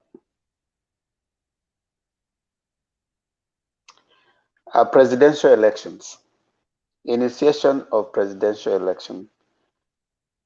Article 14, Clause 1. Whenever a presidential election is to be held, the Commission shall publish a notice of the holding of the election in the Gazette and in electronic and print media of national circulation. A, in the case of a general election, at least 60 days before the date of the election. Or B, in the case of an election under Article 138, Clause 5 of the Constitution, at least 21 days before the date of the election. C, in any other case upon the office of the president becoming vacant. 2, the notice referred to in subsection 1 shall be in the prescribed form and shall specify A, the nomination day for the presidential election, and B, the day or days on which the polls shall be taken for the presidential election, which shall not be less than 21 days after the day specified for nomination. 15. A presidential candidate, 15.1, a presidential candidate or a political party shall not at any time change the person nominated as a deputy presidential candidate after the nomination of that person has been received by the Commission, provided that in the event of death, resignation, or incapacity of the nominated candidate or of the violation of the electoral code of conduct by the nominated candidate, the political party may substitute its candidate before the date of the presentation of nomination papers to the Commission. 2. Subsection 1 shall apply in the case of a fresh election under Article 138 of the Constitution. So that is for your thoughts. Just go read it against the backdrop of what we have been discussing, and maybe you can give a That's comment. 2010? Yeah, 2011. Electoral laws 2011. No, that's 2010. That's the 2010 Constitution, right? No, electoral laws. Oh, yeah. Okay, gotcha. Sorry. Okay, Now, sorry, Ndemba, sorry for interrupting. I just don't want to, to open another debate, but I know, so you were reading 2011 and there was another act that came in 2016, and we also have another one that came in 2021. those ones did not touch these ones. They didn't touch these ones, yeah. Okay. Yeah. So thank you so much, everyone, for joining us today. And of course, we appreciate your being that Sahara Lady One, Kikwetu Ventures kama kawaida. We don't know, just accept and let us move on. Or can anybody with some knowledge address my which question is this, Kikwetu Ventures? I think Kikwetu Ventures wants to know if there is any news from Western. I think I saw his question. He asked me, in fact, at any news about Western Kenya. Kikwetu Ventures, the last time nilisikia mambo ya Western Kenya nilisikia polling station ilifungwa 10 a.m. That is the latest niko naye. Sijui kama kura yote imepigwa Western Kenya, but I saw huyu jamaa uvaa kofia kama ya Raila, anaitwa nani? I saw him somewhere loitering in Central Kenya. Baraza, Didmas Baraza. I saw Didmas Baraza loitering somewhere in Central Kenya in a polling station. So I don't think there was any elaborate or any significant elections done in Western Kenya. Huko kulikuwa ma direct ticket. Come to think about it, Makiadi, how come hatujasikia maneno ya coast, maneno? It's weird. We've just been discussing about I think that speaks loud. Those are the areas where direct nominations. Like in Mombasa, for example, who is going to contest against these guys? Sahara, Anaita Saraya Hassan. You know, yeah, Hassan. I don't think there's anybody who is going, because even hata yeye mwenyewe hanajua hawezi pata hiyo kiti. So what does that tell you about the numbers? What does that tell you? You know, what if you are doing some scientific analysis? What does that tell you about who is saying what in what region? Yeah, you see, we expected actually, you know, for analysts, when we saw UDA and the way they were busy making noise, the projection would have been on a day like this. You want to make a statement, you know, you want to make a statement by how you come out and showing that this is us. So you'd want probably a UDA nominee to win by almost at least a quarter of the total voter turnout. So if a place, say for example, you have 100,000 registered voters, because UDA is so much well represented here, you expected in a place like, you know, Mombasa or Kiambu, you'd find maybe the winning guy has at least 25,000 and above.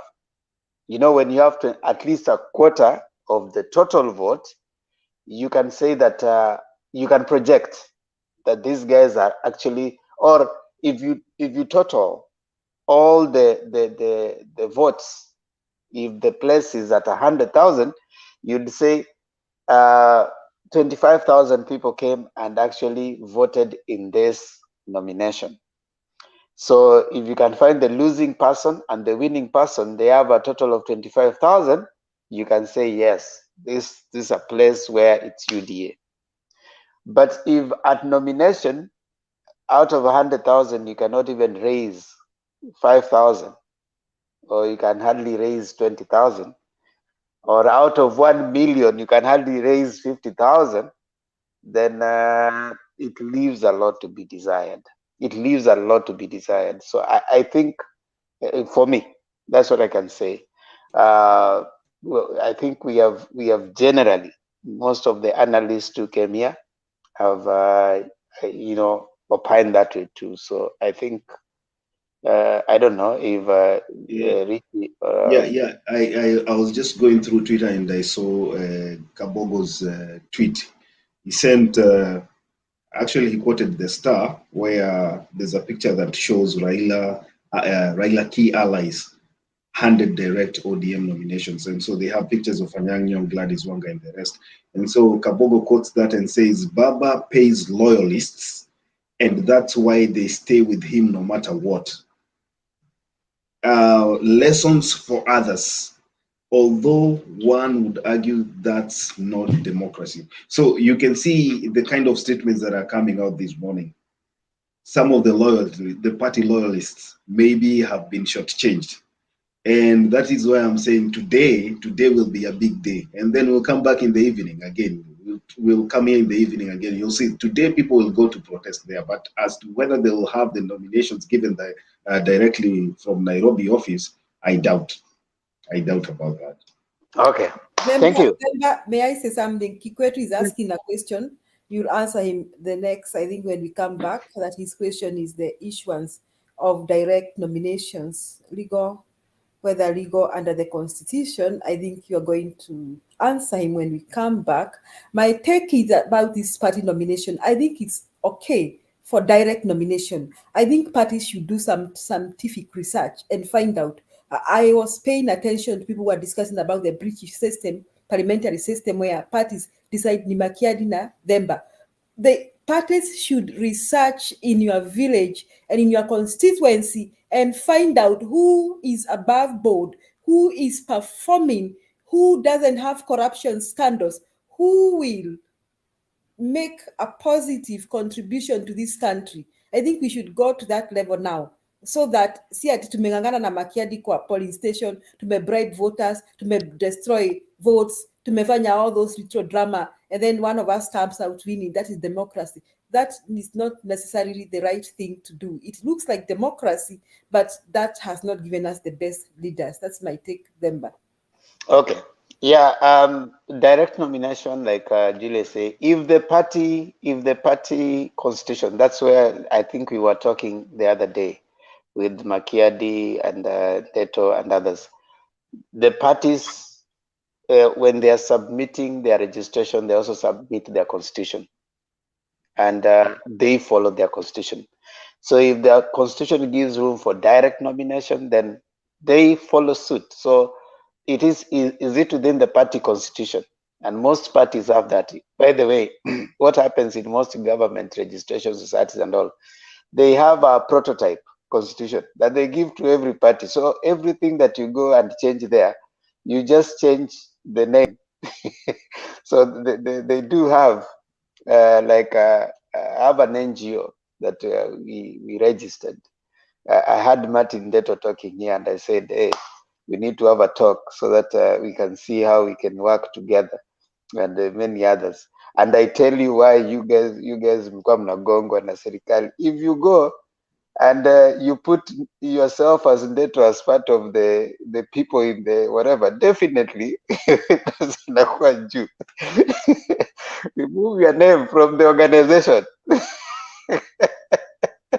and you're good.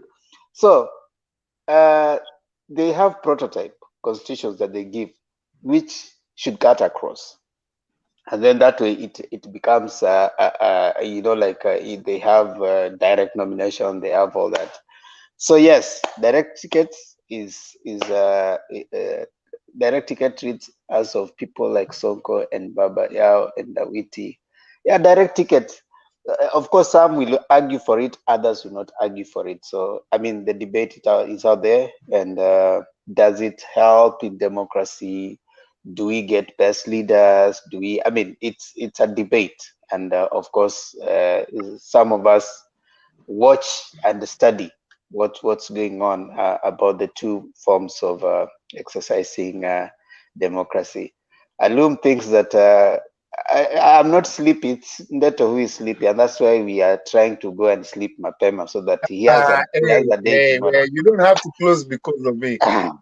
Now we are closing because of you. Michael Ngigi, asante sana. DA, asante sana kwa kuja hapa. Loom, asante. Kikwetu Ventures. Wait, Demba. No, we are coming. Hold on, Martin. Just calm down. DA, asante. Kikwetu Ventures, Major Colonel, we really appreciate. Sami Kombui, Yugos, asante. Fred Wakungu, anasema nini? Mutembei TV, remember we have difference between nominations and elections. Yeah, just the names, but yeah, one is a nominee and for the position. So it's just one is the party arriving as who is going to buy. The other one is that the nation agreeing who is going to be representing the place. So a process of getting candidates. Both of them are process of getting leaders. So yeah, Major Colonel, DA, Kikwete Yugos and all the rest. Thank you so much. Alum, nimekusalimia isiwe issue. Najua saa zingine mnakaa hapa msipoitwa mnaleta issue, mnaleta show sana hapo chini. So nimekusalimia Alum. Themba nimekusalimia na ticket ya UDA. Sasa mimi sitaki kuvai. Mimi ningeenda na Julia, we threatened to vie. Tuende kwa UDA, then I step down for Julia, alafu I join the presidential team. Lakini sasa time imepita, we cannot join the presidential team. Peter Eric Wangura, asante. Milton Aludira, there was also Waititi. Yeah, you're right. Okay, so let's give 2 minutes closing remark. Let me start with Martin, 2 minutes, then nikuje Julia 2 minutes, Makiadi 2 minutes, alafu tufunge. Dakika mbili Martin, tafadhali tufunge. Mimi hata dakika mbili sitamaliza, ni ile ya kusema tu nashukuru. And then I talk to the necessary people because you know, over the time that I've been here in this group and being one of the panelists and exposing myself out there for people to know me and you know, to be there. I think there's a disconnect because sometimes we also have to look. I think there's a disconnect between, and a lot of people, I'll let this to everybody that is in Mutembei TV that listens to us. There's a disconnect between, even though we're talking political stuff, there's a disconnect between diaspora and people in Kenya. I think, as you guys were talking about starting new shows, because politics is, I mean, we only have about what, 3 weeks, I mean, 3 months to go, 4 months to go. And then now we'll have a new president, whether be it Uhuru, I mean Ruto, or whether be it Raila. But Kenya has to continue. Kenya will be there. And I will always remember that face of Themba. I will always remember that face of, you know, Richie, Julia. And maybe when we meet somebody, you'll be like, oh, Oni Mato. But I think during all this time that Mutembei TV has been here, we need to start kind of closing that gap between people who have gone out there and what our socio-economic and socio-political and social kind of life has put us to be there. I think we need to also close the gap between the diaspora, be it in diaspora from Kisumu to Nairobi, or Kisumu to UK, or Kisumu to, you know, US.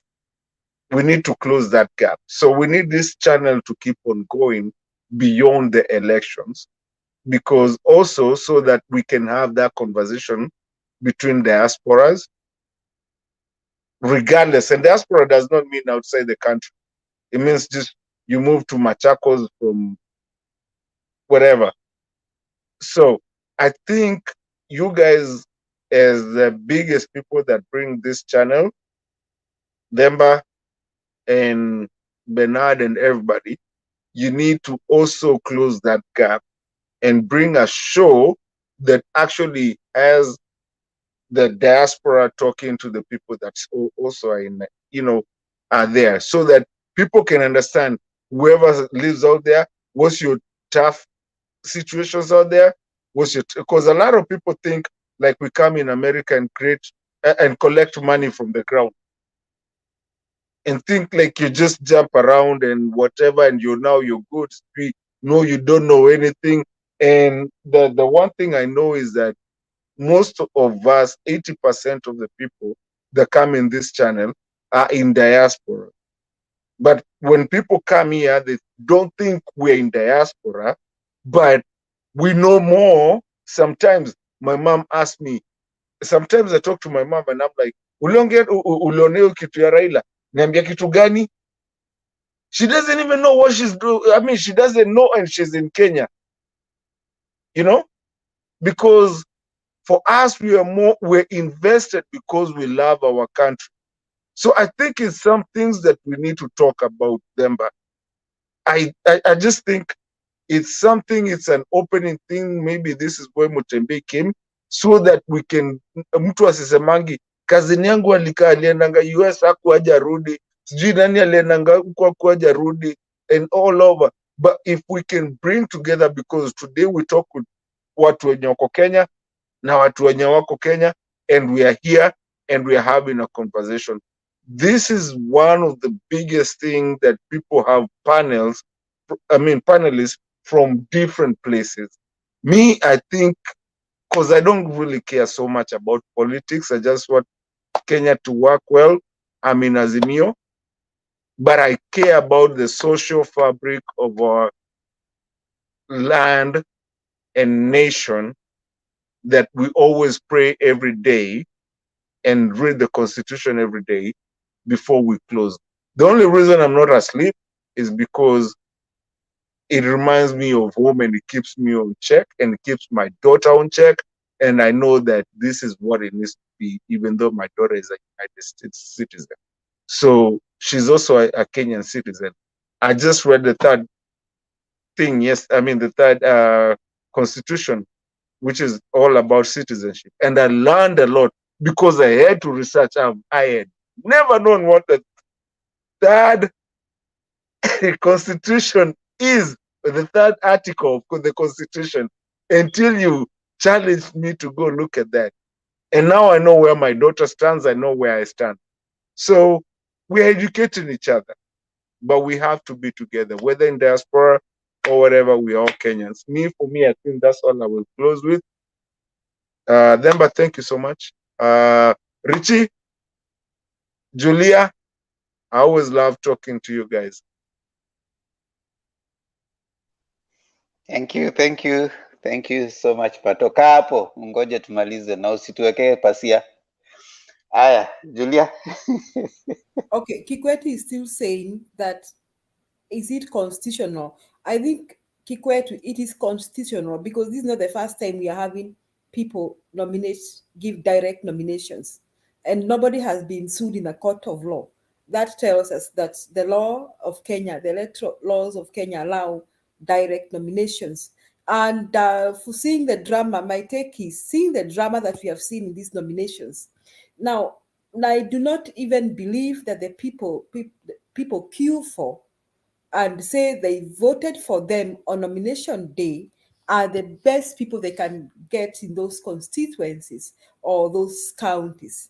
I think now, with the science we have and the technology we have, it is high time Kenyan parties go high tech and use scientific method to establish the appropriate people to have as their nominees. So I think it's okay to have people are given direct ticket by the parties. Now, and dear Kenyans, I want to share with you the word of God from Exodus 18:21. As you elect your people, the Bible says, moreover, look for able men, that includes men and women, from all the people, men who fear God, men who are trustworthy, and men who hate bribes.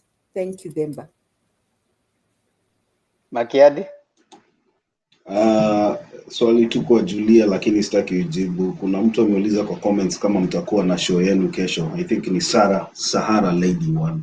So I hope ile show yenu ya Friday itakuwa. Coming back to the topics, Daily Nation ya leo inasema day of drama as UDA holds standard, not free, not fair. The Star, Tears, Chaos, Delays, Rock, UDA party primaries. Kwa hivyo watu wa UDA msiseme sisi tunawaonea. Magazeti ndiyo hayo yamesema pia nyinyi mmekuwa na chaotic nomination process. All right. So mimi nitaguzia nini moja hapa ya Azimio party, and it's about the registration that was done today. I'm happy that at least we are making baby steps towards having a concrete party, and a party that has concrete structures. The infighting will definitely be there, but the baby steps you are taking towards having or achieving a common goal is a good encouragement. And looking at all this, there's light at the end of the tunnel. And also, I'm so happy that today I heard from Uhuru Kenyatta's mouth himself, akisema he is not afraid kupigiwa kelele na mtu, na hahitaji kutisha mtu yoyote ruhusa ya kwenda kucampaign for his candidate.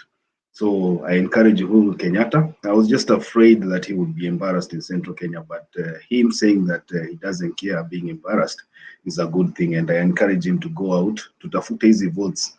It's a good show that people of Central Kenya have not turned up for UDA nominations, which shows that they are not serious about, they don't care about this party.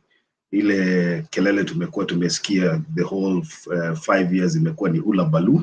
It's been proved, and we are looking forward to, trying to change the minds of the people that have already been indoctrinated by the bad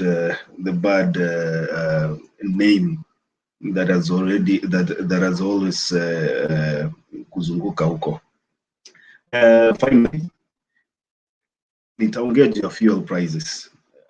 I was so disappointed in the morning, I think, when I woke up in the morning and I saw the CS for energy, I think. Dr. What's her name, Demba? Can't remember. Dr. who? She was the CS for defense. What's her name? Monica Juma. Thank you very. Unajua saa ingine tunasahau hizi majina. So Dr. Monica Juma amekuja kutetea this body yenye imesema itaongeza bei ya mafuta. It was a bit disappointing because how can you utaongezaje bei ya kitu ambayo Wakenya hawajapata? So na nilisema hapa jana, I think the government inafanyia wananchi vibaya. As much as tunapiga siasa hapa, watu wanaumia. Na hii kitu ya mafuta inafaa ikuwe solved. Wakati unaambia watu utaongezea bei ya kitu ambayo hauja provide, it's so unfair to Kenyans. So hopefully serikali itakuwa serious. Na nikumbusha there's a time ambapo tulikuwa tunaambiwa ukitembea estate zingine Nairobi, unaweza uziwa kiatu ya mtu ikiwa kwa mguu. Unaambiwa Ndemba ile kiatu utatoa 1500 na hujaiona bado, but itaenda ichukuliwe na ulete. So the government already inaongeza bei ya mafuta na haijaletea Wakenya mafuta. I hope hii kitu itatatuliwa, and very soon economy na watu watarudi kazini. People wa bodaboda saa hii hawana kazi, hawana chakula because ya mafuta. Matatu zimesimama na wenye wanaenda kazini kutumia public transport wanapata hali ngumu sana. So hopefully watatatua hii kitu. Alafu finally nikifunga kabisa, Ndemba, I would request kesho at least tukutane hapa tuongee juu ya watu ambao wamepoteza viti, because hii group ya kina Ketu wa Ruguru naweza taka sana tukuje tuongee reaction yao. The Paul Mwirigi mwenye alikuwa anaambia Uhuru Kenyatta atamrudishia gari yake kwa sababu haimsaidii, akina Charles Ketere Jaguar. I think that will be a very interesting topic kusikia hawa watu wenye wamekuwa kitupigia kelele na matusi throughout hapa, what they will have to say about the nomination process. Thank you Mutembei TV, thank you everyone who is watching us, and for the panelists, have a good night, and I love you all.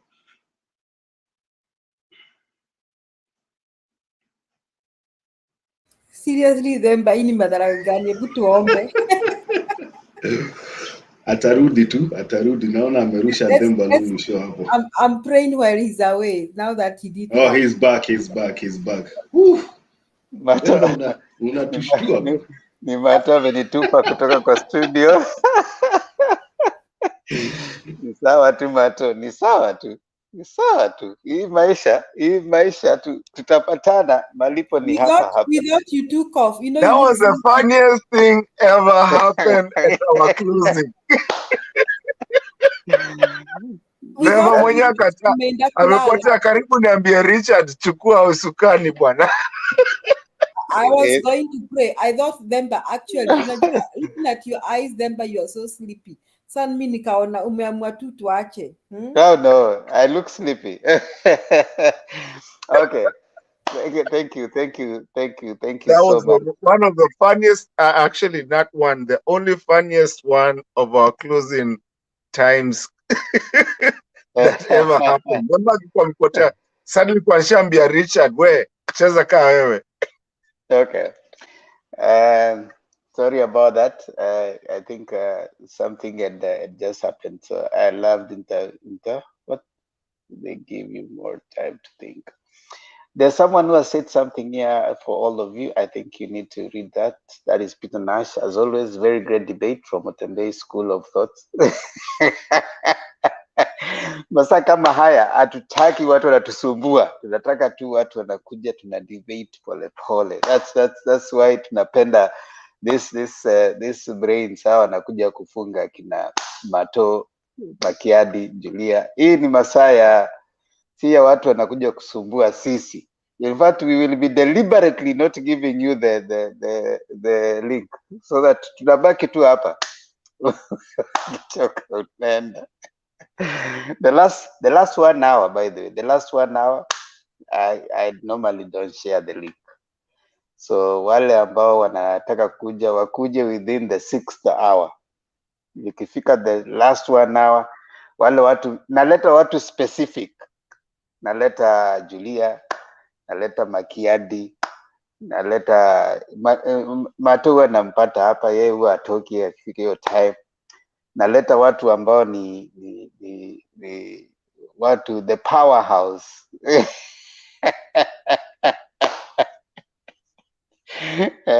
Watu wanaangalia issues. Hata nyinyi mnafaa kunilipa. Unaona vile napigia sifa hapo. Mnafaa mnaniambia hapo Themba sasa unatu. But this cannot happen without you, the viewers, and also those people on the comment section. We in no way saying that you are less important. You are as important as everybody else. We like your view, we like your opinion. Thank you so much. It cannot happen. You give us the motivation to keep coming here so that we can share and learn. The reason we are here is such that we can be able to learn together. Because they say you stop learning when you die.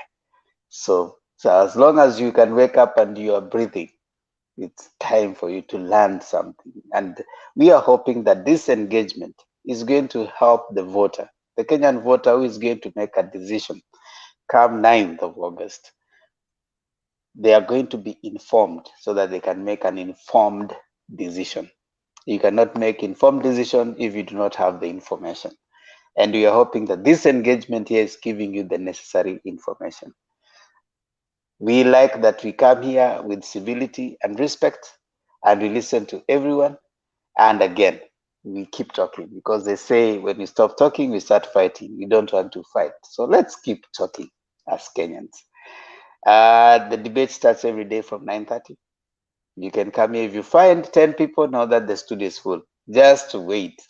Kuna wengine watadrop. Wanakuja wengi, wanaanza wanaongea, wanaenda kulala. Watadrop tu. Sijali, kaa tu hapo, endelea kujaribu kuingia. That way, we keep listening. Don't just stay there in the comment section. This debate is for everyone, even you. If you think there's something you want to share with us, just get to the link. Come in, share with us. Talk to us. Usikae huko nje unasema tu, wewe hakuna kitu nasema, nini. Hata wewe kuja, we learn from you. Ama namna gani Mato? We can learn from anyone. Hata wewe ukiwa hapo chini, usiseme ati Mato hakuna kitu natuambia, toka. Just tell us, we will be able to give you an opportunity, link, and then come talk to us. Anybody. We don't know everything. They say nobody has monopoly over knowledge. So do not respond to the person, respond to what they have shared. That is what we keep saying. Don't respond to the individual. Respond to what someone has shared. And if you respond to the issue, it's going to make more sense than responding to an individual. So respond to what you have shared. And all of us can be wrong. And all of us can be right. So just come and share with us. How do we know if you don't share with us? Thank you so much, ladies and gentlemen. Kama kawaida tunamaliza kwa maombi. Na nimeweka link yangu ya my channel with my daughter there, the Themba and Lulu Show. Go on YouTube right away. If you haven't subscribed to us, thank you for those who have subscribed. We really appreciate. You're almost getting us to the 600 subscribers. Kindly take us to 1,000 before the end of this month. We really appreciate. Give us a gift, an Easter gift, by subscribing. Tomorrow we drop a very hot video. We are talking about the effective ways of listening. How do you know that you have listened? What are the things you need to do? And so join us there together with my daughter so that you can at least see, we can give you some tips of listening well. Thank you so much. Kama kawaida, subscribe also to Matembei TV. I want to ask one of us here. Jana Makiadi alitufungia, Julia hajatufungia kwa muda. So tafadhali Julia, tufungie kwa maombi. Okay, hebu tuombe. Mungu, nguvu yetu ilete baraka kwetu, haki iwe ngao na mlinzi, na tukae na udugu, amani na uhuru, raha tupate na ustawi. Amen.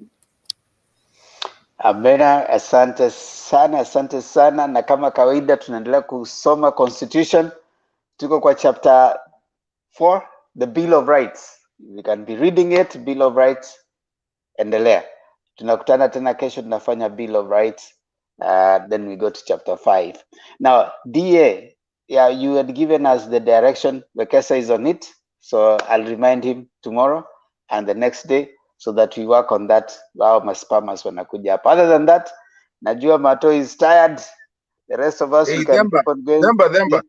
Yes, sir. Kabla ufunge tu venye unafunganga, venye tunafunganga. Can you talk to the relevant people about people talking about, I mean, the diaspora and people in Kenya, like that connection that we can actually have something that we can talk about people in diaspora so that people in Kenya and people in diaspora don't feel like there's a disconnect, because I think there's a line somewhere that is starting to come out that we need to do. I mean, if we can have a conversation about that diaspora and Yeah. I mean, conversations, like we say, that we have to keep talking. My take on it is there's very little you can do about someone who has ambaye anachukia watu wa diaspora. There's only so much you can do. And of course, there's also only so much you can do about someone who feels that people at home are not, worth it. But I agree with you. It's a conversation we can have. I mean, we are all relevant in Kenyan economy. We have connection either way. So for the world is a global village, and the more we appreciate that fact, the better. It's a global. It doesn't matter. You can do business now. Kwanza hii story ya working online na COVID imefanya watu wakajua kwamba you can work from anywhere in the world. You can actually go to Kenya and work here. So let's have. I agree with you. It's a conversation we need to. But sometimes there are issues of the like stereotypes. Unajua kutoa stereotypes zingine, it's hard. Someone has a certain stereotype, but maybe, like you say, we are going to have the conversation. Yeah. Sawa. Yeah, thank you so much. Tuonane majaliwa kesho.